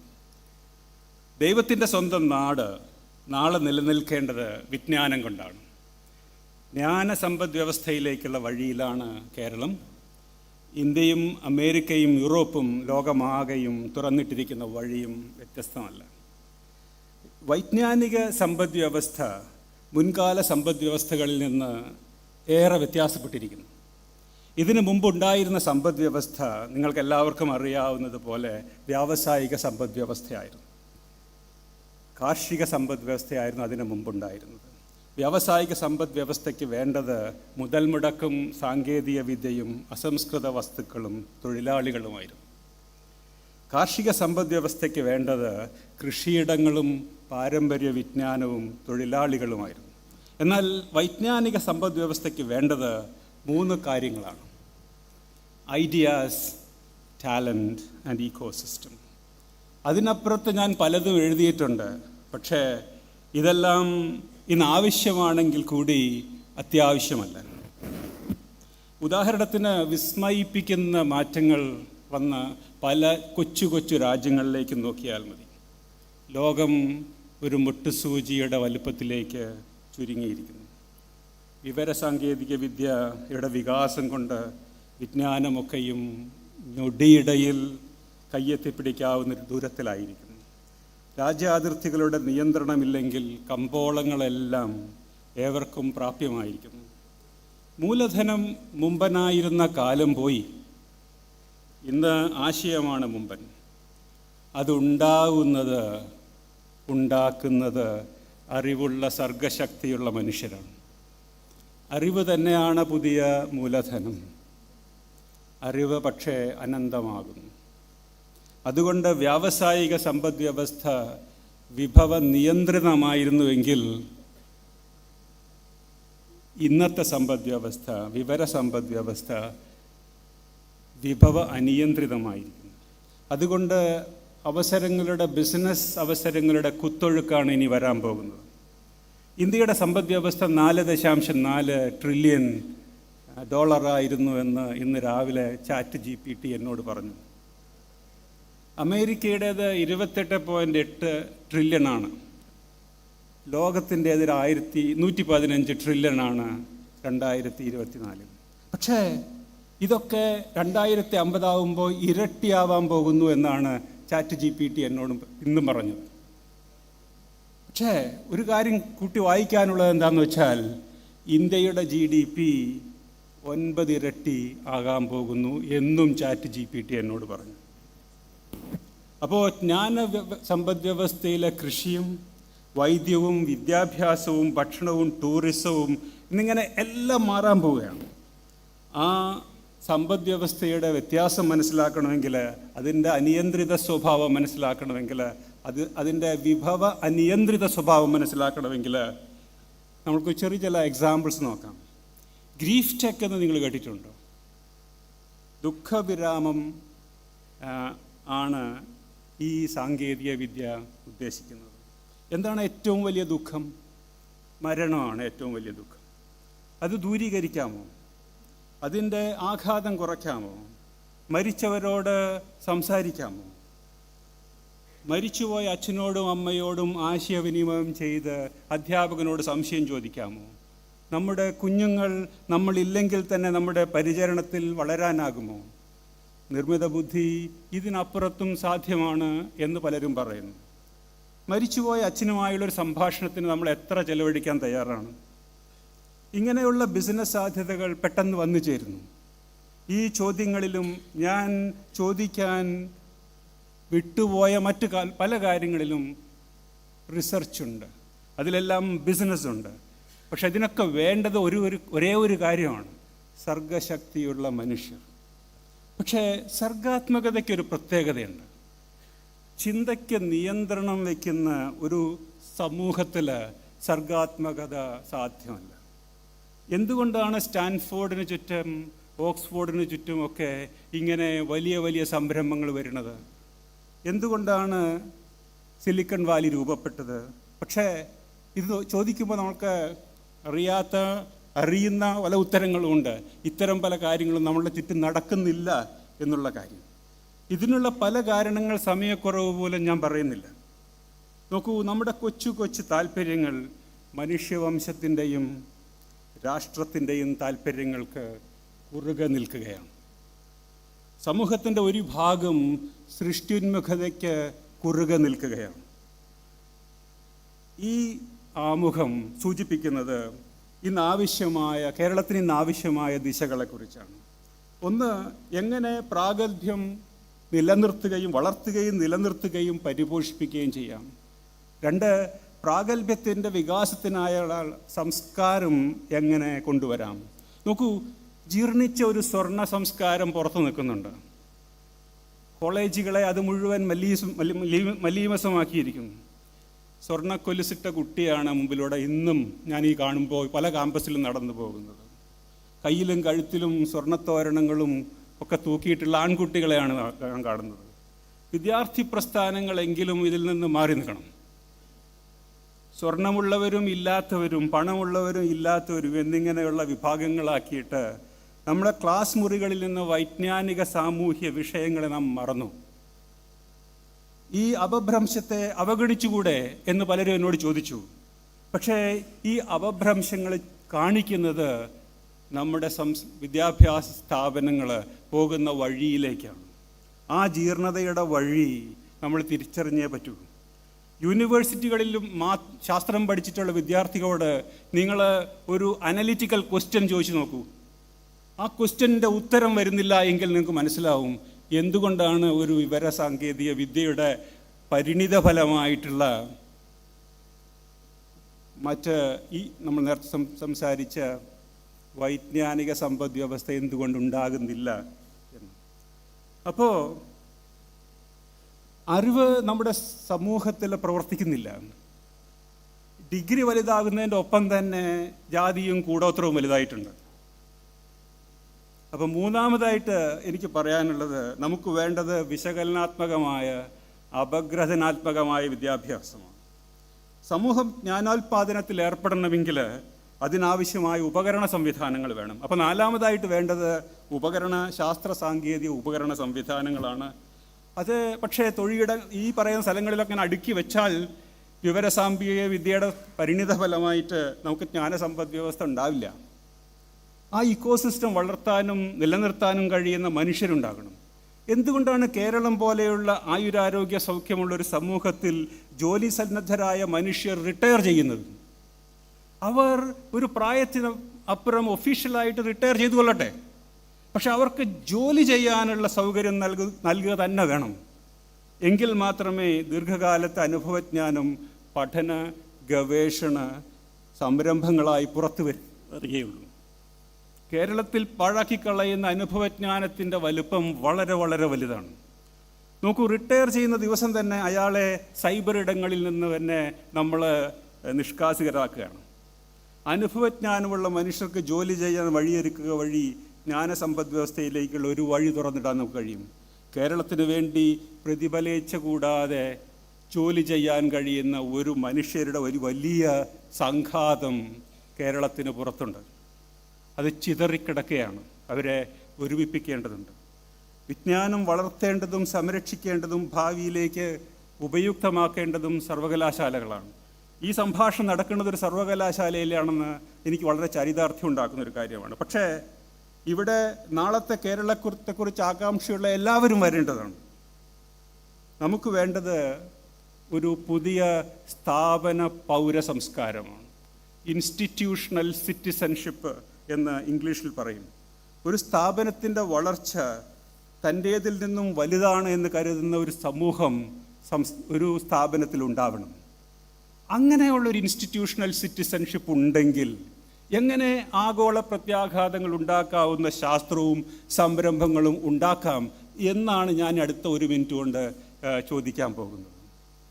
കേരളത്തിൻ്റെ തനതായ ആവശ്യങ്ങളും കഴിവുകളും ഉപയോഗിക്കുകയാണ് വേണ്ടത്. കേരളത്തിൻ്റെ സമ്പത്തായിട്ടുള്ള നാളികേരം, സുഗന്ധവ്യഞ്ജനങ്ങളും മീനും ആയുർവേദവും ജൈവവൈവിധ്യവും പുതിയ ഗവേഷണങ്ങൾ ആവശ്യപ്പെടുന്നു. കേരളത്തിൽ നിന്ന് കണ്ടുപിടിക്കാവുന്ന പുതിയ എത്രയെത്ര ജന്തുസസ്യ വിഭാഗങ്ങളുണ്ട്. ഇത് ഒരു എക്സാമ്പിളാണ്. ഇതുപോലെ എന്തൊക്കെ ഉണ്ട് കേരളത്തിലെ പ്രകൃതിയുമായി ബന്ധപ്പെട്ടിട്ടുള്ള സൗന്ദര്യ സംവർദ്ധ വസ്തുക്കൾ, പുതിയ മരുന്നുകൾ, പുതിയ തരത്തിലുള്ള തന്മാത്രകൾ, അങ്ങനെ പുതിയ ധാതു ലവണങ്ങൾ, അങ്ങനെ പലതും എനിക്ക് സംസാരിക്കാൻ കഴിയും.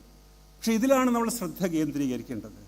ആയുർവേദവും ടൂറിസവും കടൽ വിഭവങ്ങളും ജൈവ വൈവിധ്യവും കേന്ദ്രീകരിച്ചിട്ടുള്ള ഇൻക്യുബേറ്ററുകൾ ബാംഗ്ലൂരിലെ CCAM മോഡൽ കേരളത്തിൽ ആവശ്യമാണ്.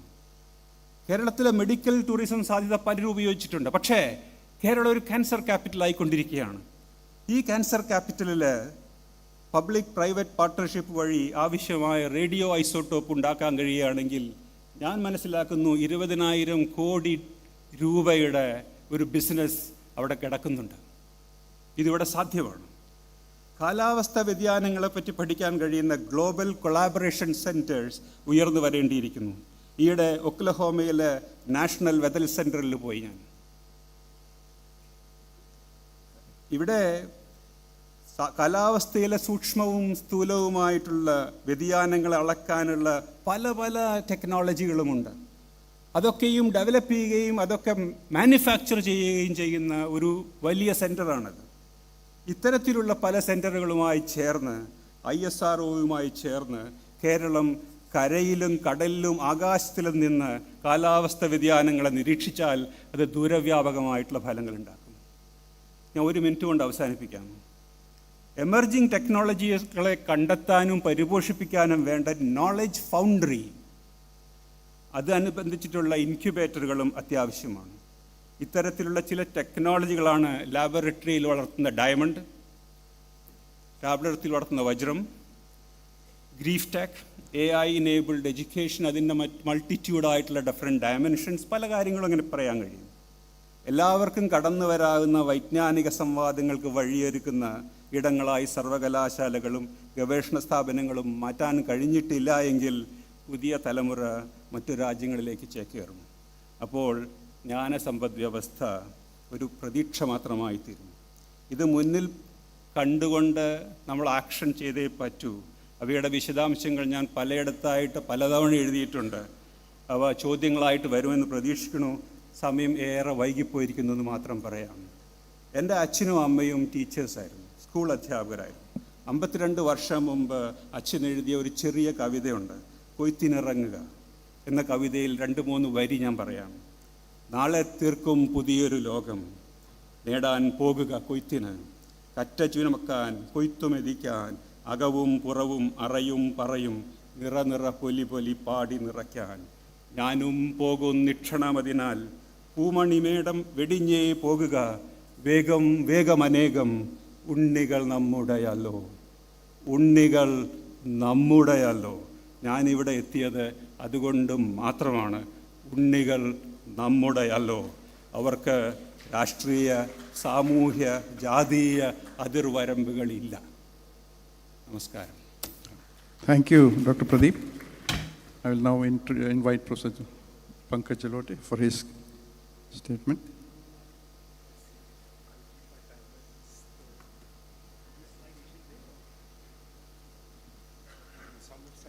Otherwise, I'll use it.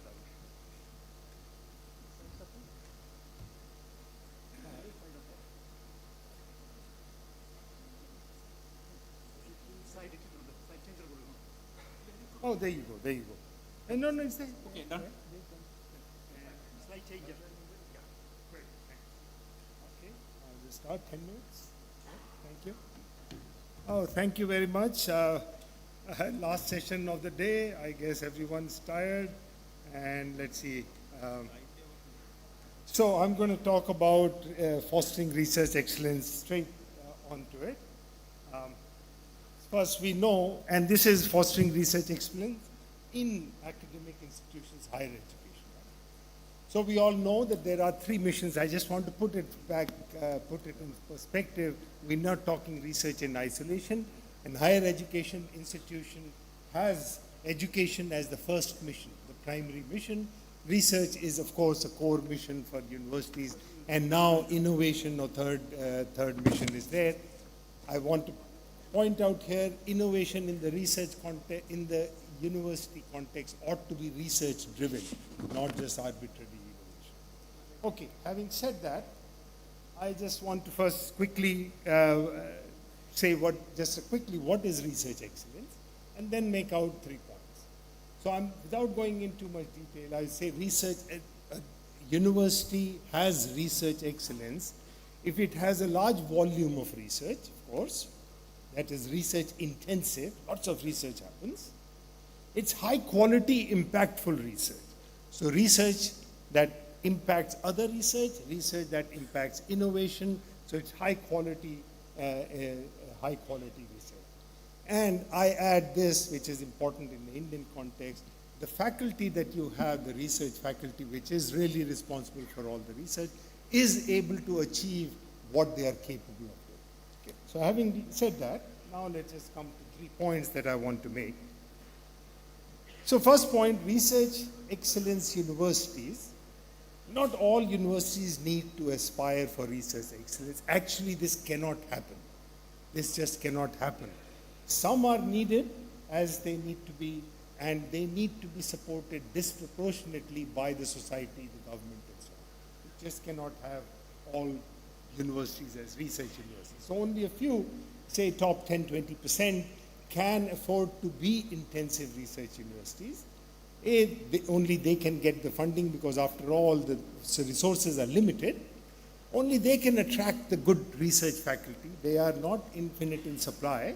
like general engineering manpower or whatever. Research faculty is a very scarce resource. You don't get too many of them. So they can attract. Teaching will remain a key mission, but it's research intensive means that they have typically lesser teaching load. So if you go to the institutions, IITs, etc. that I belong to, have spent time, the teaching load would be one course a semester. A lot of our time goes into this thing. Now the second point is most universities actually should aspire for teaching excellence with modest research to keep teaching up to the mark. Because if you don't engage in research, your teaching will become outdated in due course in a short while.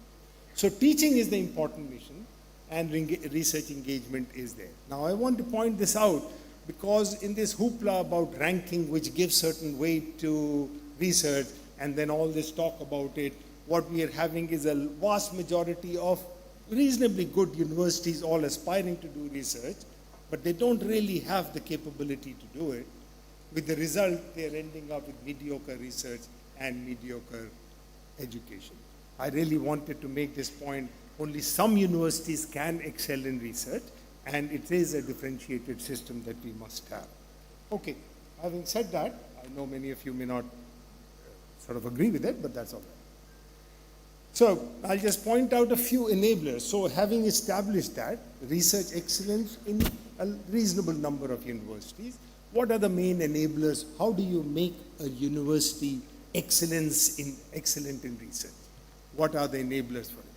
Okay, so I just put down 4 or 5. I'm not going to go in details of these, but clearly the first and foremost is how is faculty recruited and how are they groomed?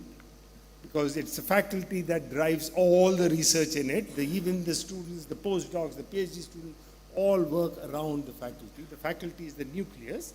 So how is the faculty research recruited, and how are they mentored, governed, and promoted to really stay in research excellence is an important point. The research culture, I'll spend a little time on it because it's sort of trend, but I'll try to put down some pointers as to what is the research culture.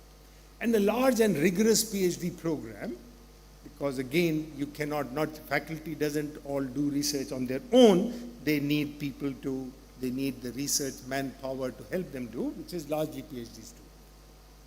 Funding and support, extremely important. Research is very expensive, and sizes and interdisciplinarity.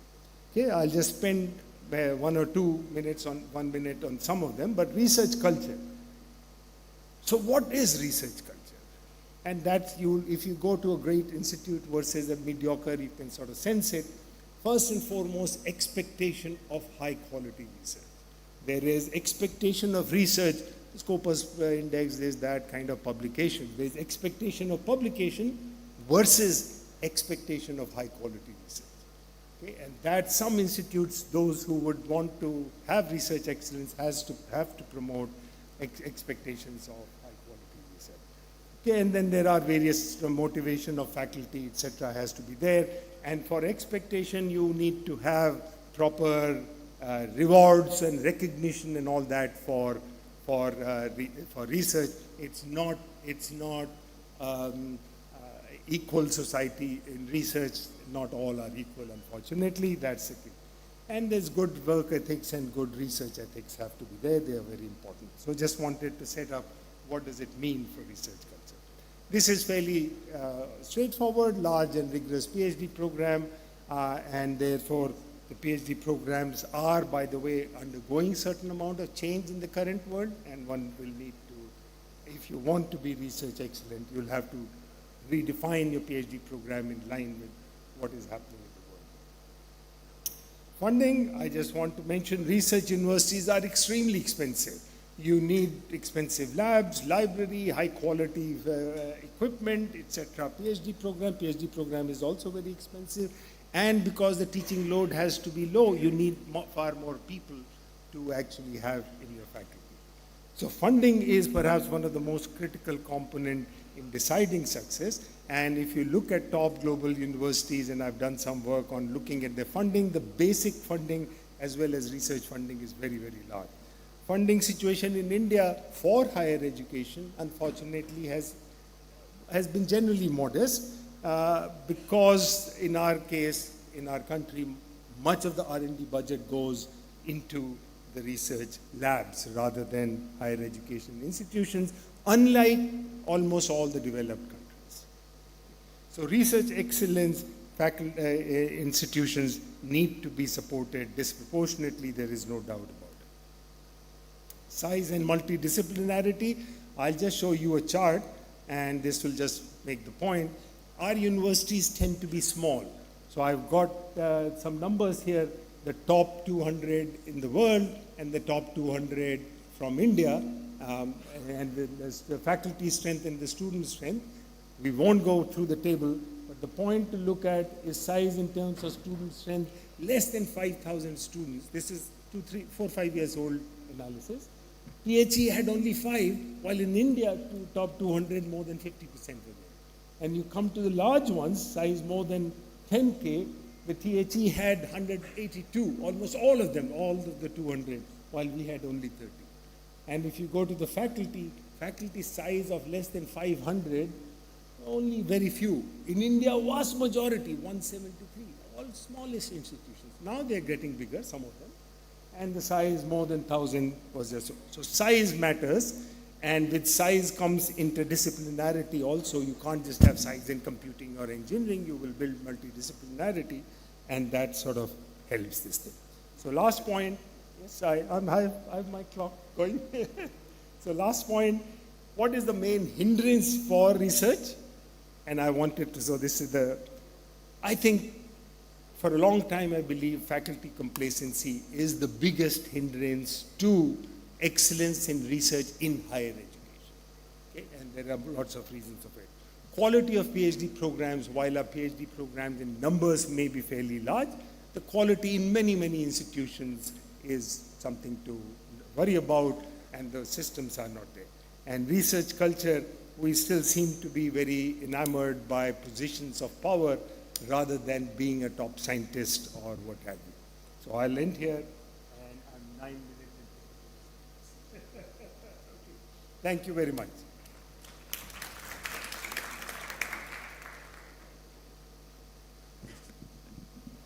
Now I invite Professor Sabu Thomas.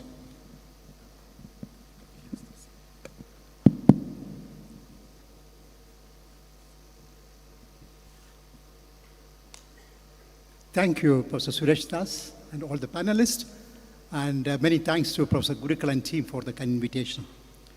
Dear colleagues, I represent Mahatma Gandhi University for the last 37 years. Our university was started in 1983.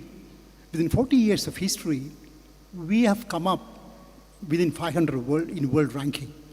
And we got the A++ for the NAC accreditation. We are well ranked in NARF. I also represent Trivandrum Engineering, Science and Technology Research Park. The idea of this park is connect the academia with the industry.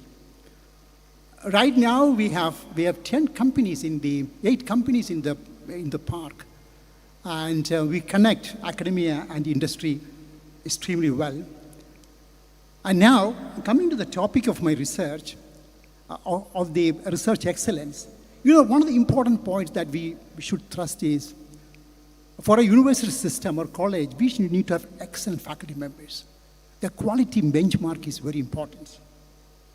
Excellent faculties have to be appointed in universities and colleges. There should not be any compromise on that. Number 2, we need to have adjunct faculties, visiting professors from abroad, visiting professors from industry. And I understand that several colleges, for example, private colleges, the faculties are actually paid very low salary. I think all the colleges, private colleges, private universities should follow UGC regulations. Universities should have a lot of supporting staff. When you have machines, instruments, we need to have supporting staff. We need to have scientists, level positions at the universities. Then only we can maintain a good laboratory. Coming to infrastructure within the department and school, very important. We need to have good laboratories. Inside the university, we should have centralized facility. That's what we have done in Mahatma Gandhi University. Centralized facility in the state. For example, synchrotron facility in the state. or small angle X-ray scattering, transmission electron microscopy. Such centralized facilities have to be developed in the state. Beautiful campus, good hostels, guest house, cafeterias, they're all very important for a good ecosystem. Coming to the area of research, I would always recommend local problems. Faculty should, look at local issues, local problems, local resources. At the same time, we should work on frontier areas of science and technology. It could be engineering, it could be humanities, or it could be social science, but we should, work on frontier areas, challenging problems. You should make use of AI and robotics. And SDG should be our developmental goals. Coming to, faculty members and research scholars should read well. Particularly, I recommend Science and Nature regularly. I remember when I started, when I read Nature paper, we had a good hint on self-healing. That's why I started, self-healing work about 10 years ago. So we must regularly read high-ranking journals. Then only we can have critical thinking innovation. Coming to research, we have to be extremely interdisciplinary, multidisciplinary, transdisciplinary. That's extremely important. If you want to be a good nano scientist, you should know chemistry, physics, biological sciences, mathematics. So we should work in a very, very interdisciplinary, multidisciplinary, transdisciplinary level. Look at the integration of research. If you look at the interdisciplinary research, where discipline A, discipline B, discipline C, they integrate. Coming to funding, that is, funding is extremely important. If you look at India, for research, the amount of funding is something like 0.7% of GDP. I think we should give good funding for research. Funding within the university, for example, seed money, when a new faculty joins, faculty should be paid some initial grant. State funding, national funding, international funding, industry funding, funding from companies, hybrid funding, philanthropic funding. I think we should explore all these funding possibilities by the faculty members. Research collaboration, I would say local. Within the university, within the college, you should cooperate. Chemistry, physics, mathematics, you should cooperate well and submit good proposals. Regional cooperation, national cooperation. I always like the French model. If you look at CNRS and universities, they work very closely. When I go to a French university, I mostly share the CNRS laboratory. So we need to have very, very high level of national cooperation, international cooperation. Industrial funding, if you look at France, I cooperate with France quite a lot. 70% of funding in French universities come from industry. So we need to have a high level of industrial funding. Funding from your alumni, that's very, very important. You can tap. Look at IT Madras, Pradeep's Institute. A lot of funding from alumni. How to tap industry funding? Universities should organize academy-university interface meeting. It could be discipline-based. Faculty should visit small and medium and large-scale industries. Industrial consultancy. Faculties have to be consultant to industries, and you need to have, regulations for that. What should be the industrial consultancy fees, and what could be the share of the faculty members and students. I would always recommend triple helix model. Any research project funded by the industry, there should be a share from the from government. So I could achieve many grants where industry was a partner. So I request faculty members should adopt sort of triple helix model in research funding, where you have a component from industry, component from government, and university faculty members and scholars work on it. Second point is, when you have a research group, you should have postdocs, PhD students, master students, bachelor students. See, for example, in my own research group, my postdocs supervise, my PhD students and master students and bachelor students. It's a good network. Coming to publications, publications are extremely important. We should write very good reviews, high impact publications, never publish in predatory journals. We have to be extremely careful in plagiarism, book chapters, books and monographs, special issues, they're all very, very important. Weekly seminars and meetings, my colleague said rigorous PhD program. PhD programs have to be made extremely rigorous. Presentations, weekly seminars, lab discussions, all these things have to be done in a very, very rigorous manner. Conference and workshops are very, very important. Regional conferences, national conferences, international conferences. These are very, very important. These are very important because they give a lot of possibility for networking and collaborations. Attend conference and workshop, extremely important. Patents and translation. Professor Suresh Das said, Kerala is doing well in research, but look at the translation level. That's why we work in Trust Research Park. We connect academia and industry. We had a brilliant faculty from United States, from University of Akron. Akron is a center for rubber research worldwide. When the Akron professor came to Mahatma Gandhi University, you know what he said? If you invent something in the laboratory, don't publish immediately, you go for a patent. Something scalable, they go for a patent. Then he said, don't stop there. Go for a good publication in a high-impact journal. And then don't stop. Go for incubation. Startup companies. And every university and college should have a Section 8 company. That's extremely important. Then only some of the findings could be translated into real products. Look at Mahatma Gandhi University. Our Vice Chancellor is also here. See, we have a MGU Innovation Foundation. And this is a Section 8 company. And we have 20 small companies working in our university. And faculty members and students contribute. We started something similar like IT Madras Research Park.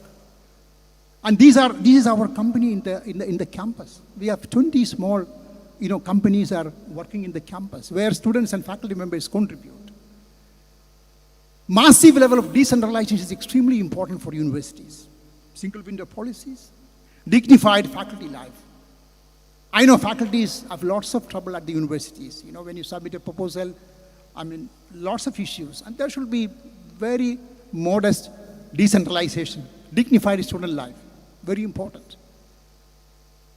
I also recommend private universities in the state of Kerala. Private Universities Act should be brought to Kerala. Deemed to be universities to be established here. And as Pradeep suggested, very high level of public-private partnership. Extremely important for research. Internationalization, very important. We should have visiting professors coming to our department. Our faculty should go abroad. Postdocs from abroad, our postdocs should go abroad, inbound and outbound. Exchange of master students, exchange of bachelor students is very, very important. That's what Mahatma Gandhi University is doing. We are able to send most of our master students abroad. And we get a lot of students from abroad to our campus. My concluding remarks, you see, funding is extremely important. We need to get a lot of funding. Excellent faculty members should be appointed in colleges and universities. Good infrastructure, very good research ecosystem, high level of networking. That's very important for research. Internationalization, interdisciplinary approach. And dear colleagues, public-private partnership is very, very important. A lot of possibilities for public-private partnership. Mahatma Gandhi University got a good philanthropy funding recently for drug discovery. We approached a gentleman, a doctor, he contributed quite a good amount of money. I think if we explore, there are a lot of possibilities for research in universities in Kerala. Thank you. Thank you, Professor Sabatamos. Now I invite Professor Jinjos. Hello. Thank you, Professor Das. So first let me thank the organizers for this initiative, which is very timely, and hopefully this will lead to landmark change in the higher education sector of Kerala. I've been observing the Kerala's higher education sector from outside. I am a product of this Kerala's higher education. When you see from outside, we want to see changes happening in our higher education system at a fast pace. So when you look at the rankings of the universities, we did extremely well in Kerala. Our universities are ranked high nationally and internationally. If you consider the investment into these universities and the number of faculty members and the students in these institutions, we can say that we did much better than what we can achieve. It's the best value for money. That's all good words, and I stop there, and I have to move into certain realities of Kerala's higher education sector, which we are facing, and we should be addressing it if you want to move forward credibly and strongly. So we know that in the higher education sector in Kerala, we are a state in which the population is gradually dropping, and the number of students entering higher education is dropping. the number of students joining our colleges and our engineering colleges are dropping, and many seats are vacant. And this is reality of the situation. And when we consider our universities, this has been the same message Professor Jalot has mentioned. They are small universities. I'm in the largest or biggest single campus university in the state. This is the Kochi University of Science and Technology. I was also an alumni of this university. If we consider the size of this university, we have about 350 faculty members and about 8,000 plus students. Is that enough? And the number of, and this is the biggest university if you think about in Kerala. Is it represents all disciplines? We have a higher education council we have in the state. Is the higher education council is inclusive of all disciplines of higher education in disciplines of higher education like the medicine, the agriculture, the engineering and so on? We are not represented. We are talking about arts and humanities and science. When we talk about higher education in Kerala, what is it? Is that inclusive? Is that multidisciplinary? We don't have a comprehensive multidisciplinary university in the state. This is the reality. We don't have a medical college in this campus. We don't have all the engineering aspects covered in here. We have agricultural, which is another university, and it is being supported by other departments and so on. So first of all, we have a scattered, fractured higher education system in Kerala, which is not fit for purpose to address the future challenges that our state and globally what we are facing. So what are these challenges? We talk about sustainability. We talk about water, food, energy, and so on. Is our university equipped, health, and so on, which is very important in environment, very important for our state. Is our universities well equipped to address these challenges? How can we address these challenges? To address these challenges, we have to be multidisciplinary. We need to have a university which is comprehensive, and we are not ready for that. So we need to address this challenge of this scattered university structure. We need to bring all disciplines under the Higher Education Council. I've been a very ardent critic of Higher Education Council for many reasons, because of the patience is running out in terms of the faculty, the students, and the different stakeholders in the higher education sector.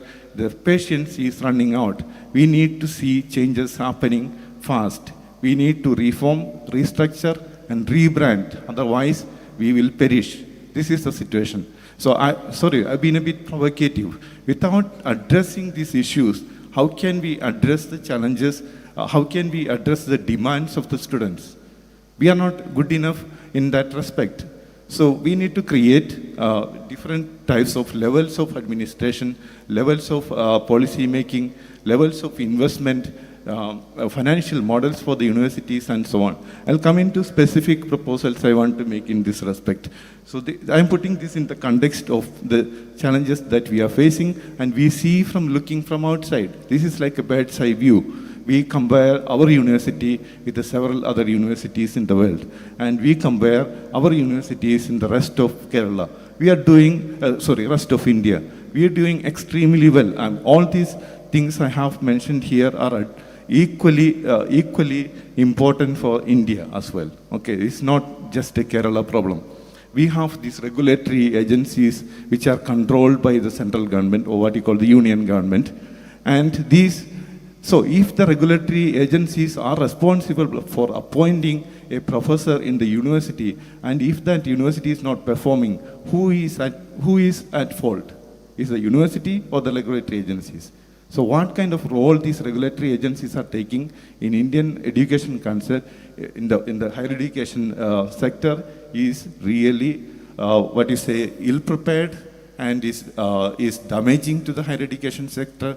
And it's nothing we have achieved in the last 60 years by these kind of regulations. So they are not fit for purpose for the future of our higher education. So this needs to be addressed. We need, as students, as faculty, we have to show that, we have to say strongly, these are very important, we should to going forward. So a couple of points to make. One is multidisciplinarity. So that's a big thing we have already mentioned in the previous thing. So we need to make universities which are comprehensive and multidisciplinary. How can we do that? We have several university acts in Kerala. We have several, about 14, 15 universities for different languages, different subjects, and so on. This is not going to help in creating or attracting international talent into Kerala. We need to have an ecosystem within the university, and when you say the ecosystem is higher education, research, and innovation. These are the three pillars. So we need to be strong in these three pillars. So in order to be strong, we had to be multidisciplinary. And the point is research-led teaching. If you want to do research-led teaching, we need to have enough critical mass of faculty members in each school and each faculty. So if you look at Mahatma Gandhi University, how this example of here, how many faculty members are there? It's less than 100 faculty members. So how can we compete globally with the 100 faculty members? How can we bring in new courses? How can we bring new degrees? How can we quickly change our syllabuses and so on? We haven't got the critical mass to do this research in this sector. So we need to look at this. And the second point is about, okay, I think I kind of covered. So the school I am working right now have got 65 faculty members. Just compare the size of the university and the school that I am working in there. There's 40,000 students in the university I'm studying. It's about the ability to innovate and ability to bring out changes within the system. You need a critical mass in any educational organization. So this is my strong view on these aspects. So the objectives of reforms to our higher education sector should be to enhance multidisciplinarity, research excellence, student experience, and employability with a strong commitment to equality, diversity, and inclusion in the sector. How can we achieve this? My strong belief is that the status quo is damaging and unsustainable, and we must reform or we will perish. There are 4 points I would want to make. We need to perhaps bring in a Kerala Universities Act so that this sector could be organized much better. So this act should enable multidisciplinarity to create better management structure, strong leadership, better structure and organization of the whole sector, EDI, sustainability, research and innovation. So the second point is we need big investment in the sector to go up significantly under a master plan. A new financial model is needed. Student experience must improve. We don't assess the students. The students are not, we are assessing the students, but the students are not assessing the system here. Our education system, our teaching, our students are not assessing. We are not bringing that change in the system so far. Even when I was a student, this has been under discussion. Improve, enhanced infrastructure. If we bring in all these things, we have a huge potential to attract students from other states, from abroad. Internationalization is cross-culture, so we need to be attracting students, faculty, and all that, and it's not encouraging students to go abroad and study. We have to be able to retain our best talents here and also to attract the best talents globally. Alongside this, we need to reform the research funding as well. Perhaps creating a state research funding agency. We are giving 20 crores to one project, another 20 crores to another project here and there and creating centers. It's very scattered. We cannot sustain such a system. It's not organized. So we need to create a research funding agency under which we can manage all the research-related centers and sustain its funding and so on. So this is my higher secondary education. I'm not going into that, but that's a big problem that is affecting the higher education sector. This needs to be addressed as well. Can Kerala lead the way? So yes, we can and we must for the sake of future generation, and we have to start now. This should be the starting point. We cannot wait anymore. Thank you. Thank you, Professor Jinjos. Our panel members have raised many issues. As all of you will agree, the state indeed has some strengths, but there are many areas that require urgent attention, as was highlighted by each of the panel members. I won't try to summarize it because of lack of time, but I think we can take a few questions from the audience.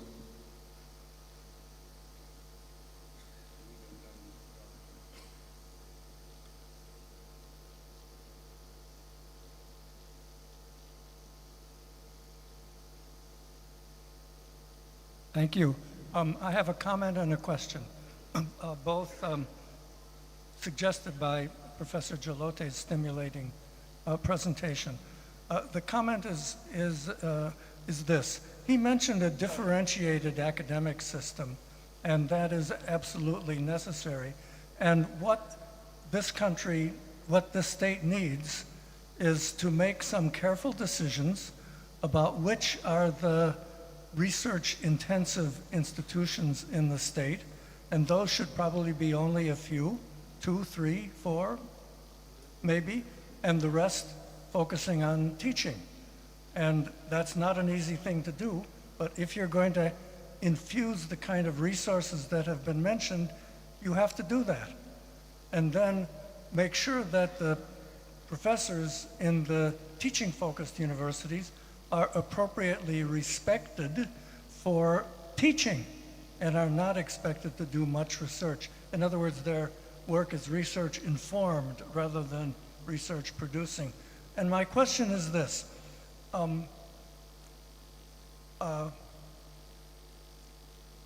was on a Russian government commission a while ago that one of the things they were trying to do is to integrate the institutes of the Russian Academy of Science, which is a very large specialized research institution, set of research institutions. If you think the Indian system has a lot of these, the Russians are much heavier.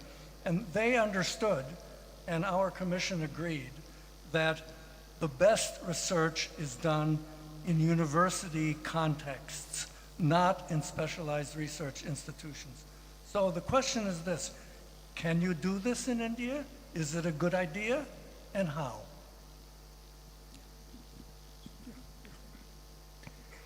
So just, yes, in India, historically, there were all these centers for research, CSIR, DOE, it was needed at that time. I think so, because they were mission mode.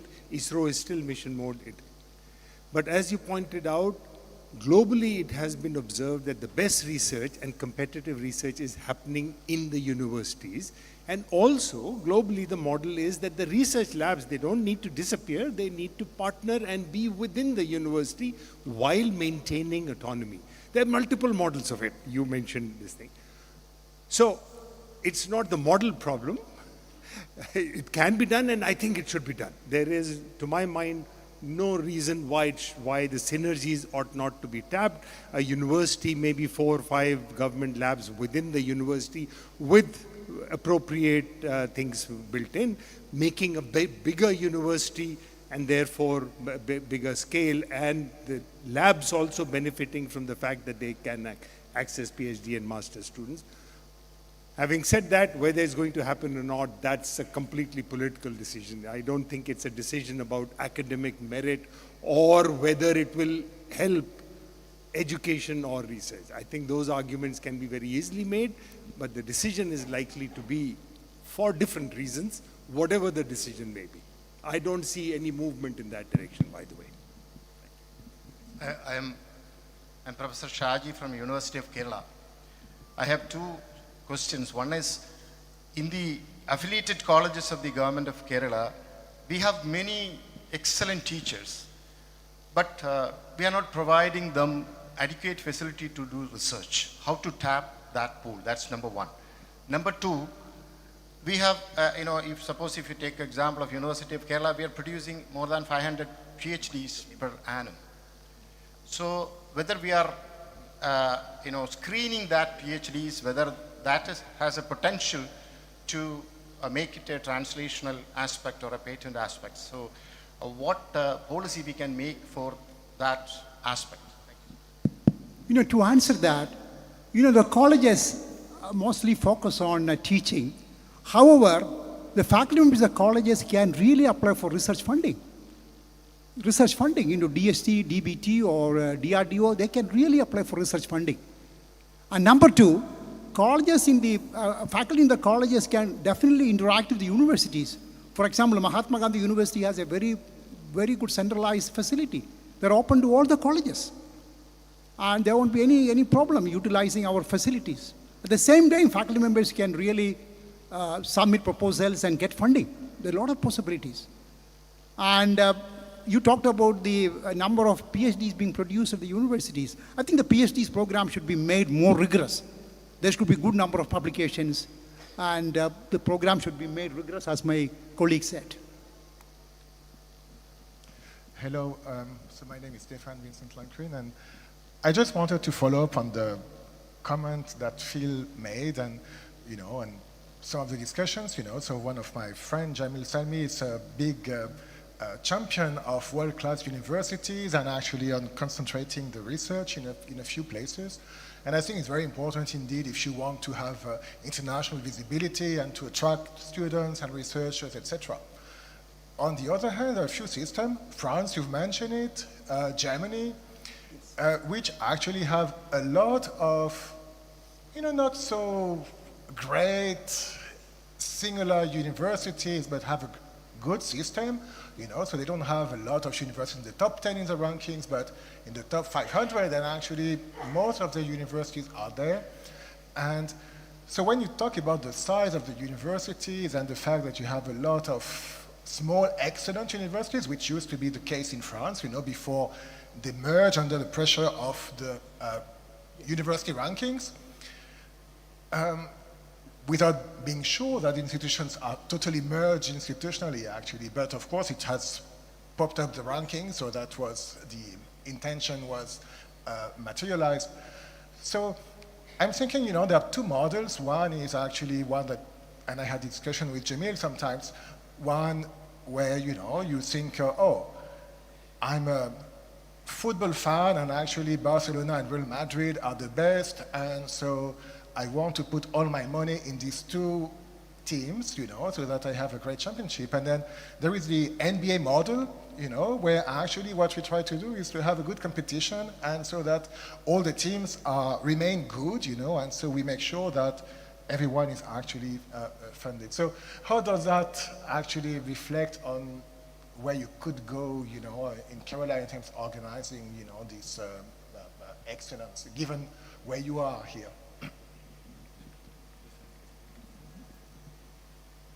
Thank you. So some of my experience back in India, teaching back in India and so on. So most of the engineering institutions and medical institutions in India are teaching institutions. And that because of that, the research in India in engineering and medicine is far below science and humanities. In that respect, I see the universities are doing great. The arts and humanities and social science faculties and universities are doing much better than engineering and medicine in terms of research and innovation, I would say. So the problem is, now we created these different layers of colleges, including IITs, were initially more teaching oriented. It's only recently there was a lot of support on research. Very few places have support for research. So we need to create that culture of multidisciplinary research, intensive universities in India in general. That's what I say. It's mostly teaching oriented.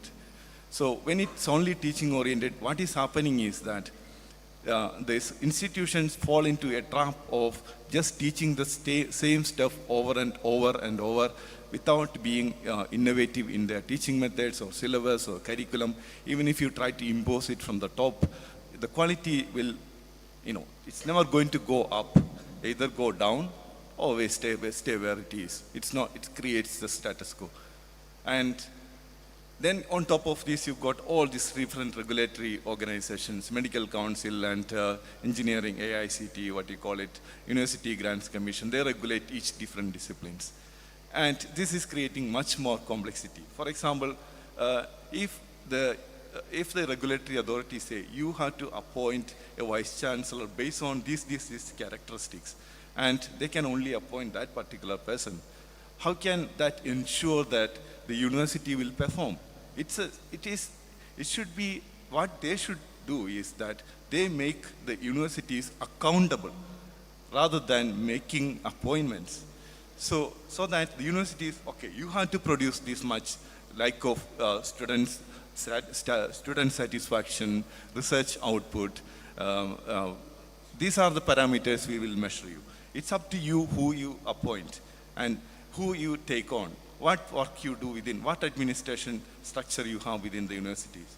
If you don't give that freedom, this is not going to change. This is really over-regulating. Every 2 years you get a new regulation, and then the institutions try to match that. And for all these different levels of ranking, is creating additional layer of difficulty for the existing faculty, diminishing their morale, hard work. They have to put a lot of effort. We are not accounting for these factors. So Indian education system, we have huge prospects and future, but we need to be ready to make changes which are very objective and future, looking into the future so that we can excel. We don't have a single university which we can match to the top ranking universities in China. Just think about, we are equal sized economies.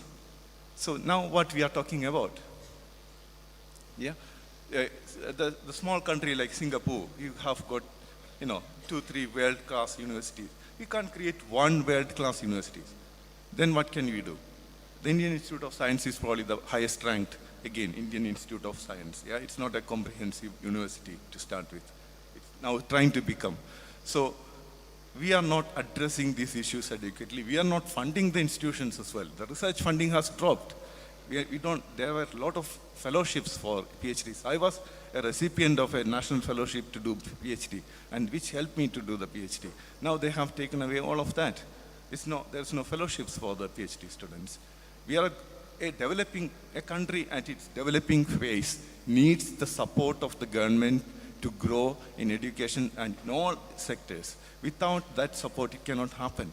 So this is the basic premise in which I'm putting these points across. Thank you. Just want to add one point here. The post-independent India, the technological muscle of India, today we call that examples are, let us say, Indian Steel, Indian ISRO, or atomic energy. They were all built by the universities. No doubt, they were built by the universities. Contributions to those institutions that we built from IITs, from IISc directly. In IISc indirectly, yes, substantial, through colleges, but directly, they were minimal.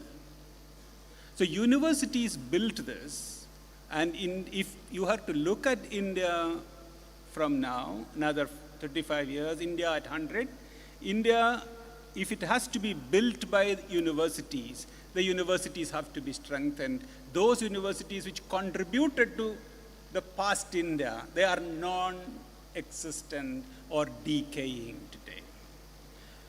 The message that it takes me to is that it is important to have centers of excellence, a few centers of excellence, but a large number of reasonably good universities to build India. Otherwise, we are going to see a decline in India's technological muscle. Thank you. I think we've had a very interesting discussion. The presentations have stimulated a lot of discussions. I thank all my panelists and thank the audience. And I also take this opportunity to thank Professor Rajan Gurukul and Professor Rajan Varghese for organizing this wonderful conference. And with these words, I thank all of you once again. Thank you. With this, we come to the end of the third plenary session on fostering research excellence and innovation. Sincere thanks to the moderator, Professor Suresh Das, and the speakers, Professor T. Pradeep, Professor Sabu Thomas, Professor Pankaj Jalot, and Professor Jin Jose for their very lively speeches during the session. Also, thanking your audience also for your active participation. Thank you.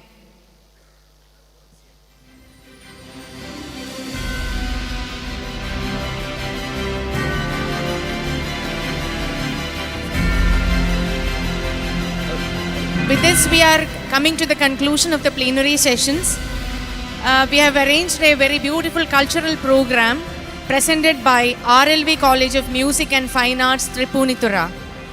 So the program will commence at 6 o'clock in the evening, and all are requested to kindly be seated by 6. Thank you.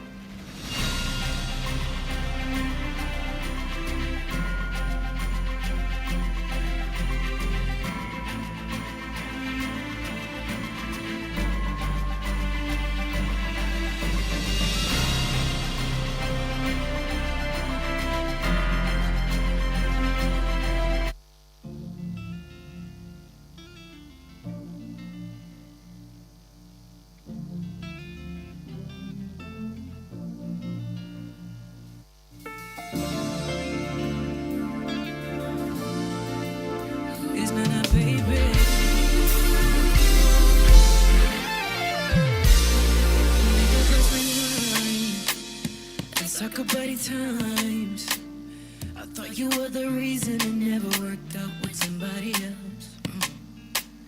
I said things out of spite, got me crying every night. Cause all of the plans we made when it's out the drain. And I feel so alone now, and I wanna miss the little things like the smell of your cup. Felt like you was home, man. Hoping you will call me in the morning. Matter of fact, I'm hopeless. I just wanna see you now. I just wanna see you 'cause I'm on it. Matter of fact, I'm hopeless. I just wanna see you now. And I've been up all night thinking who is on your side. Cause ain't no way you are by yourself. No, you're with somebody else. Yeah, I broke my rules for you. I got blamed for some I didn't do. Now I'm feeling like I lost me too. No, and I feel so, and I wanna miss the little things like the smell of your cup. Feel like you was home, man. Hoping you would call me in the morning. Matter of fact, I'm hopeless. I just wanna see you now. I just wanna see you 'cause I'm on it. Matter of fact, I'm hopeless. I just wanna see you now. And the way I ask if you're okay. I've been trying not to text you every day. I'm gonna be back. Still confessing that you really walked away. And no, hey. And I feel so alone now, and I wanna miss the little things like the smell of your cup. Felt like you was home, hoping you would call me in the morning. Matter of fact, I'm hopeless. I just wanna see you now. I just wanna see you 'cause I'm on it. Matter of fact, I'm hopeless. I just wanna see you now. And I feel so alone now.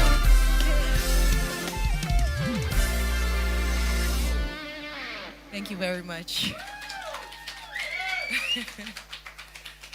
I go by the name of Nana Fofie and I am so excited to be here tonight. Ik ben hier met een geweldige band, geweldige backing vocals. Ik ben ook super dankbaar dat ik hier mag staan. Het volgende nummer die ik ga doen heet Life is Better Now. En dit nummer draag ik op aan iedereen die door een moeilijke tijd gaat. Ik wil je laten weten dat er licht is aan het einde van de tunnel en dat het beter gaat worden voor jou. Dus ik draag dit nummer op aan jou. Band, let's go.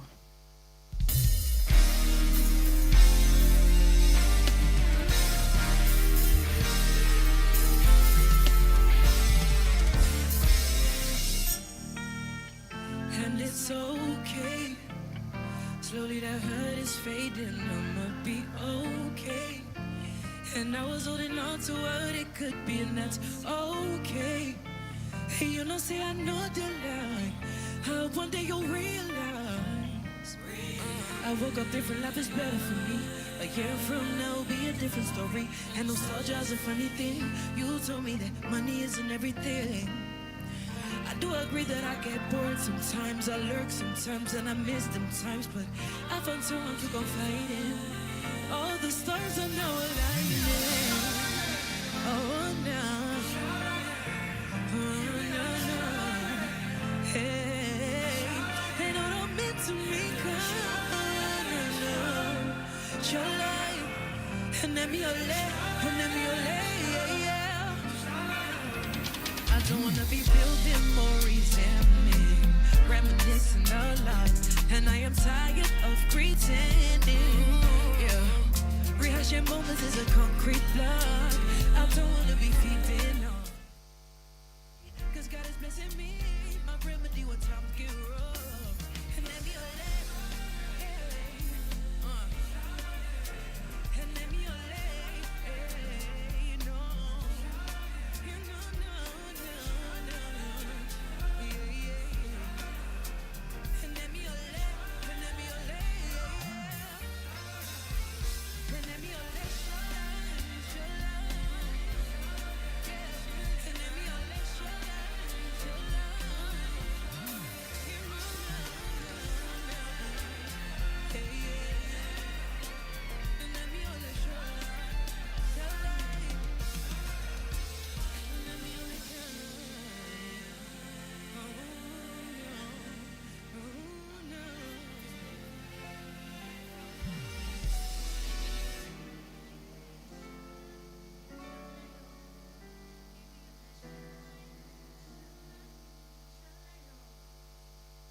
Thank you very much. Dus de volgende persoon die ik ga aankondigen is iemand die zo dicht bij mijn hart staat. In mijn opinie de beste zangeres ever. Prachtig stemgeluid, prachtige dame, mijn beste vriendinnetje. Melissa Lopez met Twijfels.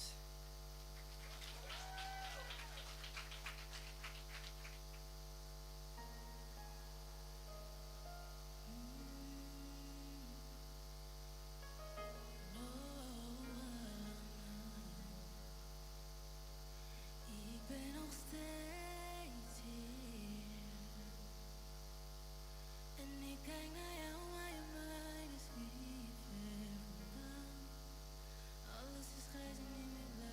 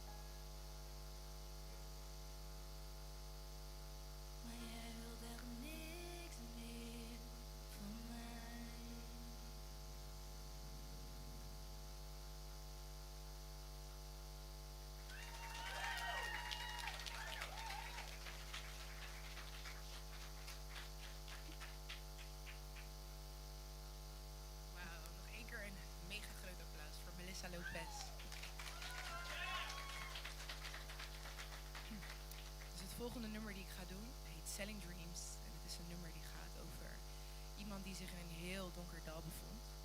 Maar zoals ik eerder al aangaf, is er licht aan het einde van de tunnel. En de pijn die zal verminderen en de dagen die zullen beter worden. Dus yes, let's go.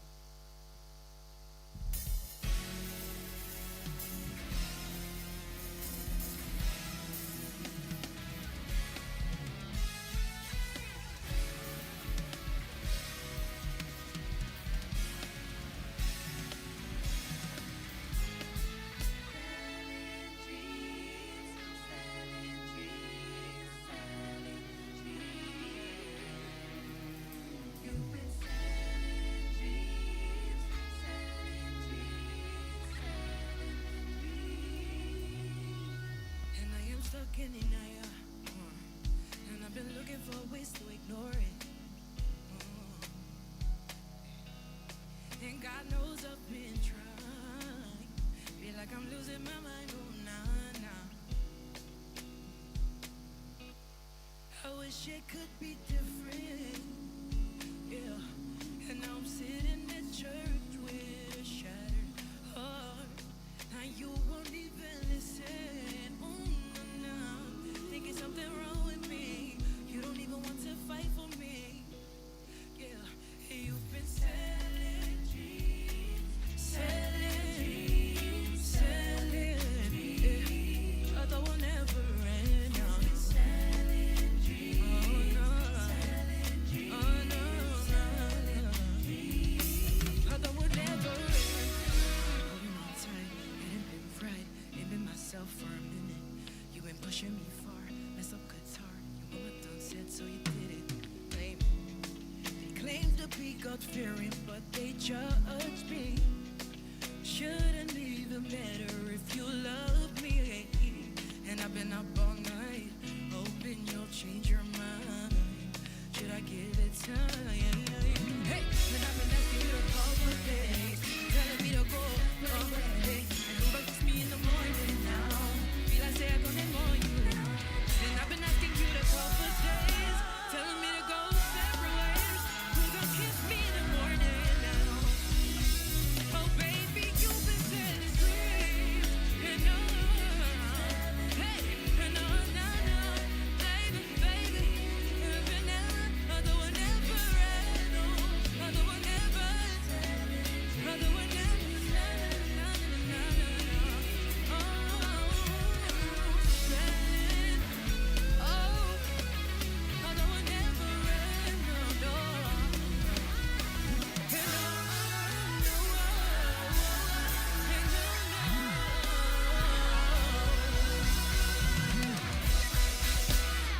Thank you very much.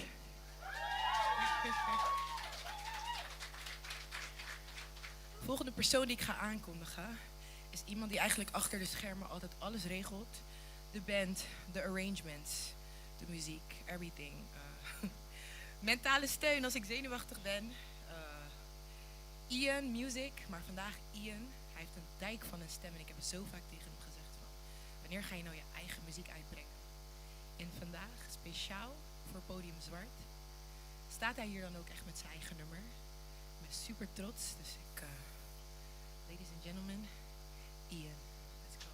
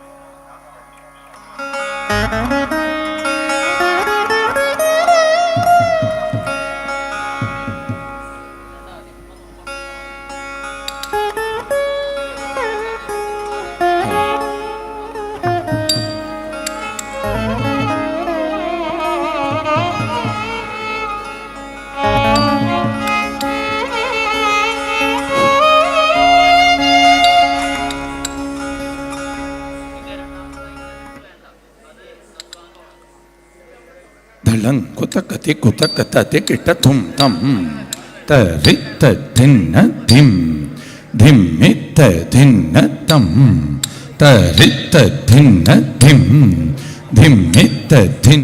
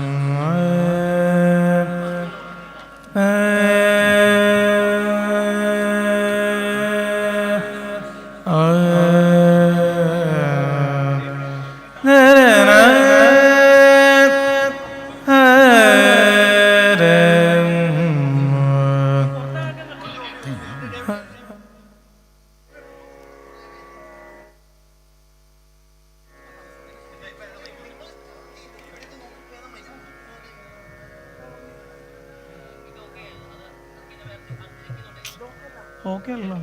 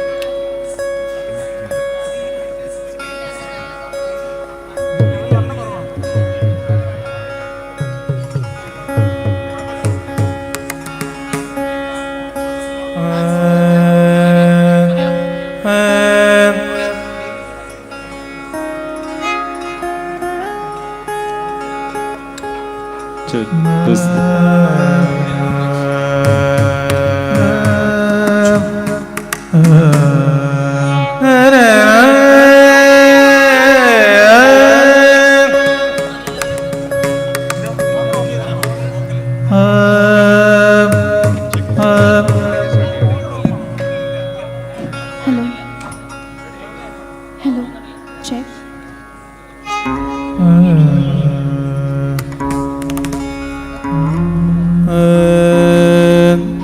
Hello, hello. Hello.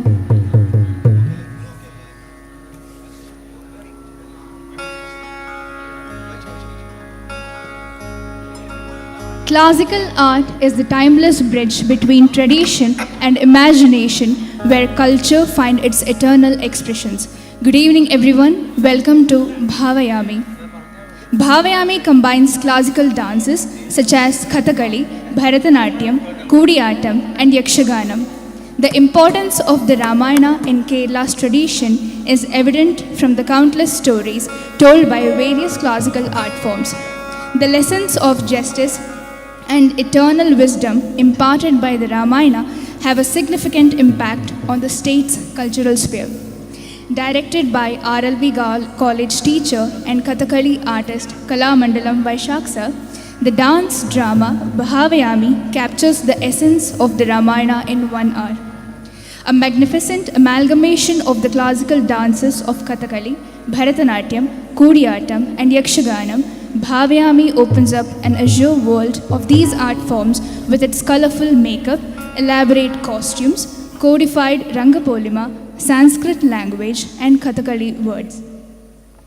Bhavayami is a confluence of creative influences and myriad traditions of Kerala. The complete story of the Ramayana is presented in 8 stanzas. I chose the main events of Ramayana and thought of a short story. I did extensive research exploring the possibilities of various traditional art forms. The story begins with the birth of Lord Rama and ends with his coronation as the king of Ayodhya. Sita Swayamvaram, the abduction of Sita by Ravana, the battle between Bali and Sugriva, Jatayu Vadha, the burning of Lanka by Hanuman, and the Pattabhishekam, which is the crowning of Lord Rama, are presented through Bharatanatyam in the descriptive part. Filmed through Kathakali, the characters of Ravana's sister, Shurpanaka, is performed through Kudiyattam, while the character of Ravana is performed through Yakshaganam. After Lakshmana has mutilated Shurpanaka, Shurpanaka meets Raman, and the audience gets a new experience of the significance of Ninam. There are around 35 artistes, including the singers and percussionists.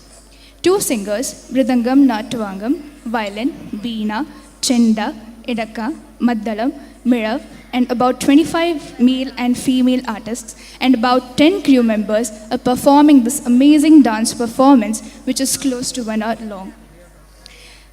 2 singers, Mridangam, Natuvangam, and amazing dance performance will carry on for 1 hour. Today, we are excited to showcase a diverse lineup of incredible talent, featuring artists for Kathakali, Kudiyattam, Yakshaganam. Artists are as follows. Sri Rama by Kalamandalam Vaishak Rajashekaran, Sita by Kalamandalam Vipin Shankar, Lakshmana by Kalamandalam Sri Ram, Shurpanaka by Kalamandalam Jishnu Pratap, Nina by Kalamandalam Aryajit, Sannyasi by Kalamandalam Girish, Ravana by Pallipuram Sunil Kumar, Jatayu by Kalamandalam Ashwin. The Bharatanatyam artists are as follows. RLB Arjun Subramanian, RLB Sri Lakshmi Sharman, RLB Chandana Rajendran, RLB Anaswara Prakashan, RLB Atulya Manikandan, RLB Ardra Jayakumar, RLB Ashwati. Accompanied artists under vocal include Kalamandalam Vishnu TS and Kalamandalam Krishna Kumar, Mridangam by RLB Arjun Kanti, Natuvangam by Tiruvankulam Pradeep, Veena by Dharmatirthan, violin by RLB Priyadatta, Miravu by Kalamandalam Sajit Vijayan and Nepadya Jinesh, Chenda and Idaka by Kalamandalam Sudesh, Madhalam by Kalamandalam Vineet, Chutti by Kalamandalam Rishi.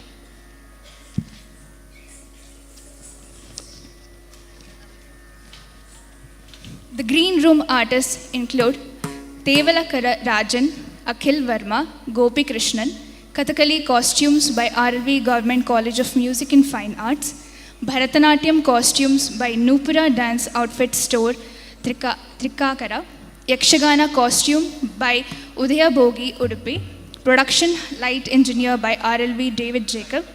Stage coordinators include Kalamandalam Radha Krishnan and Kalamandalam Praveen. Production director by Kalamandalam Vaishak Rajashekaran.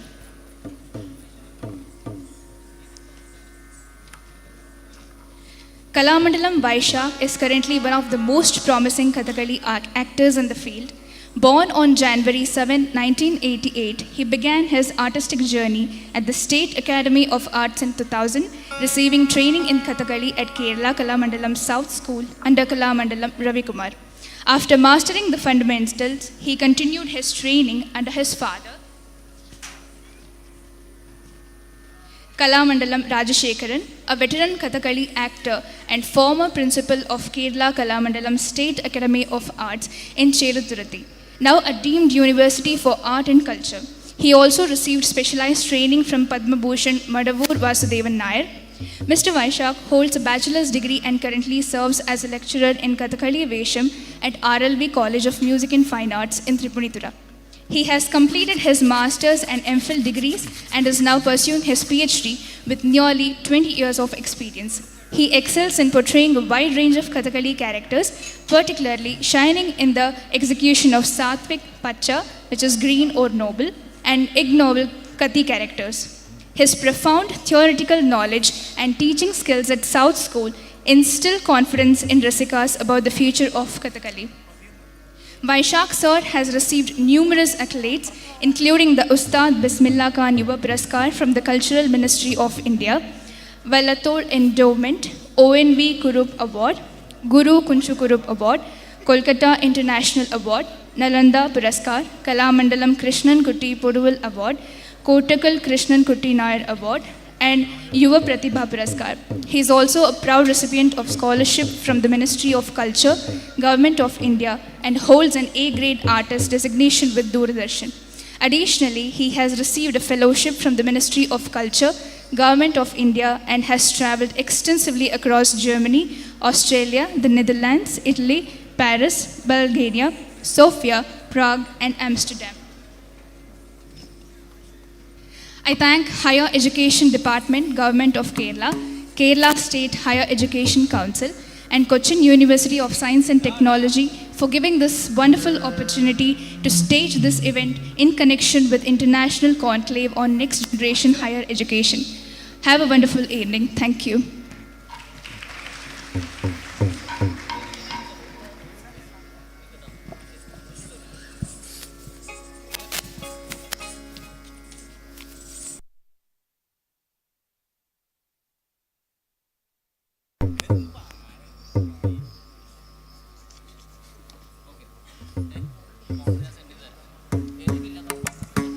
Hello.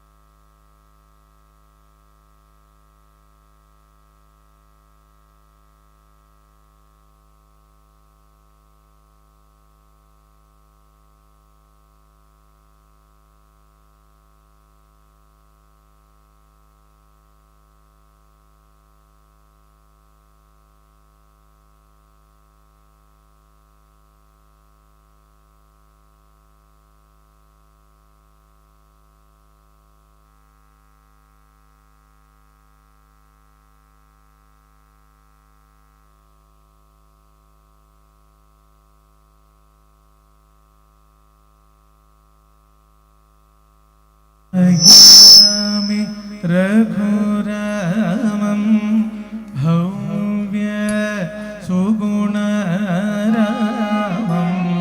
भावयामि रघुरामं धळं कुतकतिकुतकततिकिटतुं ता तक्कतिन्ना तत्तिकिट्ट तक्क तद्धिं किण्णत्वं धुं तकिट्ट तक्क भिन्ना तद्धिकिट्ट तक्क तद्धिं किण्णत्वं तं तत्तक्क भिन्ना धुं तकिट्ट तक्क भिन्ना तद्धिकिट्ट तक्क तद्धिं किण्णत्वं तद्धिं किण्णत्वं तद्धिं किण्णत्वं तं तत्तक्कधिन्ना तद्धिकिट्ट तक्क तद्धिं किण्णत्वं धुं तकिट्ट तक्कधिन्ना तद्धिकिट्ट तक्क तद्धिं किण्णत्वं तं तत्तक्कधिन्ना धुं तकिट्ट तक्कधिन्ना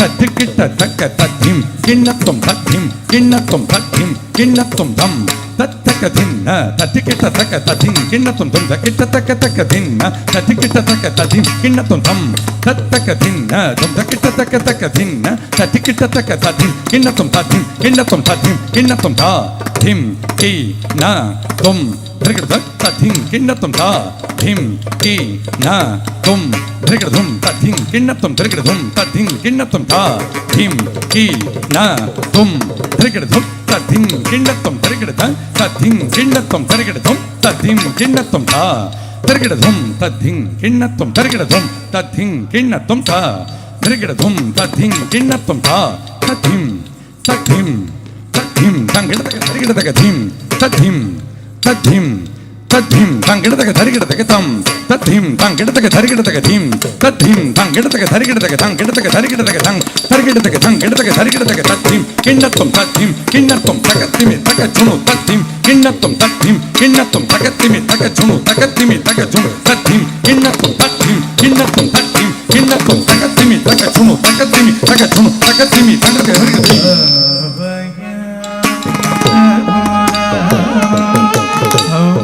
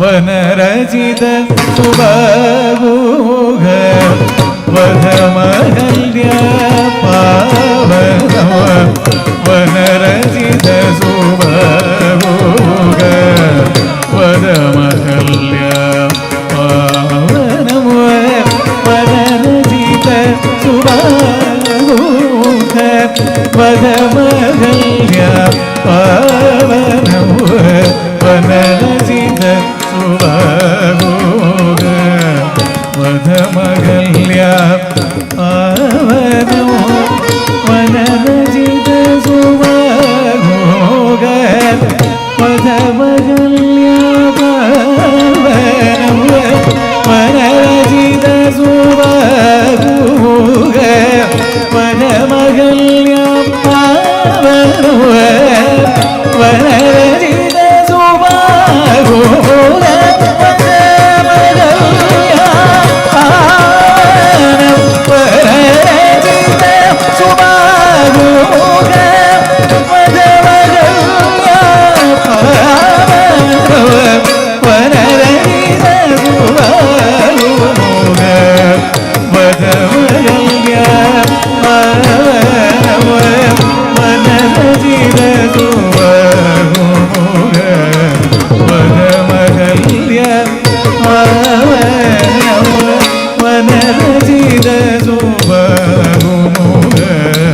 വധമഹല്യ പാവനമ വനരചിത സുബഹുഗ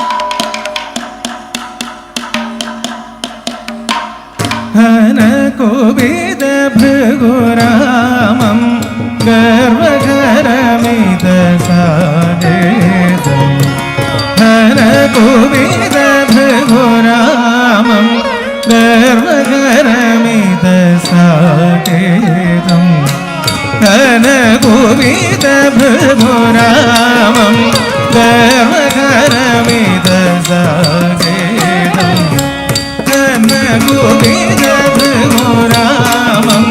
ഗർവകരമിതസാകേതം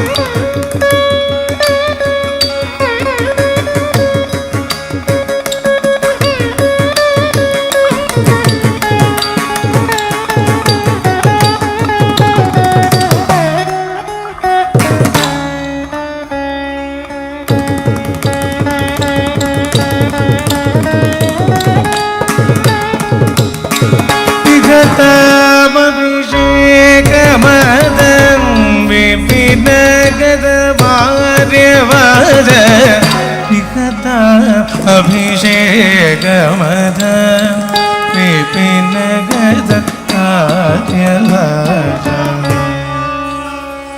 സഹിത സീത സഹിത സീത സഹിത സീത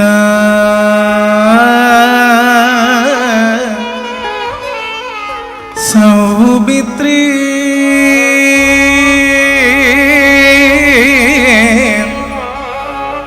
സഹിത സീത സൗമിത്രീ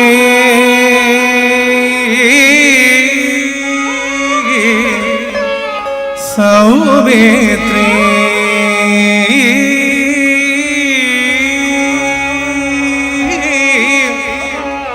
സഹിത സീത സൗമിത്രേ സഹിത സീത സൗമിത്രേ ശാന്തതമ ശീലം സഹിത സീത സൗമിത്രേ ശാന്തതമ ശീലം സഹിത സീത സൗമിത്രേ ശാന്തതമ ശീലം ഗുഹനിലയ ഗതം ചിത്രകൂടാഗത ഹരദ ഗുഹനിലയ ഗതം ചിത്രകൂടാഗത ഹരദ ഗുഹനിലയ ഗതം ചിത്രകൂടാഗത ഹരദ ഗുഹനിലയ ഗതം ചിത്രകൂടാഗത ഹരദ ഗുഹനിലയ ഗതം ചിത്രകൂടാഗത ഹരദ ഗുഹനിലയ ഗതം ചിത്രകൂടാഗത ഹരദ ഗുഹനിലയ ഗതം ചിത്രകൂടാഗത ഹരദ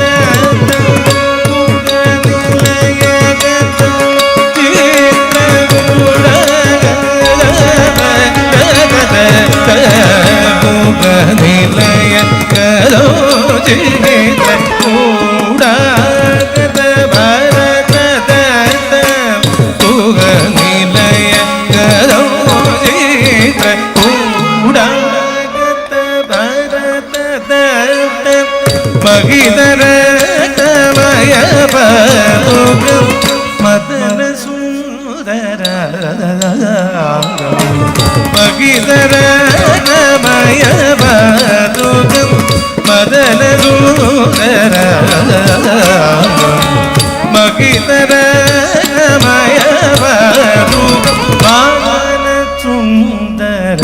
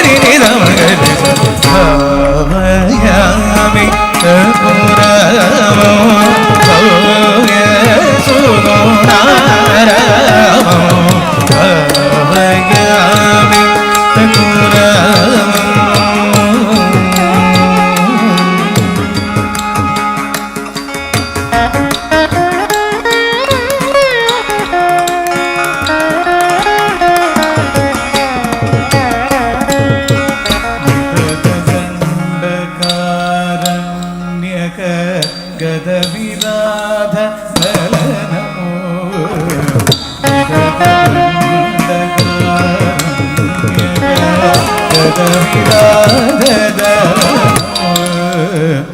സുചരിത ഘടജ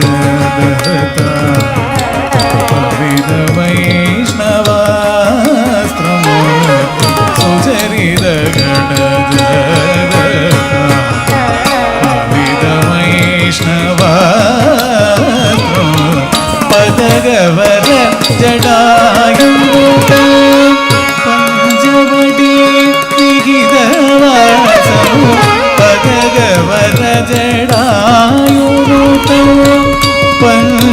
പഞ്ചവടി വിഹിതവാസമു പദഗവര ജടായുനുതം പഞ്ചവടി വിഹിതവാസമു പദഗവര ജടായുനുതം പഞ്ചവടി വിഹിതവാസമു പദഗവര ജടായുനുതം.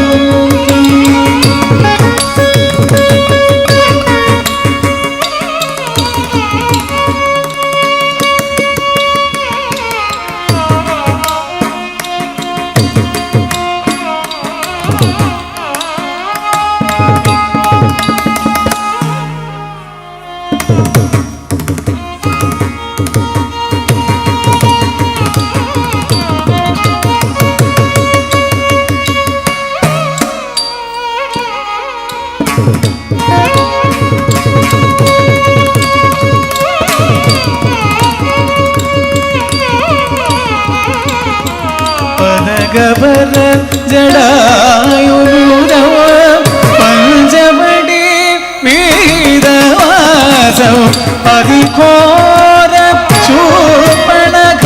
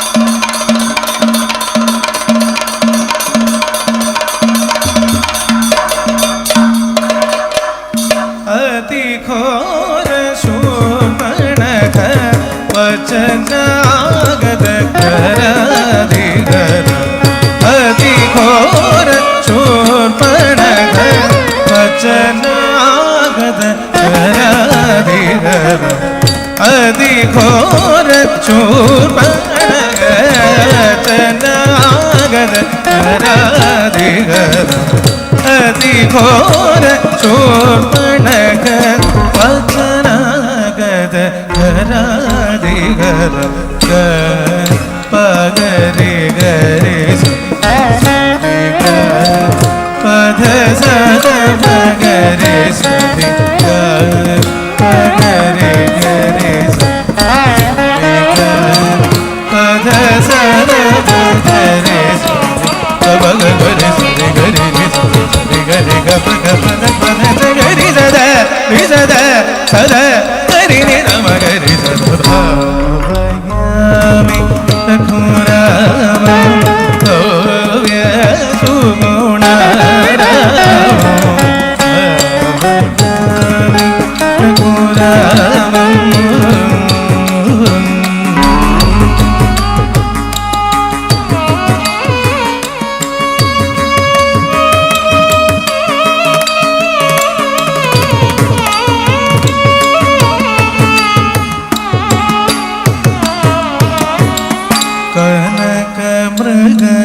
മൃഗരൂപധര ഫലമാരി ജഗരമീക കനക മൃഗരൂപധര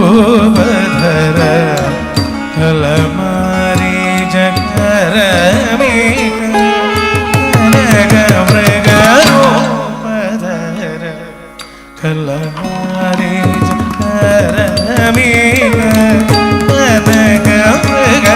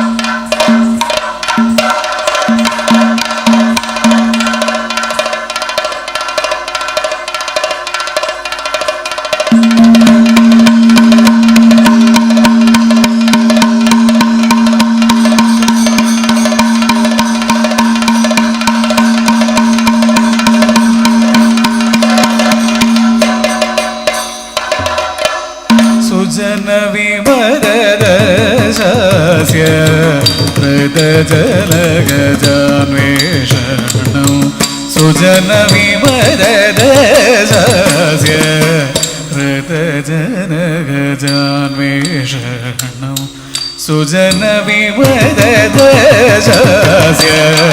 हृदजलगजान्वेषणं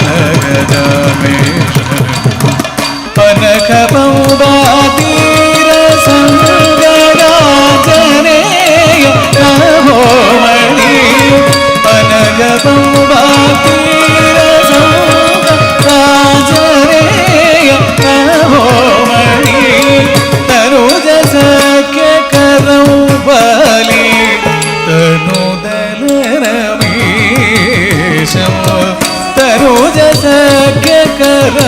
बलि तनुदलरमीशं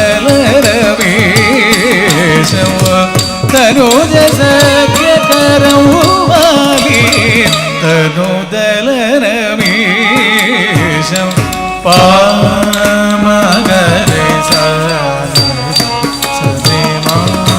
सरे सरे मपमनिदं पामगरे सरे मागरे सनिदपमनिदं तत्सनिदपमगरे सरे मपनिदमपदगरि सदे सदे सदे गरिनिदमगरि सदे अवयामि प्रकुराम सुगुणारामम् अवयामि प्रकुरामम्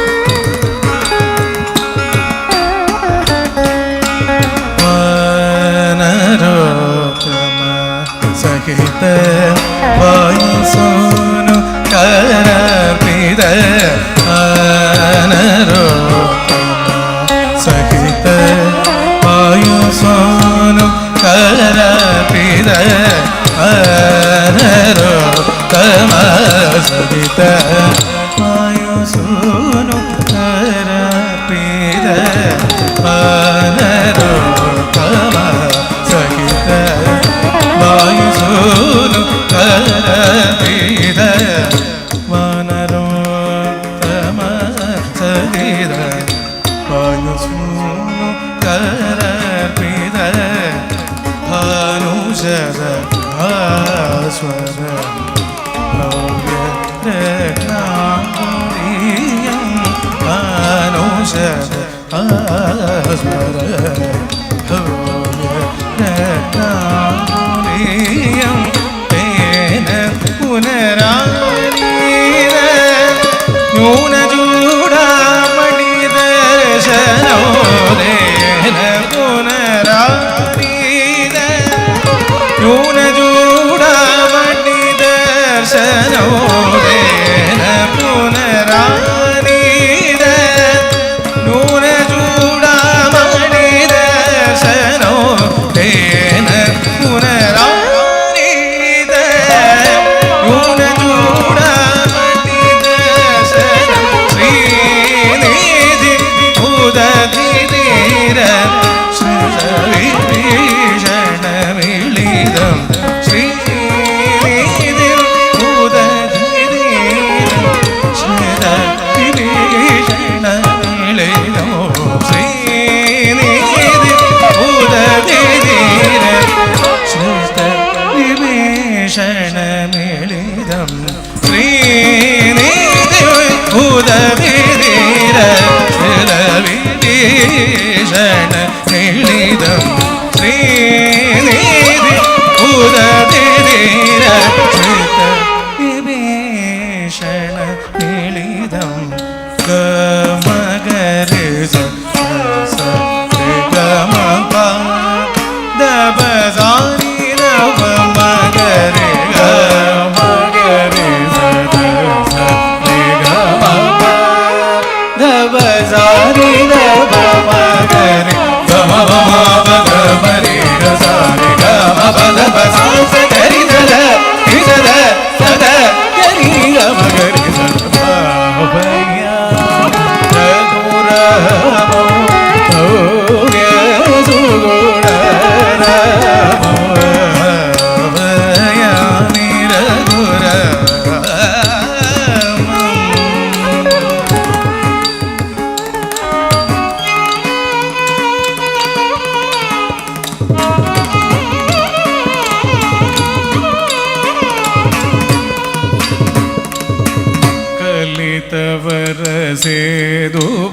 ബന്ധം കലനിസീമ പേശിരാശന കലിതവര സേതു ബന്ധം കലനിസീമ പേശിരാശന കലിതവര സേതു ബന്ധം കലനിസീമ പേശിരാശന കലിതവര സേതു ബന്ധം കലനിസീമ പേശിരാശന കലിതവര സേതു ബന്ധം കലനിസീമ പേശിരാശന കലിതവര സേതു ബന്ധം കലനിസീമ പേശിരാശന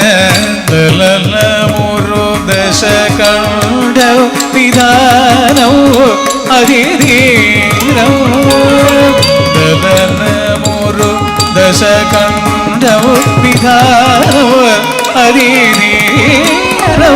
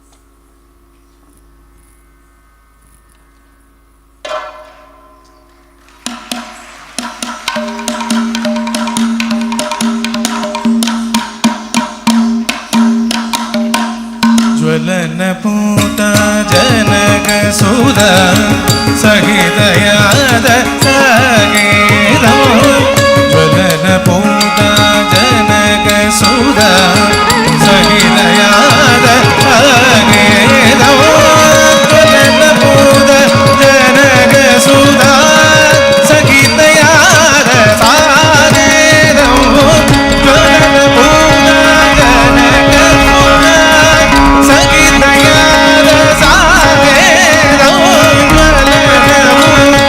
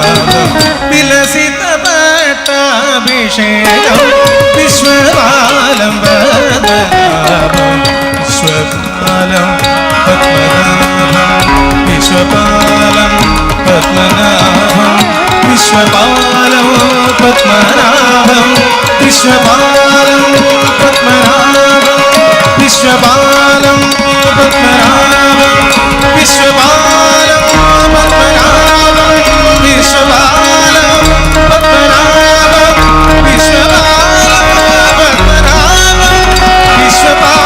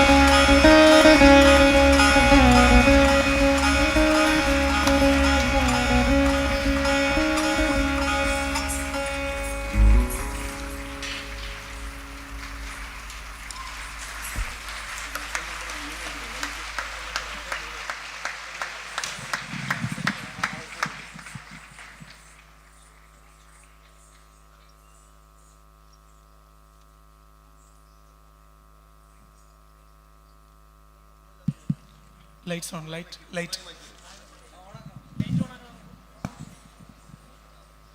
ഹലോ, ഭാവയാമി ഇവിടെ നടത്തിയത് RLV government college of music and fine ആർട്സിലെ അധ്യാപകരും വിദ്യാർത്ഥികളും കൂടിയാണ് ഈ ഒരു പരിപാടി ഇവിടെ നടത്തിയത്. ഇതിനിവിടെ ഞങ്ങൾക്ക് സാഹചര്യം തന്ന എല്ലാവരോടും ഞങ്ങൾ നന്ദി പറയുന്നു.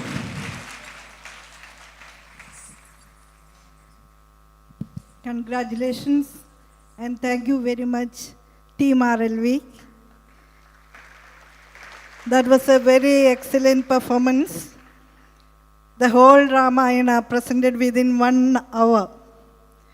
ഇത്ര മനോഹരമായ ഒരു അവതരണം ഈ കോൺക്ലേവിൽ സാധ്യമാക്കിയ നമ്മുടെ ഉന്നത വിദ്യാഭ്യാസ വകുപ്പിൻ്റെ ഭാഗമായ RLV കോളേജിന് നിറഞ്ഞ ഹൃദയത്തോടെ അഭിനന്ദനങ്ങളും അഭിവാദ്യങ്ങളും അർപ്പിക്കുകയാണ്.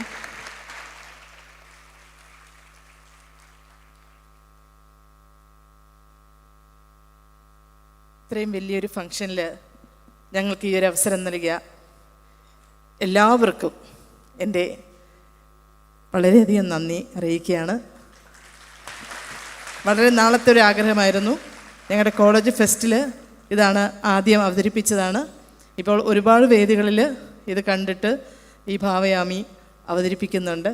ഞങ്ങളുടെ കുട്ടികൾ അത്രത്തോളം പ്രാക്ടീസ് അവർ നടത്തിയാണ് ഇങ്ങനെ ഓരോ വേദിയിലും അവർ അവതരിപ്പിക്കുന്നത്.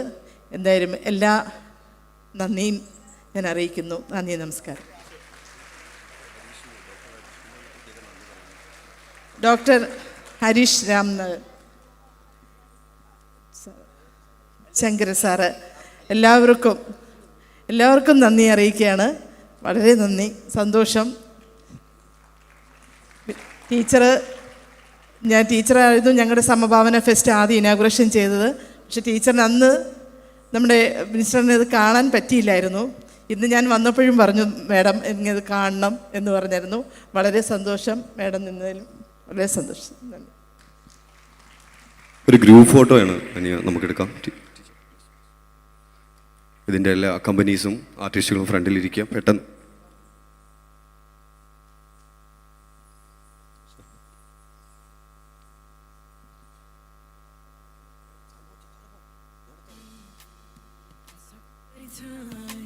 റൈറ്റ് സൈഡിൽ കുറച്ച് ആൾക്കാർ. ധർമ്മൻ സാർ റൈറ്റ് സൈഡിൽ.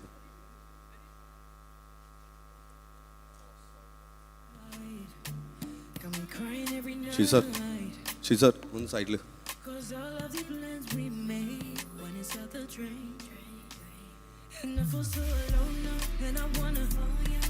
Ready? Felt like you was homely. Hoping you will call me in the morning. Matter of fact, I'm hopeless. I just wanna see you now. Matter of fact, I'm hopeless. I just wanna see you now. And I've been up all night, thinking who is on your side. Cause ain't no way you are by yourself, no, you're with somebody else. Yeah, I broke my rules for you. I got blamed for some I didn't do. Now I'm feeling like I lost me too. No, and I feel so, and I wanna miss the little things like the smell of your cologne. Feel like it was home. Hoping you will call me in the morning. Matter of fact, I'm hopeless. I just wanna see you now. Matter of fact, I'm hopeless. I just wanna see you now. And do I ask if you're okay? I've been trying not to text you every day. I'm gonna be back. Feel confident that you really walked away.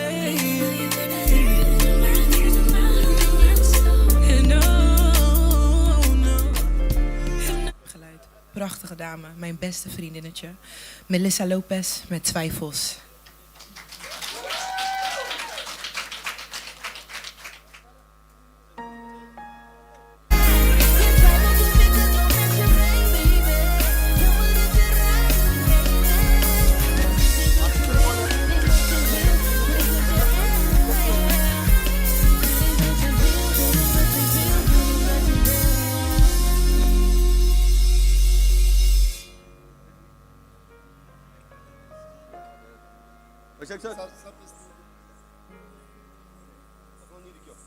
Maar jij wilt echt niks meer van mij.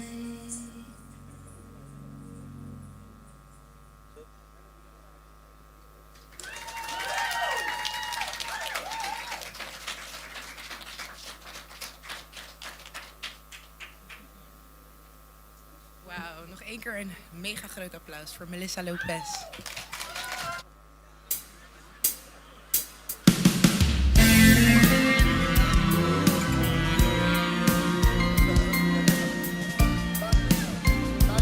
Back light ഒന്ന് cut ചെയ്യോ? ബാക്കിലെ top light ഓവാം. Thank U.